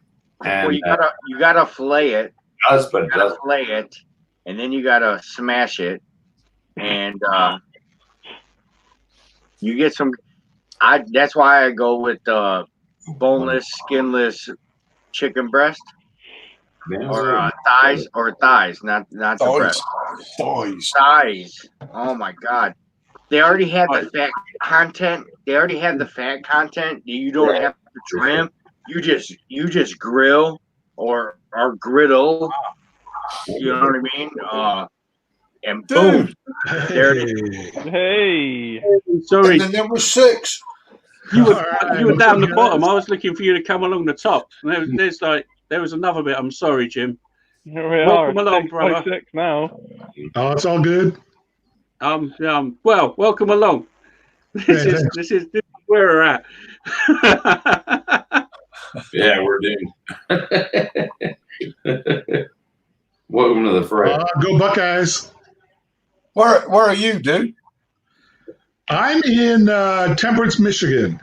Well, So just north of Toledo, just west of Cleveland. just right in the corner then. Yeah. It's actually in a part that Michigan and Ohio fought for. That was their own civil rights back in the day.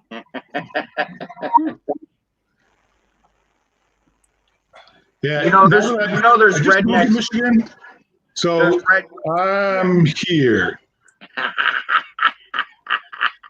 Down the bottom somewhere. That- Michigan palm thing. I can't believe he's up there, but at least he still supports Ohio State Buckeyes. So that's sort of like, so that's south of Texas somewhere, isn't it? We're all in Texas, right? Or don't we all? We want to barbecue like we're Texans. We want to hang out like we're Texans. We want to cowboy hats, cowboy boots. Oh, I do want to get. I thought you'd want cowboy boots. That was really deep. That was deep. Look at that boy.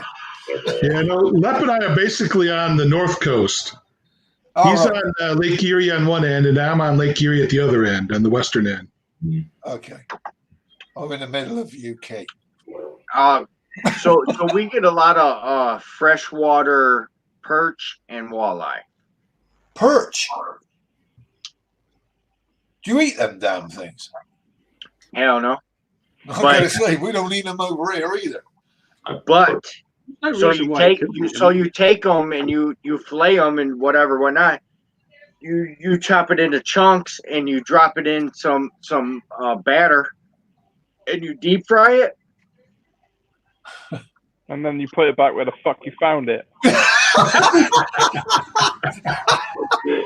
Absolutely. How big are your perches, man? Like the one. Honestly, you're right about that because I don't eat anything out the water. I swear to God. Perch ain't that bad. Don't eat nothing out the water? Greatest thing of all time, but ain't that bad. I've never tried it, but I've never thought about trying it. We could try that because it's you get them all the time over here. But if you go fishing, but but there is muddy as hell. You can't eat perch. And they got poisonous fins and everything, haven't they? Perch is better than like carp, and I've had carp as well. Oh, that's a nice. We all waving or what? I'm pretty sure Paul was waving at VA chick off road and cooking. So when there's somebody new, you wave. So if I wave, everybody waves. Oh, VA chick. Who's Carrie's here. Hello, VA chick. how you doing, Kerry? Thanks for coming back on. Lovely to have you last week. It was really cool. Hey, that's my hilljack side, my hillbilly side to me relates through Carrie. She's always out there mudding, having a good old time in the mountains of Virginia. You're isolated. You know what I mean? You don't have to when you're riding. You don't have to worry about traffic. You know what I mean? You're out there exploring Mother Nature. You're just taking it in. I've never rode a side-by-side like they have, but I have rode plenty of four-wheelers, dirt bikes, three-wheelers, go-karts, whatever, off-road. Charlie's tripping some serious balls. Who's shouting in the background? I can hear some woman shouting at someone. There's nothing, yeah. Everyone's in bed in my house. No, my wife's still up screaming and shouting at her friends, but you can't hear that. She's not quiet. I can hear her shouting. What's he doing? I don't know, he's tripping some major balls.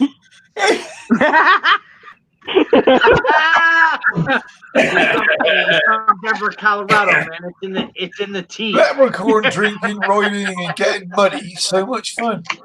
What's she saying? Oh, hang on. I was doing a slow thing. I've tripped on so much acid. I'm probably still tripping to this day. When I went into hospital with my funny head, I ended up with a dizzy head and had to stop my lorry driving and all that. When I went into hospital, they said, "Did I have a problem with drugs?" I said, "No, I can normally find them." You get them whenever you want.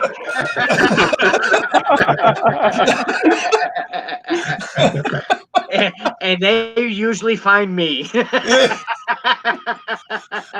I've just taken this post off of Facebook now.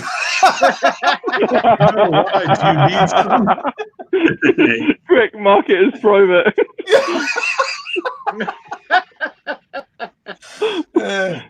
It's going. The barbecue pub club's going downhill. It's getting late. It's always going downhill. The punters are getting pissed around it. Uphill. Like I started at the bottom of the hill and never got up the Never got up the hill. We just got stuck in the gully. Maybe you should rename your channel. You should Me? rename your channel. Yeah. For what? We're gonna call it Denver, Colorado off road. Oh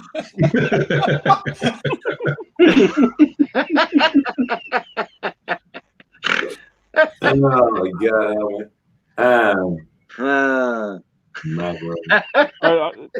Go and chuck some links in Russell's live. Oh yeah, that did it. Go and pilfer some of his people. Yeah, right. Russell's live too. Who? We should put this in country website. The cabin dude is live. Do you reckon we get anyone if we put it in Country Woodsmoke, right? No way. I put videos up in Country Woodsmoke. No one watches them. Nothing. Nothing. I know. No reaction. Nothing. That's why I've been. That's why the only one that gets any reactions from Country Woodsmoke is Marcus. That's why I've been changing. Yeah, Marcus. Yeah, that's why I've been changing what I've been doing, trying to get different things going on in the channel. So it don't always work just with one thing. So I'm in a bit of everything in there. So Yeah, I'm a barbecuing, lorry driving, Malamute owning, biker. Basically. So yeah, some people say like you should just have one thing only. No, I don't think so. I like making cocktails, eating barbecue, and drinking beer. Yeah, I mean everything I do. I like all four of those things, but in addition to something else, you're probably not allowed to say on YouTube.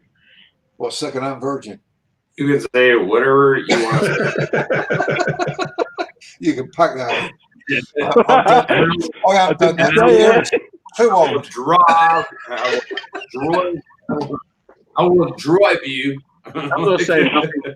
My missus is probably still in the chat, so I'm just going to be quiet. No, I do. Yeah. I was doing it like I don't know. What should I say as like a taxi driver? Yeah. Cabby. I will drive you. I'd rather chill with toilets. I will drive you, did you say? Hey, Joe. Oh, freaking good. He said droid. I will drive you like down to the liquor store. I don't know what to call it, but You off license. What? I don't freaking know. I want to hear your American accent. Hang on. Again. An American accent. Go for it. No. It's confusing. I can. I've just posted it in the Country Woodsmoke and see what happens. What? Give me a cup of coffee. That's sort of more New England. What? Go get. I want a cup of coffee. What? That was crap. I know. Right. I didn't know it was going to be a good American accent. That is just, what do you want? All right, boo. All right, next up, American accent.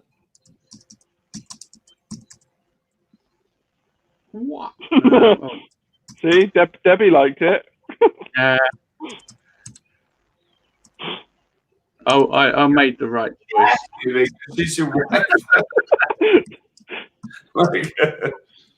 Like, otherwise, you owe like a whole bunch of money. Hold on, let me think. Memphis, no, Texas.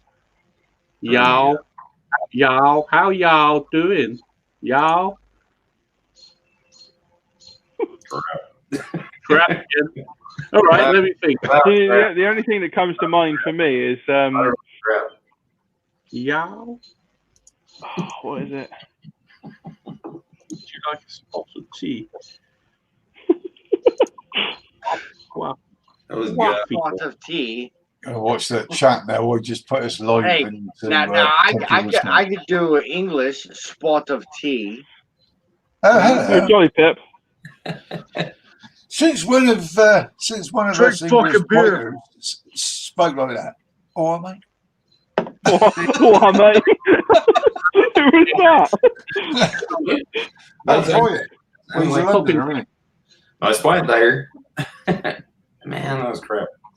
I come from the town with the most famous. I mean, choking on me whiskey then. This is spot of tea. Is this Hello. spot of tea? Yeah. Let's have a drop of this here. We're doomed. We need to You get some don't crumpets. inhale liquid. Crumpets in our tea. Doesn't go good to no. Don't inhale smoke. No one's joining us from Country Woodsmoke. I've put us on there, but nothing's happening. That's how it is across the board right now. Mind you, they're all asleep though, aren't they? Yeah. All of Europe's asleep now. Because Europe's an hour ahead of us. So we're just we're just getting started. I want to know. Greenland. Right. That's what Greenland and Iceland. That's where it's at. I used to do this years ago in a stupid game online.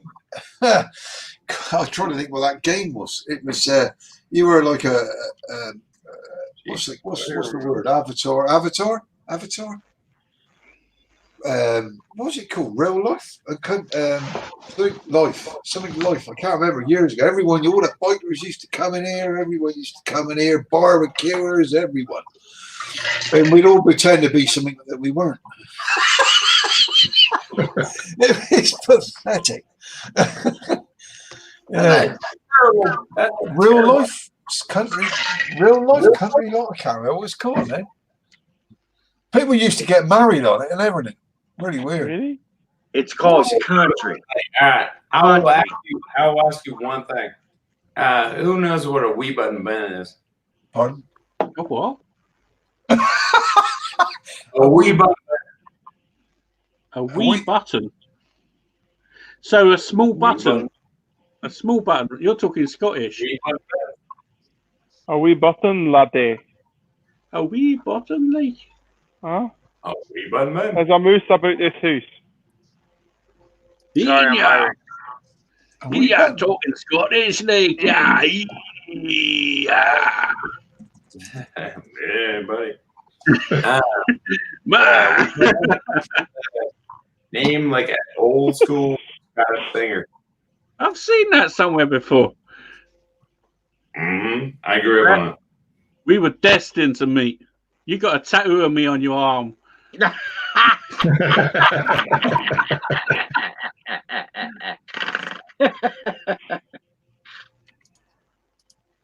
We were brothers before you even knew, mate. Actually, my dad's name's from England, Scotland, Ireland, right where it all meets. So, what, the Isle of Man? So Yeah, Mrs. I was gonna say. So Mrs. England, Lepp bought. Scotland, Ireland. So The big Mrs. fucking Lepp. stretch of water. It's around there, you know. I hear you. So Mrs. Lepp bought me that ancestry, the DNA. Mm-hmm. She's Polish. All right. So I'm like, hell no, I'm not gonna do that thing. I send it in, and I'm all of a sudden I'm Scottish, and I got all this Ireland shit tattooed over me. I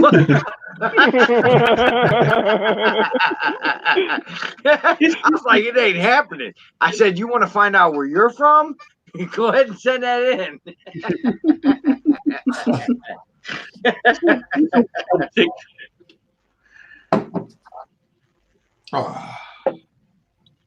No Right. way.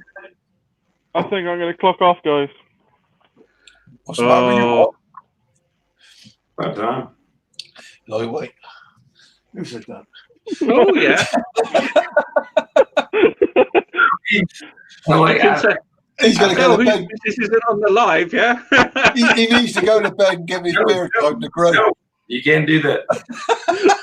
I got another 40 years to get it going. Yeah, No wonder why it he won't shaved go his nowhere.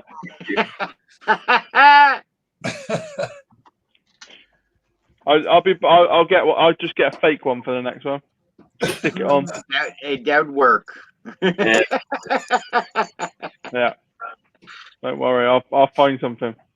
I'll just give it a trim. Trim. Don't trim Well, it, dude. actually, Don't frighten the crap out of it, man. Jimmy's about the same length. Come a bit closer, Jimmy. Let's see what's going down. I got a little bit going on there.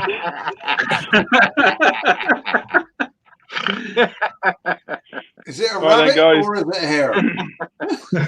Good speaking to you again. Yeah. Speak to you See you later. later, Matt. See you later, Thanks for dude. joining in. Guys.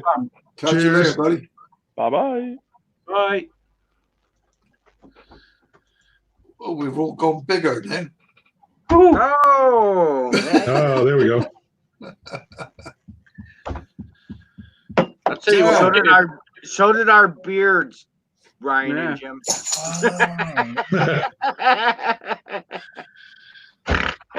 See, when you play with a beard, Ryan, No, you I need two only hands. You need two hands. Yeah. I've been told it ain't what you got, it's how you use it, you know. I don't know. Yeah, it's a mess when you go down there. Oh, you gotta have two hands.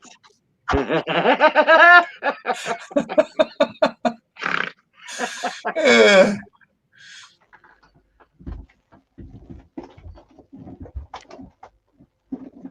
What's Yeah. Ryan rumbling? Ryan's rumbling around for something. What's he he can't doing? even find a beer. Yeah, Ryan, what you lost? You've lost something. He's like, dude. "Where's the beer?" I'll be honest, the cat was coming through the cat flap. You know the big cat, yeah? The door wasn't shut properly, so the cat was coming through the cat flap and the door started to open. I was like, what the fuck's going on? He's going in my fucking house. The cat gets stuck in the cat flap? The cat got stuck in the cat flap, basically, because the door was moving. That's I a big I cat. call it a cat flap every now and then. Yeah. Pussy flap. Yeah. Hey, I'm going to shut the door now, and I've got another parcel delivery, you so I'll be can't- back in a minute. You Another cannot shut parcel. that door. Ryan, you cannot shut that door. You're not going to go and drop. You're not going and drop the kids off at the pool, are you? That's a lot of parcel deliveries for one house. The post is very busy at the moment. So I think that. I wonder why the postman keeps coming around. He's really busy. He's a busy guy. Amazon.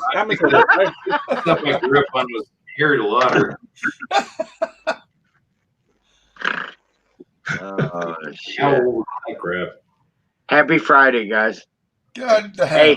Hey, so, happy Saturday to you, Yeah. y'all.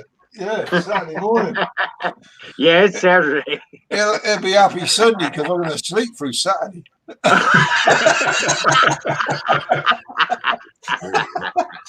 Carry on with this stuff, I'll tell you. Hey, you're gonna wake up Sunday like, yeah, My fucking son- Ryan. My Yeah, son, fucking Ryan. my son bought me this the other day, and he said, "I hope you like that, Dan." I said, "Why?" He said, "It cost me 75 quid." So it's got to be good, hasn't it? I don't know. What is that American dollars? 75 quid. It's about 80-ish dollars for that. Sucks. Cheap. Get a new ball for that. Affordable.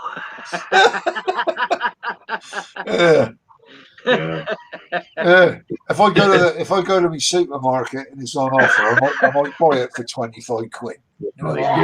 Yeah, I love you like a brother. I'm just being honest, man. $18 at the liquor store, we'd be like, let me get 2 of them. Yeah, I wish. But it's all right, I didn't buy it. Yeah. Can you get that in your country? But yeah. had a bunch of friends that were like Scots, and they actually went over to Scotland and they did a tour and everything else. Yeah, it's good tours. Yeah, I mean, you can get that there, but the dude I'm thinking about is Harry Lauder, I think. Yeah, single malt. That's a good single malt. You didn't mention. Oh God, he's back! Look out! Shh. Friggin' Oh, he's putting his Oh, earplugs in. He can actually hear us now. Hello, hello. Hello. Hello. Dear me. So, So before I actually came on, you actually told the guys that you met me, Ryan. yeah. And you liked the Mrs.'s potato that we did That's on it. there was no meat in that, just a lot of cheese. It was good, actually. It was good. Yeah, that was, be quite honest, that is one of the barbecue pit boys' jobs, that is. That's where I got it from. Was it? Yeah, and every time we've done it, any of the competitions or whatever, everybody says, "Oh, that's a hell of a recipe." Which is Really nice. you don't follow the barbecue pit boys there, because that's all I did was took their recipe and pimped it up a little bit. That's all I did to it, because like theirs was quite plain, just potatoes. We added a few more bits and pieces to it, just in herbs and spices. Charlie it up a bit. But that's one of my old bird. I call me Mrs. Me old bird. One of her famous little recipes that she does just as a side recipe. You know what I mean? As a side with the meats and stuff. But yeah, it always goes down really well, that one. Beautiful. It was lovely. Absolutely delicious, mate. It was really good. Yeah. And that just goes to show, like, we were complete strangers before then. You know what I mean? I just looked up how you do it, had a mooch around your pits, had a bit of a chat. I remember you coming up, eating everything.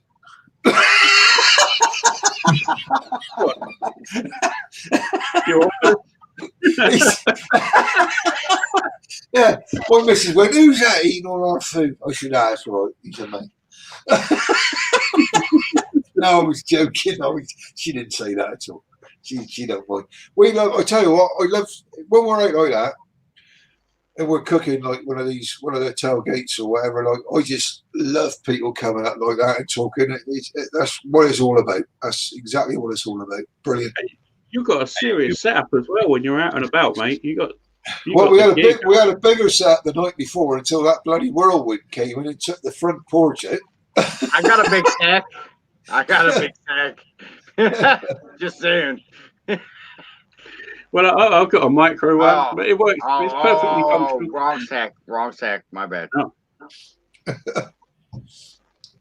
No, you're on about your gazebo and everything. Yeah. You were terrible.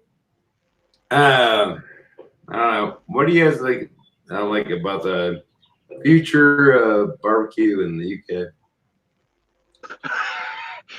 How are you? Ryan, can we iterate on this again? We are at the future of the barbecue in the UK. I suppose this could be a starting point. This is the catalyst. I think me and Ryan is what is at the moment, because a lot of them don't do what me and Ryan do on here. There's a few YouTubers and stuff in the UK and stuff, but we try to take it a little bit further, don't us, Ryan? I think, to be quite honest. There's a lot of YouTube channels out there. Obviously, there is everywhere. But some of them are, I don't know. I find. Is he back? Has he come back? He's back, isn't he? Or have I just caught up, or is he gone again? Your mate. I thought he'd left. I just looked at the YouTube and he's come back again. No, we've got. There's only 5 of us. Four I can see. Oh, I'm still looking there. Look at that. What's going on? No, it's a bit of a delay. It's not. Yeah. Did you just see that, Lep? You're famous. She was on the telly. Oh, hello, buzzing. What's buzzing? Damn. What was the buzz? God. The buzz. There was all of it. Yeah. Yeah, I've got some dodgy headphones. It might be that. I had to put my posh ones on charge. I've run the battery out already. So, what's the most popular meat that you guys barbecue in the UK? The most popular. I'd say pork for me. Pork, I expect. Because if you're talking of brisket, the only decent brisket you're going to get is from either America or Australia. Yeah, Australian brisket. Or the Australian brisket's really good. It's cheaper than American.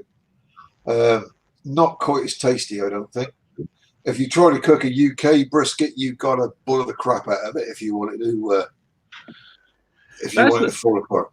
That's not strictly speaking. I've got UK briskets, but I generally only buy the points. If I'm going to buy a brisket, I just buy a point end, and if I'm lucky, it'll have the ribs on it. Yeah, if you can get a butcher that knows what the point is over here. I've got myself a good little butcher now, and he knows. Yeah, he knows what. That's handy. I mean, we got Angus and Oint's butcher up in Scotland, who I order from. We've got down south. We've got I can't remember his name now. He used to Mark from Bob's Family Butchers. He's quite good. Yeah, he's another one. Yeah, no. What's the other guy that used to do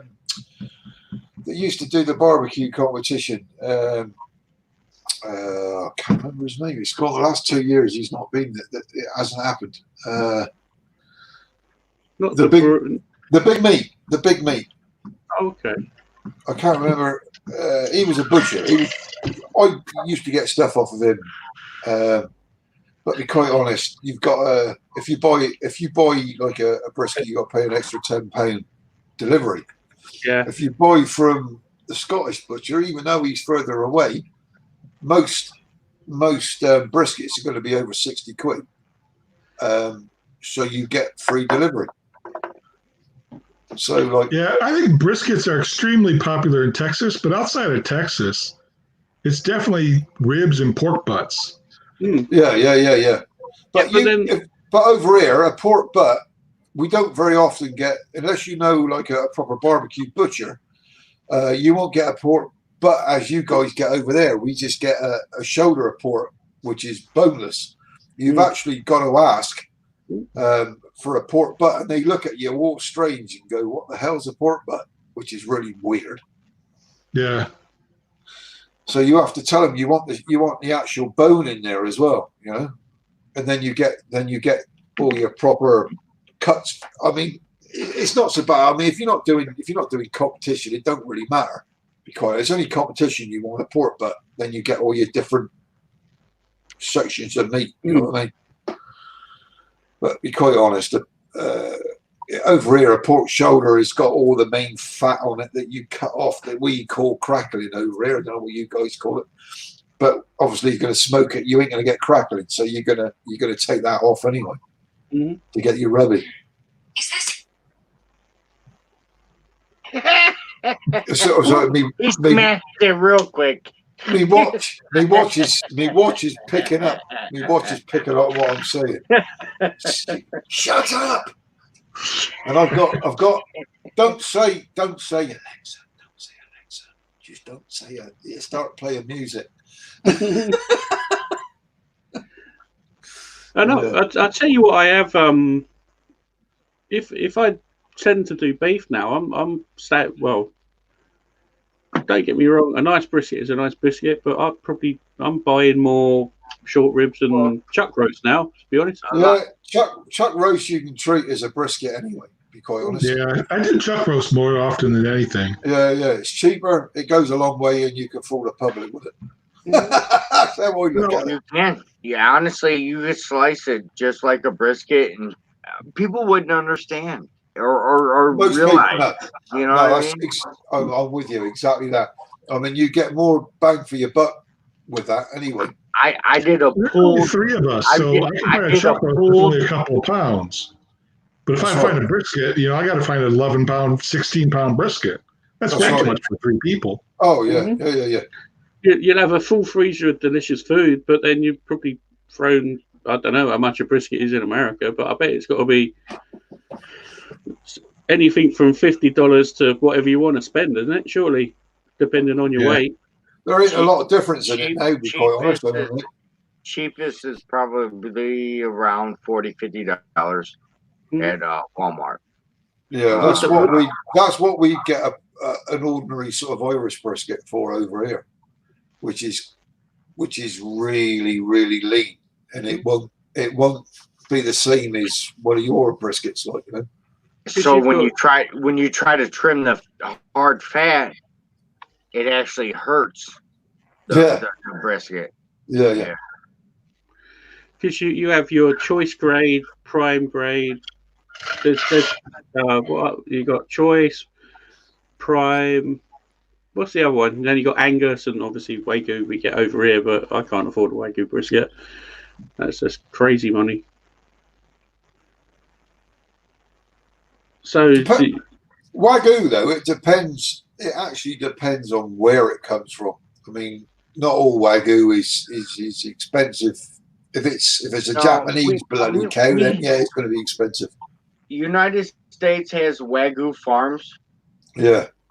so it's not totally Japanese.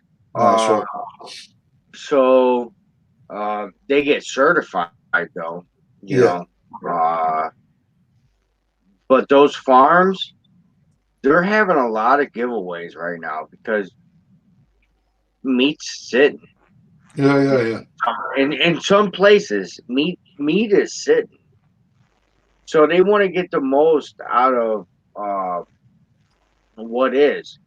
So everybody's done this. Smithfield sold out to China. Now, from what I read and seen from Smithfield, they said their stocks. It don't have to do with outsourcing. It's all money, which would be cool. You know what I mean? They said stateside that we're cultivating and we're butchering, and then we're sending it across the pond to get processed and then sent back. That's what they're saying. how can that make sense? You send it how many thousand miles to butcher it or process it, as you say? Because but so when it's killed, it'll be cut into its foot, sort of like the prime cuts, yeah, and then broken down into the lesser cuts. And then by the time it makes it to us,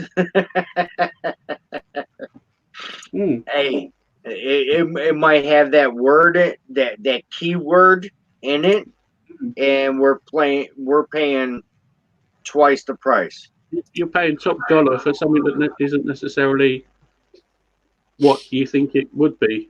Is that what you're saying? So I purchased this a beef plate rib rack. So it's got about 4 or 5 bones in it. So it's long this way, right? Yeah. So what they did was they cut the underneath and included that in the package, and it was $15, which is cheap for us. But I think because they misjudged and caught a bottom layer, they couldn't turn it to a short rib. Mm-hmm. So they sold it as a beef back rib, and with the undercut offside. I bought it. Yeah, well, it's gonna taste the same. Oh yeah, for sure. But when we buy ribs over here, we still end up with half the brisket on the top, don't we? It's not if you order a USDA beef rib, it doesn't have that brisket on the top. Right. So it's a lot of American butchers are different. You know what I mean? Depending on which region you come from, they're going to do the different cuts. And tri-tip is one in America. Picanha, and obviously brisket. You know what I mean? Or beef rib. Yeah. But, those are the cuts. Wouldn't you say, Jim? Yeah, I think so. Well, what's interesting is that a lot of places they have the same cut, but they just call it a different name. So you don't recognize it. You don't really know it's the same thing until you put two and two together. I literally have to go to my butcher and take the iPad with me and say, look, I want that cut. Because the English cuts are completely different to America. Well, so I pulled up the YouTube. I go, no, see this thing. Yeah, what would you call that? That's it. They've all got different ideas and different names and one thing or another. If you look at a pig or a cow that they put up on the wall and the different cuts, America are called different things. Over here, it's called different things. But if you want, I mean, we're so used to like the American cuts because we're watching all YouTube and stuff with the American cuts. We want to do what they do because obviously over here we're so far behind America. We're trying to recreate what they're doing over here. And there's only a few places that actually do that. I could probably name 6 butchers over here that'll actually do American cuts, and we have to order online those cuts. So sorry, Kerry, I've been a bit. I'm drunk. Right? So I have a chicken breast. Is she still there? Is she? Yeah, Kerry's still there. Jump in, actually, Kerry, jump in. That'd be the easiest thing to do. Because I want to record it. How long do I cook barbecue? A chicken breast. How long? When it's done, it's done. Well, first off, you need a. But here's the thing: you got the fat part of the chicken breast, and then you got the thin part. It's just like a brisket. Well, it don't take as long. You got the point, and you got the flat. Well, you're talking about chicken here, or what? Well, no, here in the States, so we get a boneless, skinless chicken breast, and it's like super fat this way. Well, they're all like this way. Yeah. So ain't gonna take as long as a brisket, dude, is it? No, not as long. You said you put your fat end towards the heat. Not as long, but you're gonna get a different temperature at each point of it. You know. Kerry, I think because you've got it stuffed, you're probably not going to be much more than an hour. Yeah. Won't even be that. I don't think. Play it. It won't even be that. Depends what you got your kettle set on. Yeah. Probably when your bacon's done and crispy, the chicken will be done too. I don't know. 30 minutes. 30 minutes at the most.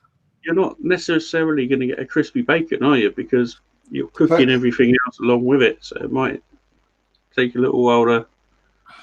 Depends what temperature you're cooking at. That's interesting. Chicken breast, hot and fast. Yeah, if you're cooking it indirect, then you probably want to crisp the bacon at the very end, directly over the coals. Yeah, finish it over. Yeah. That's what I'd do. I'd cook it indirect and then flash it over the coals just to make sure the job's done, you know. Or test it, or before you flash it, check it with a thermopen or whatever digital thermometer you've got, because no one wants to get sick off a chicken because it's just not good. Hit up Charlie, Pickles Barbecue. He's got a Vortex, so it's like, you know, the Vortex is good.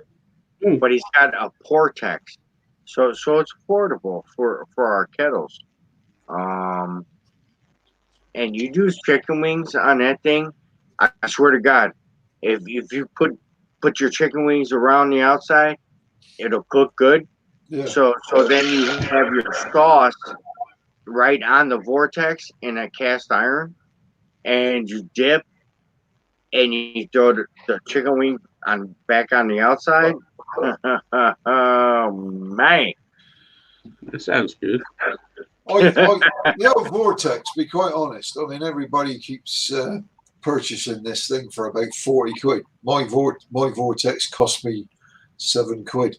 In the dog's place, it's me dog's bowl upside down with the bottom cut off. Yeah. Brilliant. Honestly, dog's bowl. It's Right.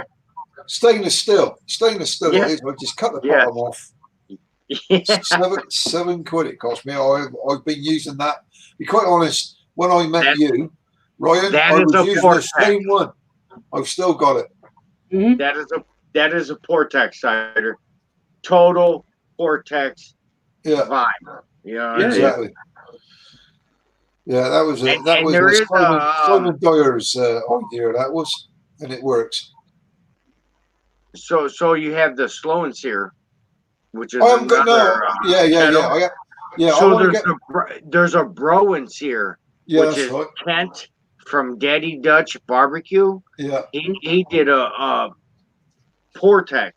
You know what I mean? Yeah, like yeah. Vortex. He did the bro and Bro and sear. yeah. Yeah, I got a little 18.5 Jumbo Joe. The old Jumbo Joe that they don't make anymore. I managed to get one second hand. I had a nice grill made, custom grill. And I Yeah. want to get a slow and sear for that. So when I go off in my van, I can do everything. I can do a bit of low and slow. I ain't got to take everything with me. You could probably get like Kent's Bro and Sear was just a couple of baskets, wasn't it? Sort of. Yeah, well, you could. Yeah, it was the Weber baskets, and he just disconnected and reconnected the two together. Yeah, that's So, right. so you could probably get away with just using one in one of them little Jumbo Joe's backs. Yeah, but the Jumbo Joe's bigger than the little one that we get over here now. So it's the same size as the small. It's like the small Weber with the without the catcher in the bottom, like we have over here. So it's 18.5 instead of I'm trying to think of inches, the American inches to our. 22 is our The standard. small one, as opposed to the big one with the hole in the middle. Well, we got the And then you got little Joe. We got a the little little Joe. Joe. That's right. I've got Yeah. a little Joe, which Yeah. is really small, and then Yeah. I picked up a Jumbo Joe the other day when I'm not supposed to have gone out because we were all locked down. I went, it's so cheap, I'm going. And I went and picked it up down in Bournemouth, and then got me mate to make me a. Well, you've seen that. You must have seen it, Ryan. Yeah, you're great. It's really That nice. Texas great. That was lovely. But that was off. That was an American custom thing that I found, and I like the look of it. And I just said to him, I said, "Can you make it?" And he went, "I can make that. Not a problem." So he did it. But I've actually got two of them. Actually, I can go and show you for the guys that haven't seen it. I'll go and show you the one that I've got. Hang on, let me go and get it. Yeah, okay. See there. Yeah, the guy who makes these over here, he just uses I presume it's a plasma cutter by the detail he gets in on these grates he makes. They really do look good, to be honest. I don't know. I can acquire sheet metal if I need it, so I probably wouldn't buy one because they all do the same job, if you know what I mean. But they look really, really nice. Smoking. Long ass live tonight. That's true. I've been on this 5 hours. Mike, you're still here? All right. We got some viewers. Yeah. Oh. Hang on, we're back. There you go. Hey, that's nice. That's cool, isn't it? Well, this one is oversized because that was for the Jumbo Joe. But when he said to me, he said, "Is it for the Jumbo?" I said, "Yeah." He said, "That's an 18.5." I said, "Yeah." So he did it as 18.5, which is the external, not the internal. So I've actually got this one now. I'm going to pin on the wall, and he sent me another one that's in the Jumbo Joe. But that is pretty cool, isn't it? Yeah, it's really, really smart. That at the top is my old bike club. So I used to be the president of the Road Dogs, big international club. So that's Road Dogs forever Road Dogs. That's pretty cool, Cider. But it's a nice. It's pretty thick. I don't know if you can really see how thick it is, but it's a nice job. Yeah, it's pretty heavy gauge. Still, isn't it? Yeah. You got to keep stainless. No, it's not stainless, so you got to treat it like a wok. Okay, just carbon steel. Yeah. But yeah, it's a good job. Just keep it greased, and it's fine. So don't wash it. Yeah, basically. Yeah, but yeah, very good. It does stuff really nice. It does a steak lovely and leaves some nice marks on the steak. So yeah, I'm really pleased with it. But yeah, after I posted a little video on Instagram of that, this I was saying to Ryan, this guy from from London, contacted me and he said, "Who did it?" He said, "I've got some work. I'd like to put his way. So if you can put me in touch, we can come to the right whatever." He said, I'll send you something in return. So all of a sudden, I had all these bags of charcoal turn up, which was cool. So I'm probably all right for the foreseeable summer of charcoal and everything now for different things in it. I've got charcoal briquettes from Coco, what's it called? Coke. I can't remember the bloody name of them.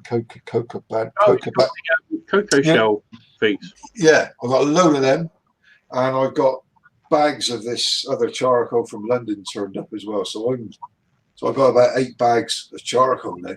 Big bags, cocoa shells, everything. And cost me a penny. Yeah. Oh, that's pretty bang tidy, man. So so I got to sort of see if I can. I mean, you've probably been seeing I've been posting bags of this and things of this and things of that. But I'm going to see if I can do some videos with it as well. But those cocoa shells, they're brilliant, and the smell that they give off, fantastic. Do you get much ash with them when they go? Or? They just disappear. They disappear to nothing. They literally disappear. But you can hang on. Just let me dog out the door before he puts his paw through the door. Hang on. Come here. Was that Amazon at the door? Was it that? Was that right? I said you get Amazon. Was it a special delivery or something? Oh. Man, it was a combination. It was a ring of the doorbell. Yeah, I'm gonna have to do that. I didn't know if it was the side door or the front door. Then I was thirsty, so I had to go get a beer from the garage. Leprechaun Studios, you know that. Yeah. So I'm back. You're back. I'm back, mate. You sounded bloody Australian then. I'm back, mate. Good day. I'm not Irish. Fuck. I got to do better Irish shit. Yeah, I've been on the cider already. I can't be fussed to go and get any more. So this is the last one, fellas. We're on the posh stuff. I'm all out of beer after this one. Yeah, right. Those briquettes.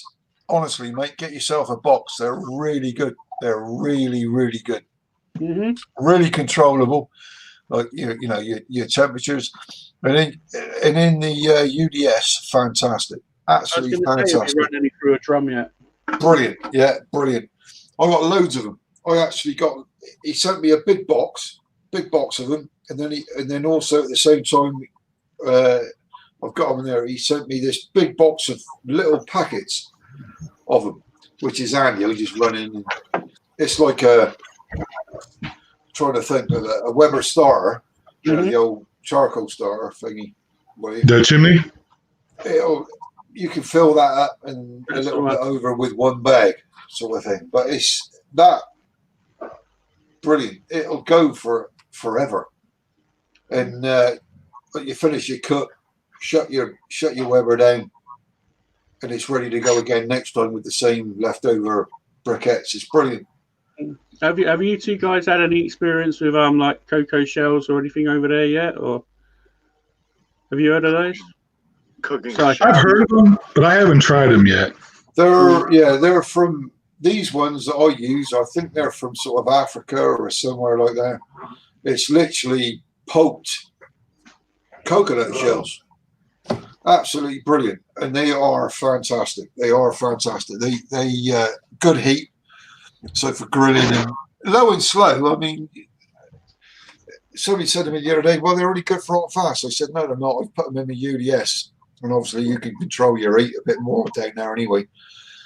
And they've gone for hours and hours, just as good as Weber, if not better. And they smell beautiful. They really do. Make me feel hungry just smelling the briquettes. I've got another dog that wants to go out now. Hang on. Go out, man. Man, the postman's busy tonight. There's a lot of deliveries going on in the UK at the moment. It's a busy time of the year, apparently. Apparently it is. Amazon's doing good business. They're flying, you know. The distribution depots are absolutely something else. 24/7 apparently over here. But, you know. So anyway, how you doing, Jimmy? What's going down with you? Well, today I would have jumped on earlier, but I've been trying to empty the water off the top of my pool cover. Mm-hmm. So I'm going to try and open up the pool this weekend. Nice. We're busy working on that. That's pretty cool. We got a little hot tub thing, but we haven't got a pool. Would be nice, but our garden's on a bit of a hill, and to dig it all out would be. I got a new barbecue toy. I got a rotisserie for my Weber kettle. Oh, so the ring that holds it, and then the rotisserie thing. So I'm going to try and fire that up this weekend and do a chicken or something. Oh, I'll tell you what, chicken. It's a game changer, the rotisserie. It's just so easy and nice. I've got a rotisserie on my gasser. I use it all the time. But I just got one for the kettle. I've only got one for the kettle, and I'll tell you what, I've done so many cooks on it this year. Just because it's easy. Do you put the coals off to the side when you do the rotisserie? Yeah. Put a water pan under it as well, just so it catches water pan?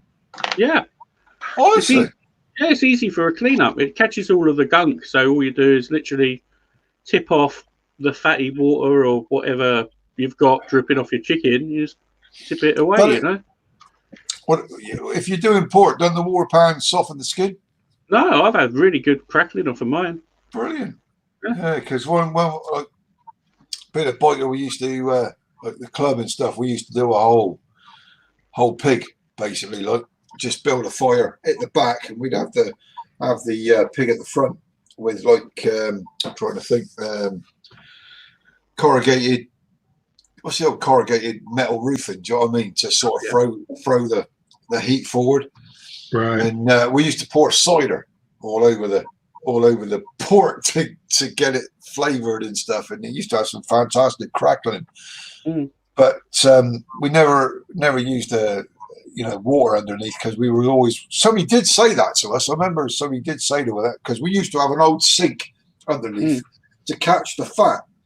Yeah. And somebody said, why don't you put some water in there and get a bit of steam? And they all went, no, because it'll mess the skin up. So we never did use any water pan under that. But that's interesting to know that. Well, the only reason I done it is because, like, a kettle is an expensive, semi-expensive piece of equipment you got. If you can put a pan under it or sort of like a water pan, it just makes the cleanup easier. That's why I primarily done it. And equally as well, you're getting the steam, and that's in the lid, so it just helps the cooking process. Yeah. I put a pan underneath everything I cook in every cooker I've got. Yeah. Just because cleanup's easier. Yeah. If I don't have all that ton of grease in there, I don't have to clean it up. I usually put a tinfoil pan over and stuff in the Weber. Yeah. But if I'm using me big smoker, I don't use any water at all. The only time I use water is in the little what's the they're gonna be little smoker. Oklahoma Joe. I use a water pan. But the big offset I don't use nothing at all in that. That thing just cooks. Whatever you put in it, it cooks. It's fantastic. Yeah. Fantastic bit of kit. Sometime, Ryan, like I said to you earlier, come to Swindon and have a cook. If you have a heat source, you could cook. Yeah. I've done a brisket and ribs on a flat top griddle. Oh yeah. Yeah. I've got my dog trying to get in again. Hang on. You're gonna come in.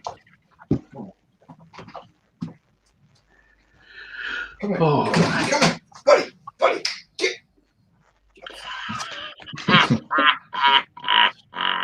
He's gone under the bed. I had to jack my bed up so he could. When he was a pup, he used to sleep under the bed, and as he grew, he got stuck. So I had to make me bloody bed a foot and a half higher. So it's like sleeping in a bunk bed then. So now you need a ladder to get into bed just for the dog. Yeah. I'll tell you what, it's great to get out of, but if you've had a few, when you fall out, it hurts. All for the sake of the dog. Yeah. Oh, easy. That's Buddy. Kerry. The other one's outside. Hold on. Okay. Mike, hang on. I've lost. Who's Mike?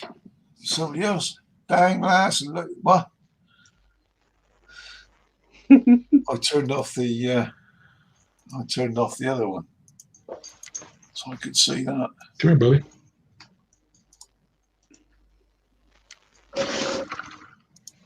So have you got anybody else in there? This is my puppy here, Dodger. Thanks for joining in, Kerry. Have a good evening. Thanks for watching. See you again soon, yeah? Thank you.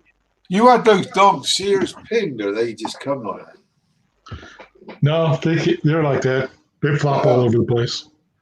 Yeah, because it's weird. In America, you got the sort of German breeds and stuff. They pin their ear, or they used to pin their ears, but over here, that's not allowed anymore. The old, I'm trying to think. The German, what's the German dogs, Ryan? What was the German Shepherd, Alsatian? No, not them. The Rottweiler. Yeah, Rottweilers. Doberman, yeah, Dobermans, that's the one. The Americans used to have the Dobermans with the ears up. Over here, they don't. That's a no-no anymore. Night, Gary. Night. God, you just fancy a fag, and I ain't smoked for 12 years.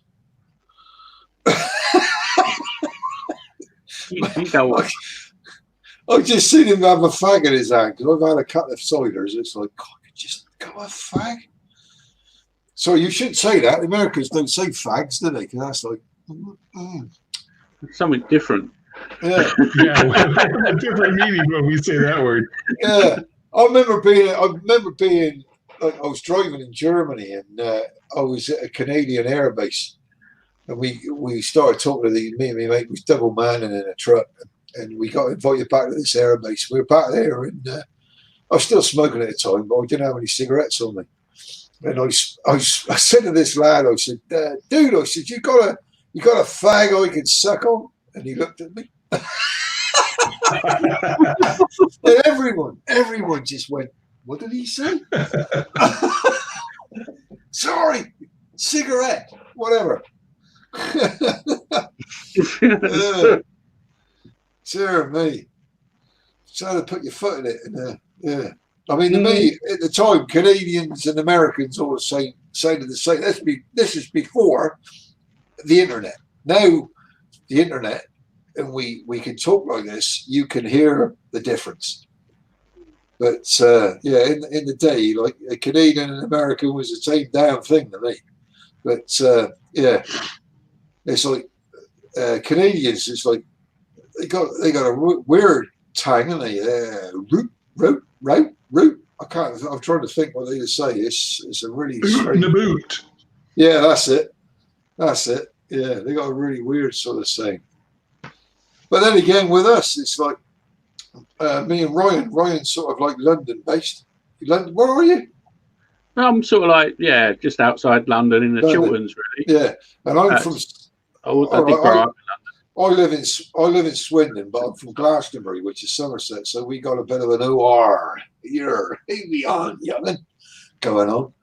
So I suppose it's every part of America's got a different slang going on. What's that? Definitely. Who's that? Who's that? Who's that?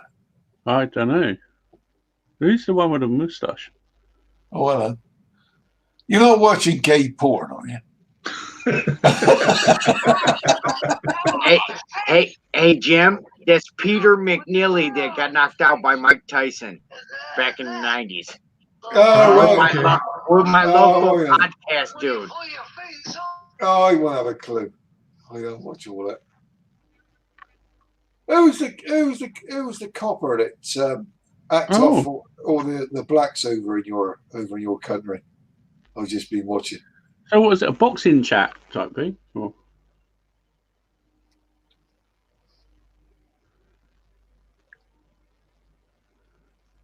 I can't hear him now. Where's he gone? He's laughing, but I can't hear him. I know what he's doing. He's like, you got no modulation, son. You've all gone. Where's he? Sounds like a CB bloody thing there. Got no modulation.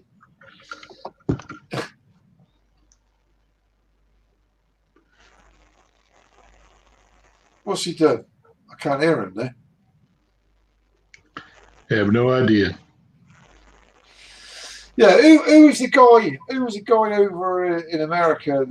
Police bloke that shot a black dude or something? And we've heard loads of stuff over here the last couple of days. And I tell you what, since things started to reopen in the last couple of weeks, people have gone batshit crazy. They gone mental. Yeah. I mean, there was the black guy down south, where the two white guys chased him down and shit. Yeah. And then just Monday, there was a black guy in Minnesota that the cop had his knee on his neck, and he couldn't breathe, and he died. Yeah, that's the one.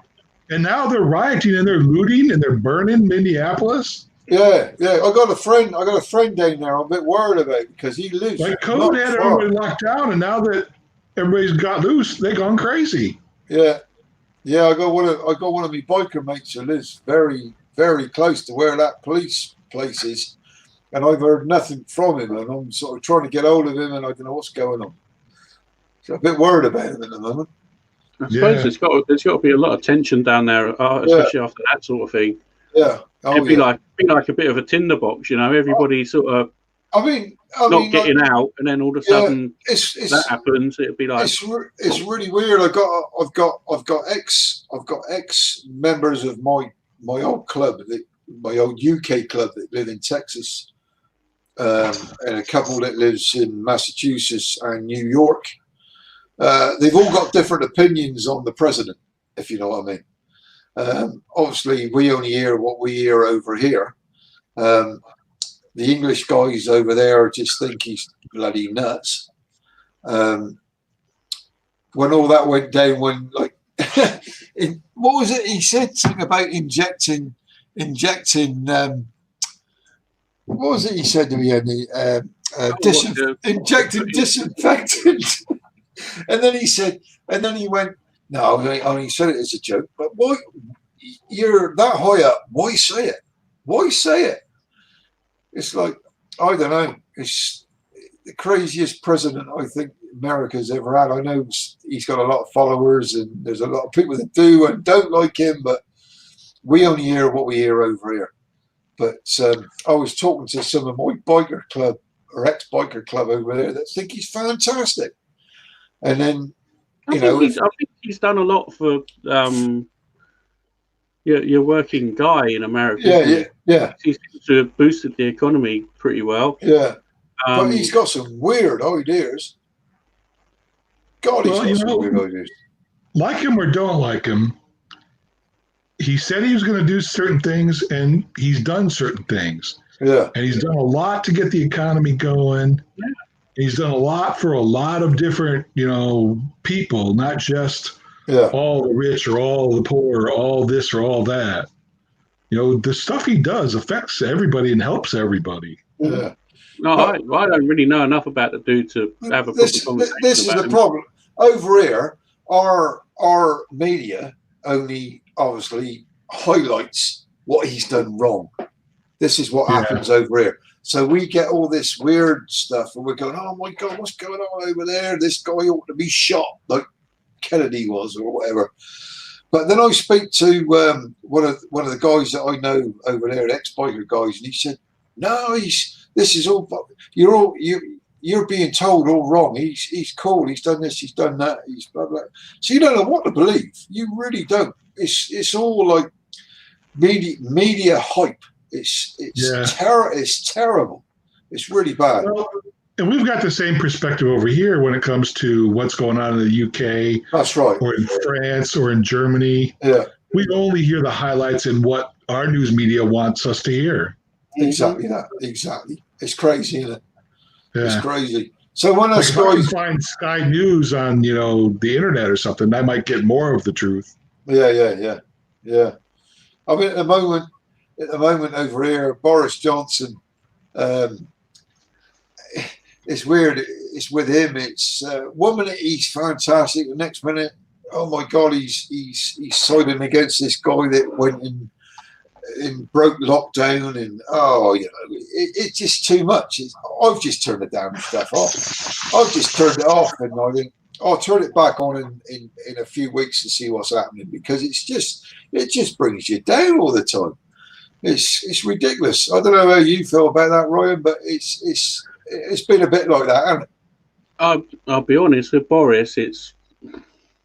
I don't know. He's just a law unto himself, in my opinion.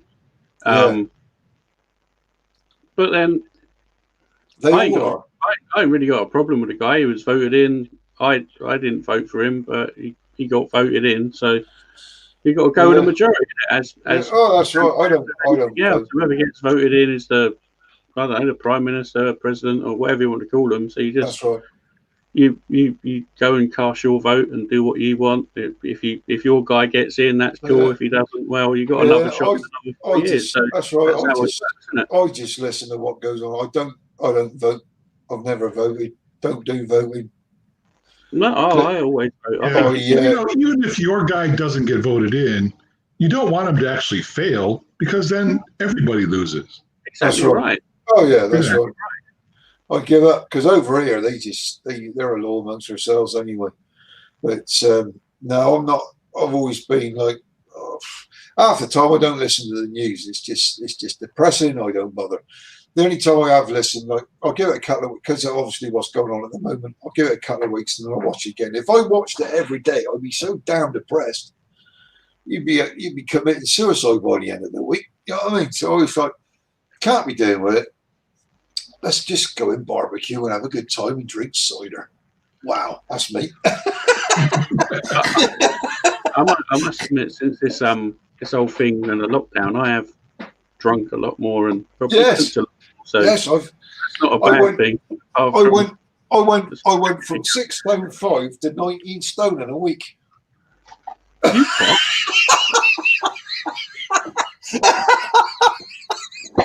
I just went to the liquor store this afternoon and had another bottle of vodka. Yeah. What was it? 2 years ago, I was down to probably 13 stone, and some of the women driver was going, "You're half the man that I met. You're half the man that I met." And then all of a sudden, I got hungry and started barbecuing a bit more. Oh yeah. So we're back to 19 stone again. God dear. It was half of it was to do with that American barbecuer Malcolm. What's his name? Oh, Malcolm Reed. Reed. He's terrible. Can't watch him. I'll just put on 5 stone just watching him. I think Malcolm Reed is an amazing guy. He's brilliant. Yeah, I love it. See, Simon Dyer thinks, I've got to be careful what I say on here because she watches it. Simon Dyer thinks he invented pork belly burnt ends, but I think it was Malcolm. To be quite honest, I watched Malcolm before I watched him, and that's where I seen it.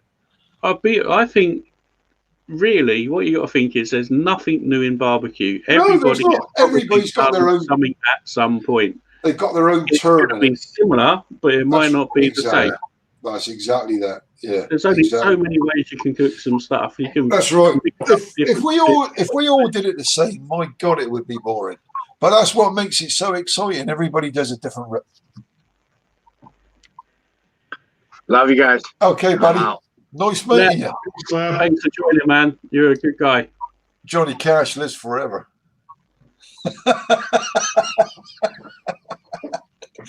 Nice one, buddy. See you again. Love yourself, yeah? OH. I-O. Good old boy. Funny bloke.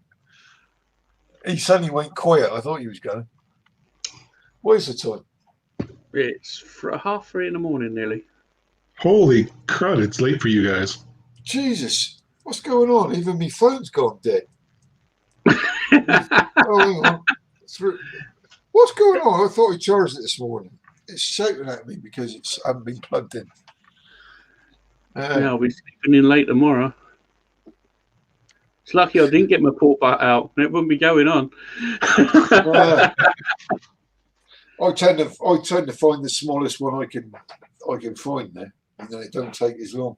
Yeah, I used to be terrible when I bought that big the old barbecue mates. I come out the butchers with this enormous, great big, and it used to take hours. And now it's like, I can't be bothered. Just get a small one and put it on the UES.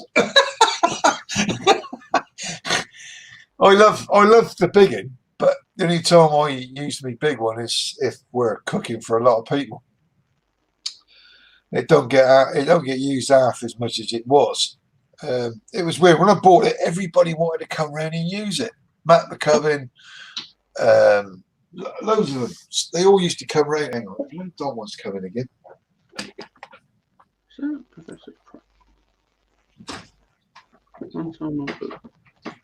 Good lad.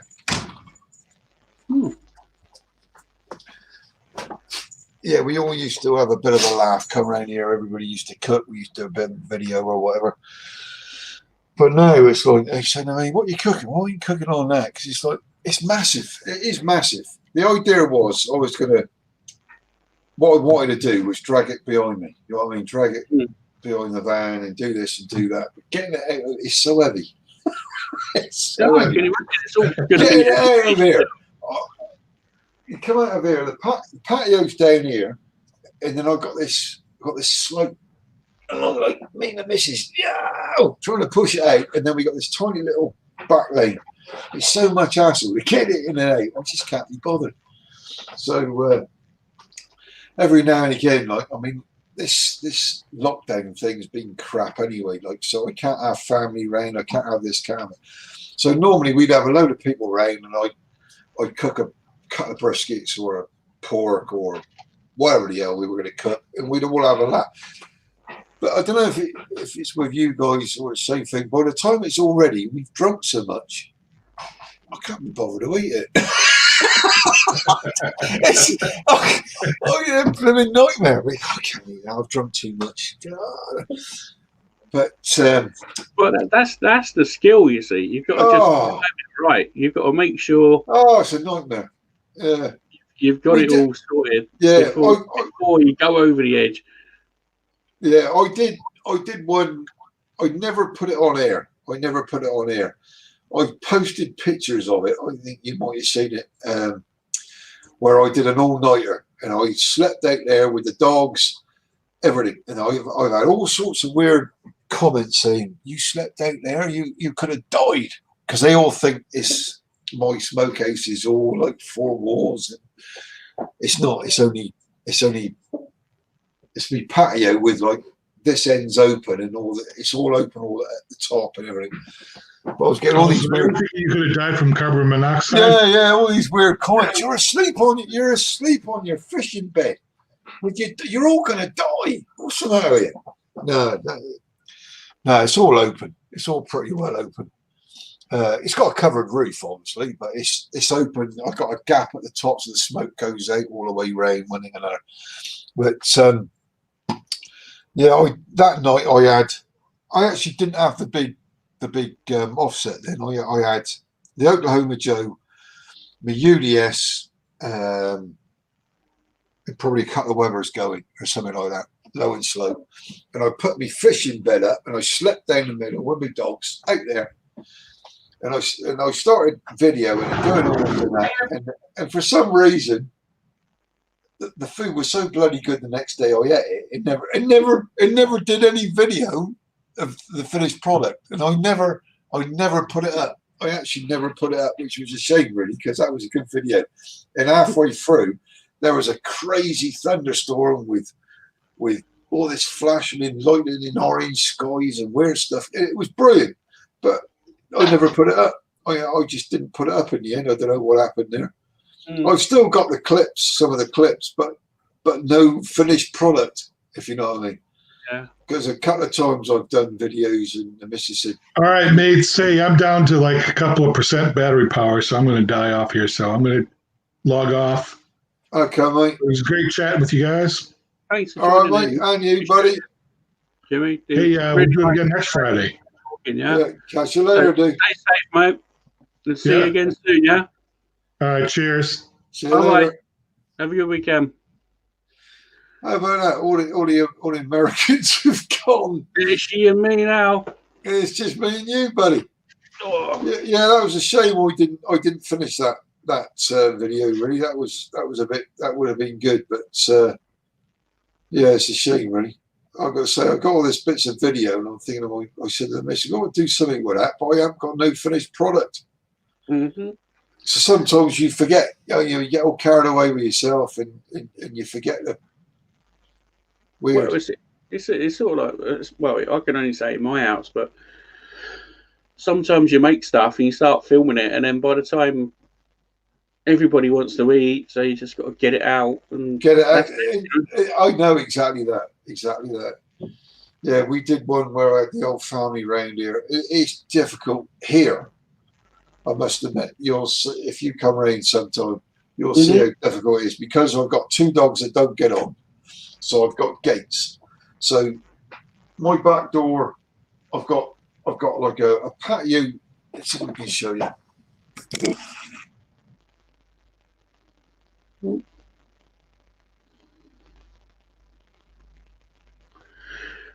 And then there was one.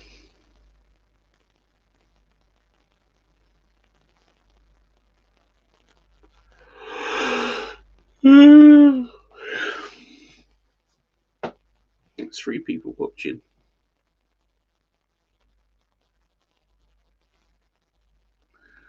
With a bit of a delay.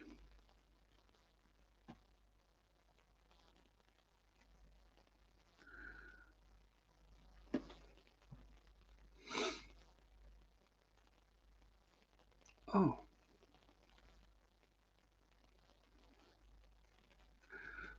So it's been an interesting, but well, sort of live tonight. Food for thought. Ah, here he comes. I lost. Ta-da! Back It went in. off. It all went off. Yeah, I was trying to. As soon as I moved that camera to try to show you something, it all went off. Yeah, we got 2 patio doors and a single door. Yeah. The 2 doors there, between the 2 doors, we've got a fence where one dog can go out, the other dog can go to the other side without coming into contact. Left arm door goes out into my smokehouse, and we've got these pet gates everywhere. So when you're trying to come in and out with food, you got to open these gates, and it's a nightmare, absolute nightmare. But yeah, I get quite frustrated. We got a lot of people here, it's, and the dogs, trying to keep the dogs apart so they don't fight. Yeah, you don't want that. It can get quite stressful. And my missus said, "You're all right, son, you're all right, son." I said, "Oh, too many people, too many people." Because we've had a lot of people here in one go, like all the family. And I get annoyed when people say to me, like family-wise, they say, "What time's dinner?" Do you know what I mean? What time's dinner? Instead of coming over like early and helping out or seeing how it's all done, it's not just like sticking it in an oven. You know what it's like. Yeah. They all come over and they eat and they go, "That really winds me up. Just come over and see how it's done. You know, learn something." No, they don't. They don't. They just turn up and eat and bugger off. Yeah, I quite like that. Just feeding. Like I would happily tinker around with my barbecue or barbecues. I just like being outside and so do I. Like playing around with them. Yeah, with me, I like to teach people how to barbecue. That's how I came to do what I do with Simon. I mean, Simon's more into talking to the public. That's what he does. We do the shows and stuff, you know, and I'll help him. I'll take some of his gear around, and you try to bring me in. I'm more into doing this, filming what's going on and one thing and another, as opposed to talking to the public. I'm not good at talking to public. It's just not me. But he loves all that. But when it comes down to literally talking to the public after a show, and they'll say, "Oh, you know, I've got this, and I'm trying to do it, and I keep burning," and you explain to them how you should be doing to it, and that's what I like, you know, teaching them. But yeah, even my old man, he's still convinced that a barbecue is burnt sausages and burnt burgers and death. If you know what I mean. I think if you've never had good barbecue, you don't know what you're missing. If that makes sense. That's right. Yeah, that's right. It's sort of like a light bulb moment. It's like, actually, this is really good. I've done this before. Or you can just rattle along and but it doesn't really matter what you're cooking, just as long as you're around your friends and you're enjoying what you're doing. I mean, I cook a lot of chicken. I'm always cooking chicken. I love chicken. I mean, I said earlier, chicken don't really taste of anything. It takes you whatever you put on it, but you can make it taste what you want it to taste like.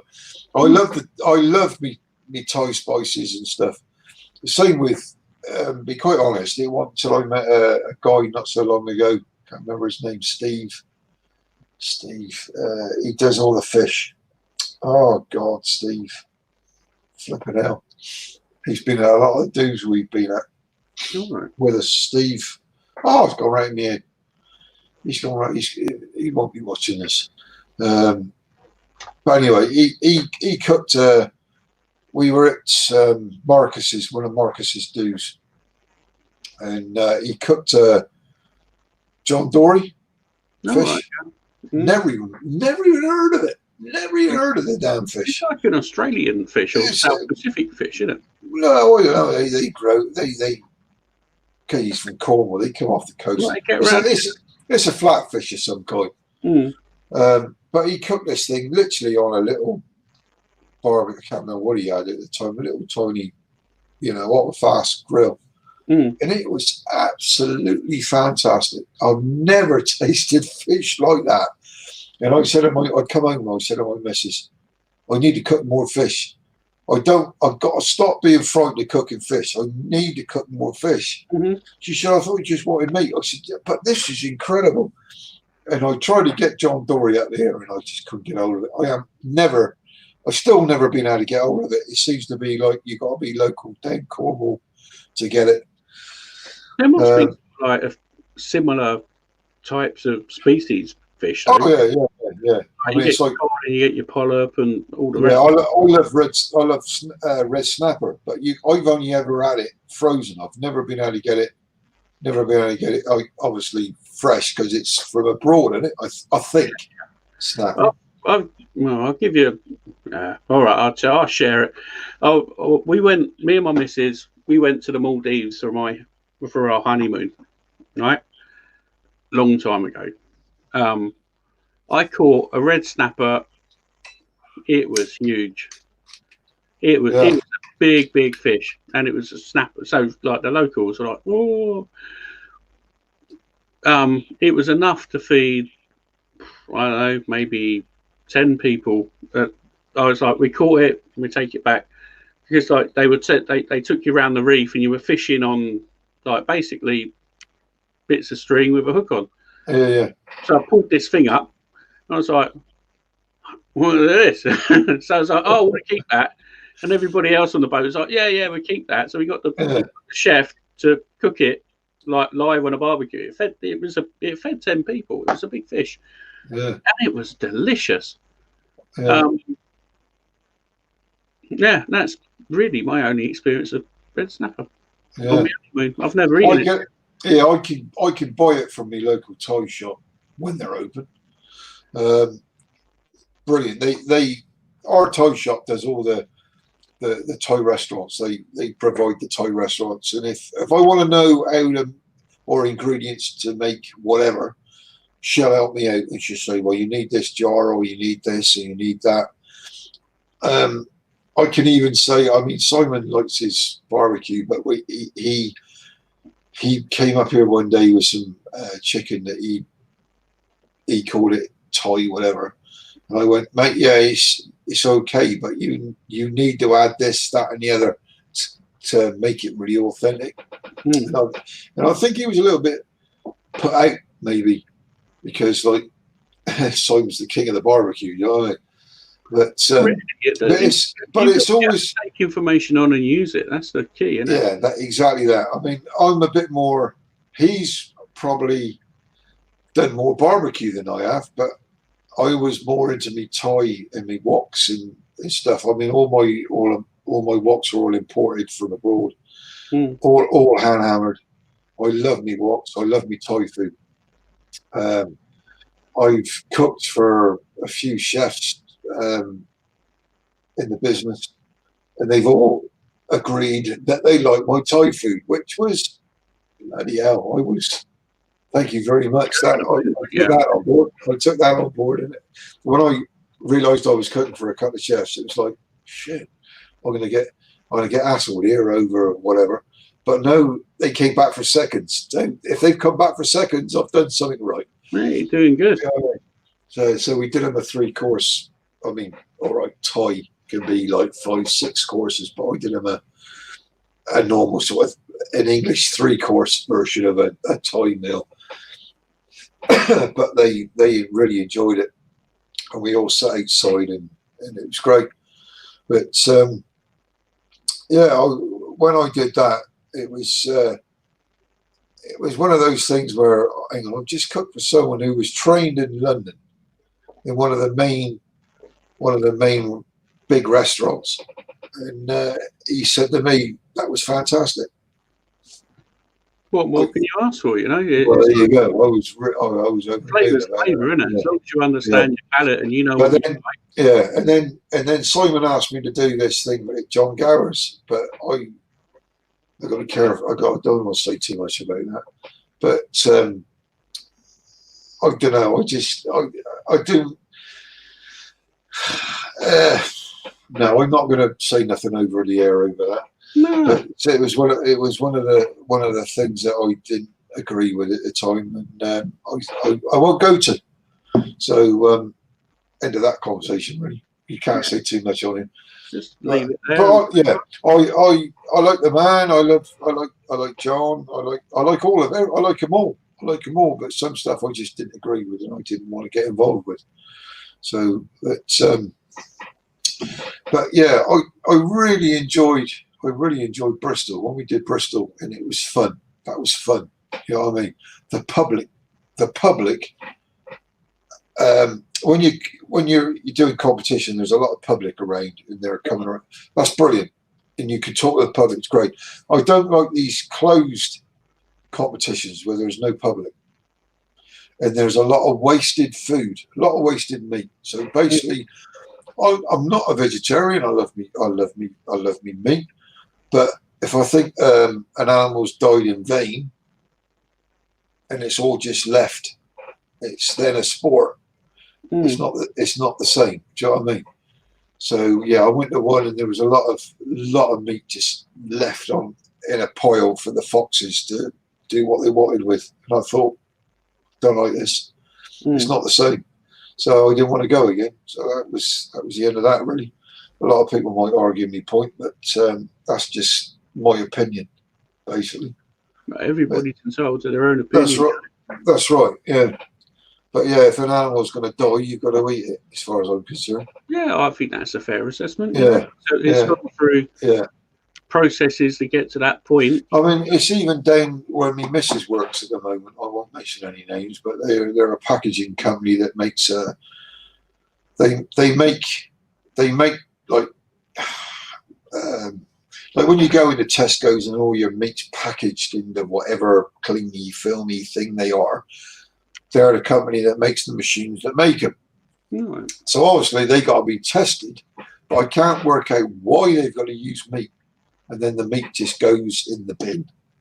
Do you know what I mean? They could just stick a bit of plasticine in there or whatever just to show you how it was wrapped. But like the bird goes in there and there's like a box this big by this big for the chicken, or this big by this big for the pork. Big rolls of pork, and it just gets thrown in the bin. Terrible. That to me is such a waste. A waste. But that is, that's just an opinion. But yeah, these things are all there to let us talk about, I suppose. Yeah, it passes the time, that's for sure.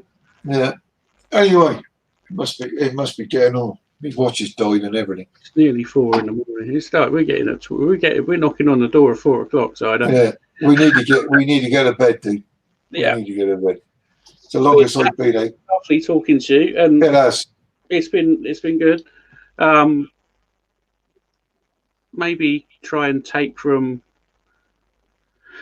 earlier conversations. Try and move something forward. That could be good fun. Having some fun, and I'll put some words out to the people that I know and see if we can bring something on here. I'll be honest, I don't really know anyone. Stuart, who lived up the road, I know them all. I don't know any of them, I know them all. Yeah, I can make a few phone calls and just say, do you want to be interviewed on air and see what they say. I mean, basically, like Pitmaster X and stuff like that. Well, you must watch him. Do you watch Pitmaster X? Not Reese. No, to be honest. You never heard of it? No. Go on YouTube and just put in Pitmaster X. He's Netherlands. He's brilliant, absolutely brilliant. He's just moved out of one house, and he's now got this big, huge farmyardy place where he's just had this massive smokehouse built, and he does live videos. He's brilliant. He's a friend of everyone that we all know. He's worth watching. Might be worth see if we could get him on here. We've done podcasts with him, I haven't, but a few people that I know have. He might be worth a go. Jason Latham, Simon Dyer, John Gower. trying to think who else. Trying to think of his name then. Got it in the head. London. He's just gone out on his own now. He just started. He's finished working for Live Fire Restaurant. What's his name? God, he'll kill me. You never know. Who's gonna watch this at the end of a full? Well, you never know. It might be worth an interview. It might be, it might give you some. Might be good because, like, you get on here, you do well on here. I mean, like, we've all come in here tonight. You've had guys from America. It's a good thing. It's a good thing. We'll have a word anyway. We'll see what we can sort out. To be honest, I know those guys just through going on American chats because they're friendly over, really. Yeah, friendly. they are. Friendly, but you know what I mean? Yeah. They're good guys. Everyone's nice in barbecue, but I've just gone over to America because I found they're really friendly and it's nice to be around friendly people. They are. They're a bit more laid back than some of our guys. It's, how's the old webcam? Is it clear? What, your one? Yeah. Yeah, it's nice. That's all right. What are you using? Logitech.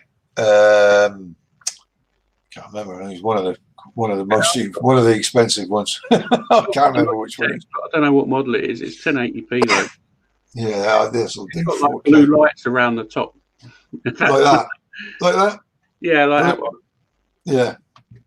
Hang on, see if I can show you hang on, see if I can do it on here. It'll probably be the same one, I expect. Hang on, I'll do it like this. Hang on.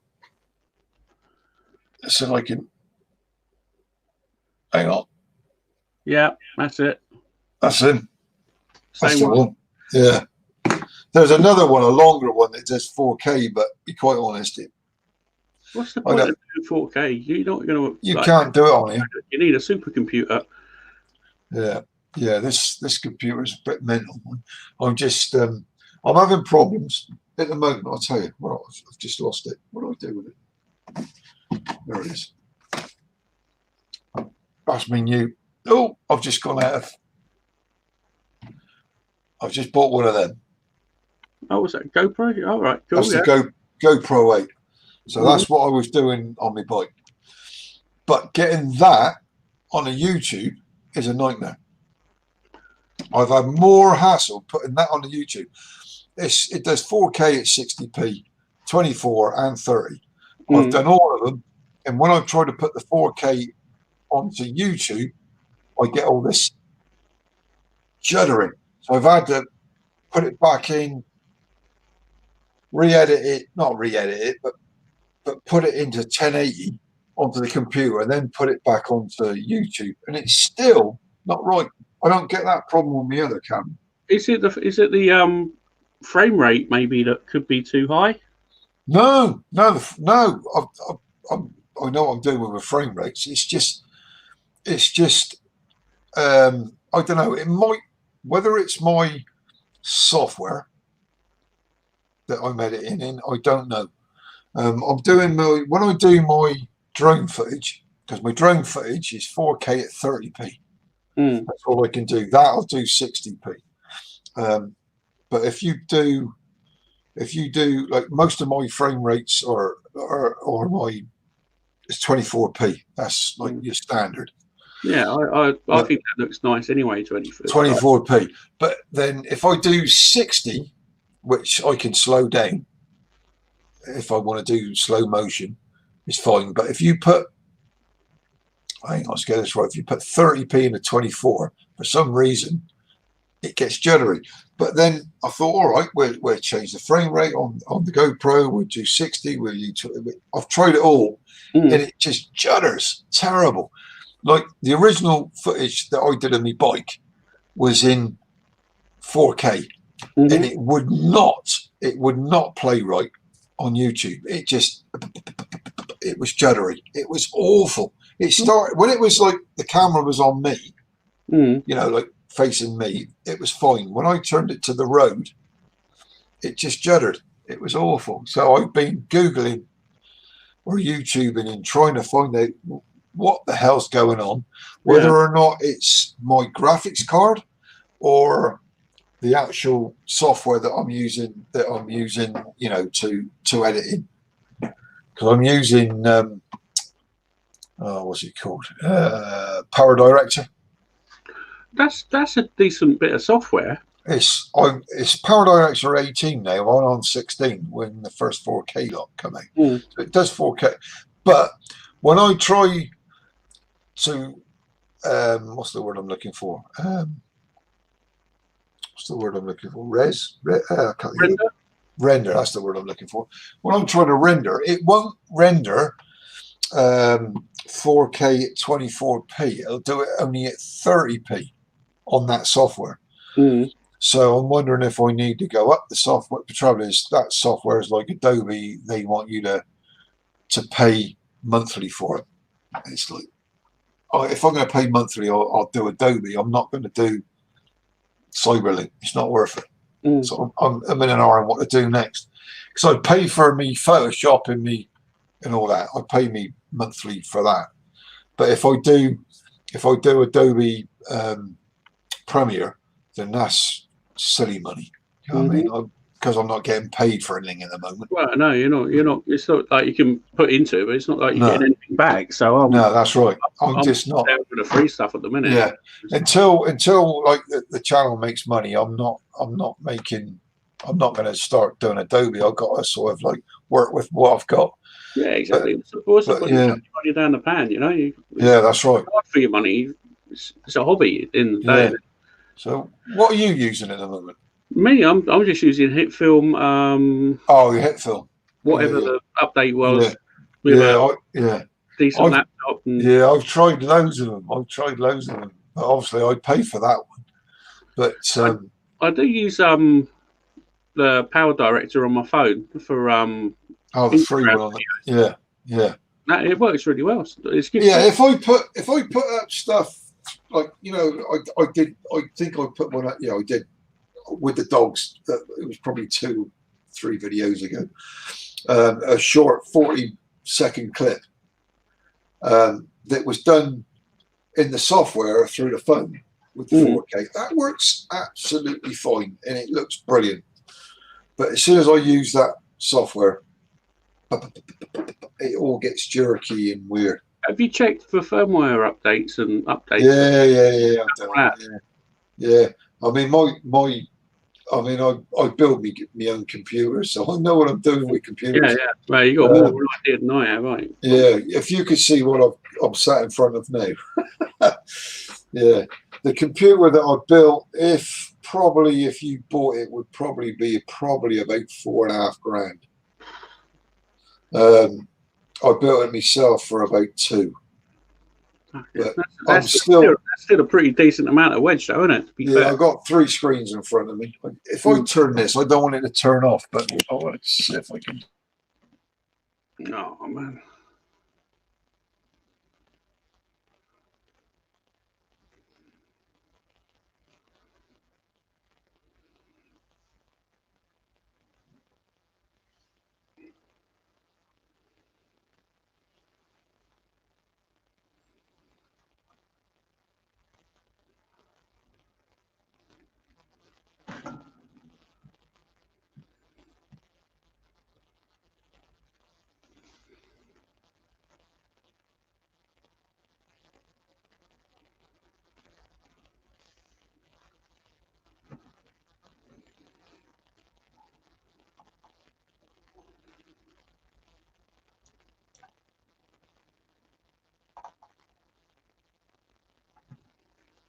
Don't want that.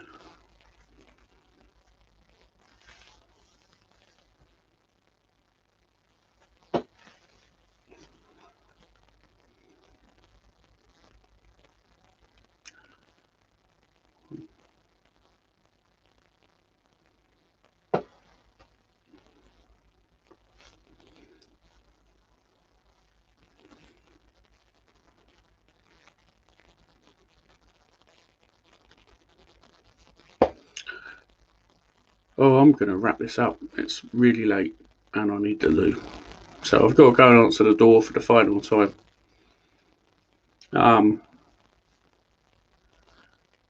Thanks for everybody who's watched and joined in. Yeah, I've got to wrap this up now. So this is Ryan from Ryan Cheese Barbecue and Stuff. Thanks for watching. See you again soon.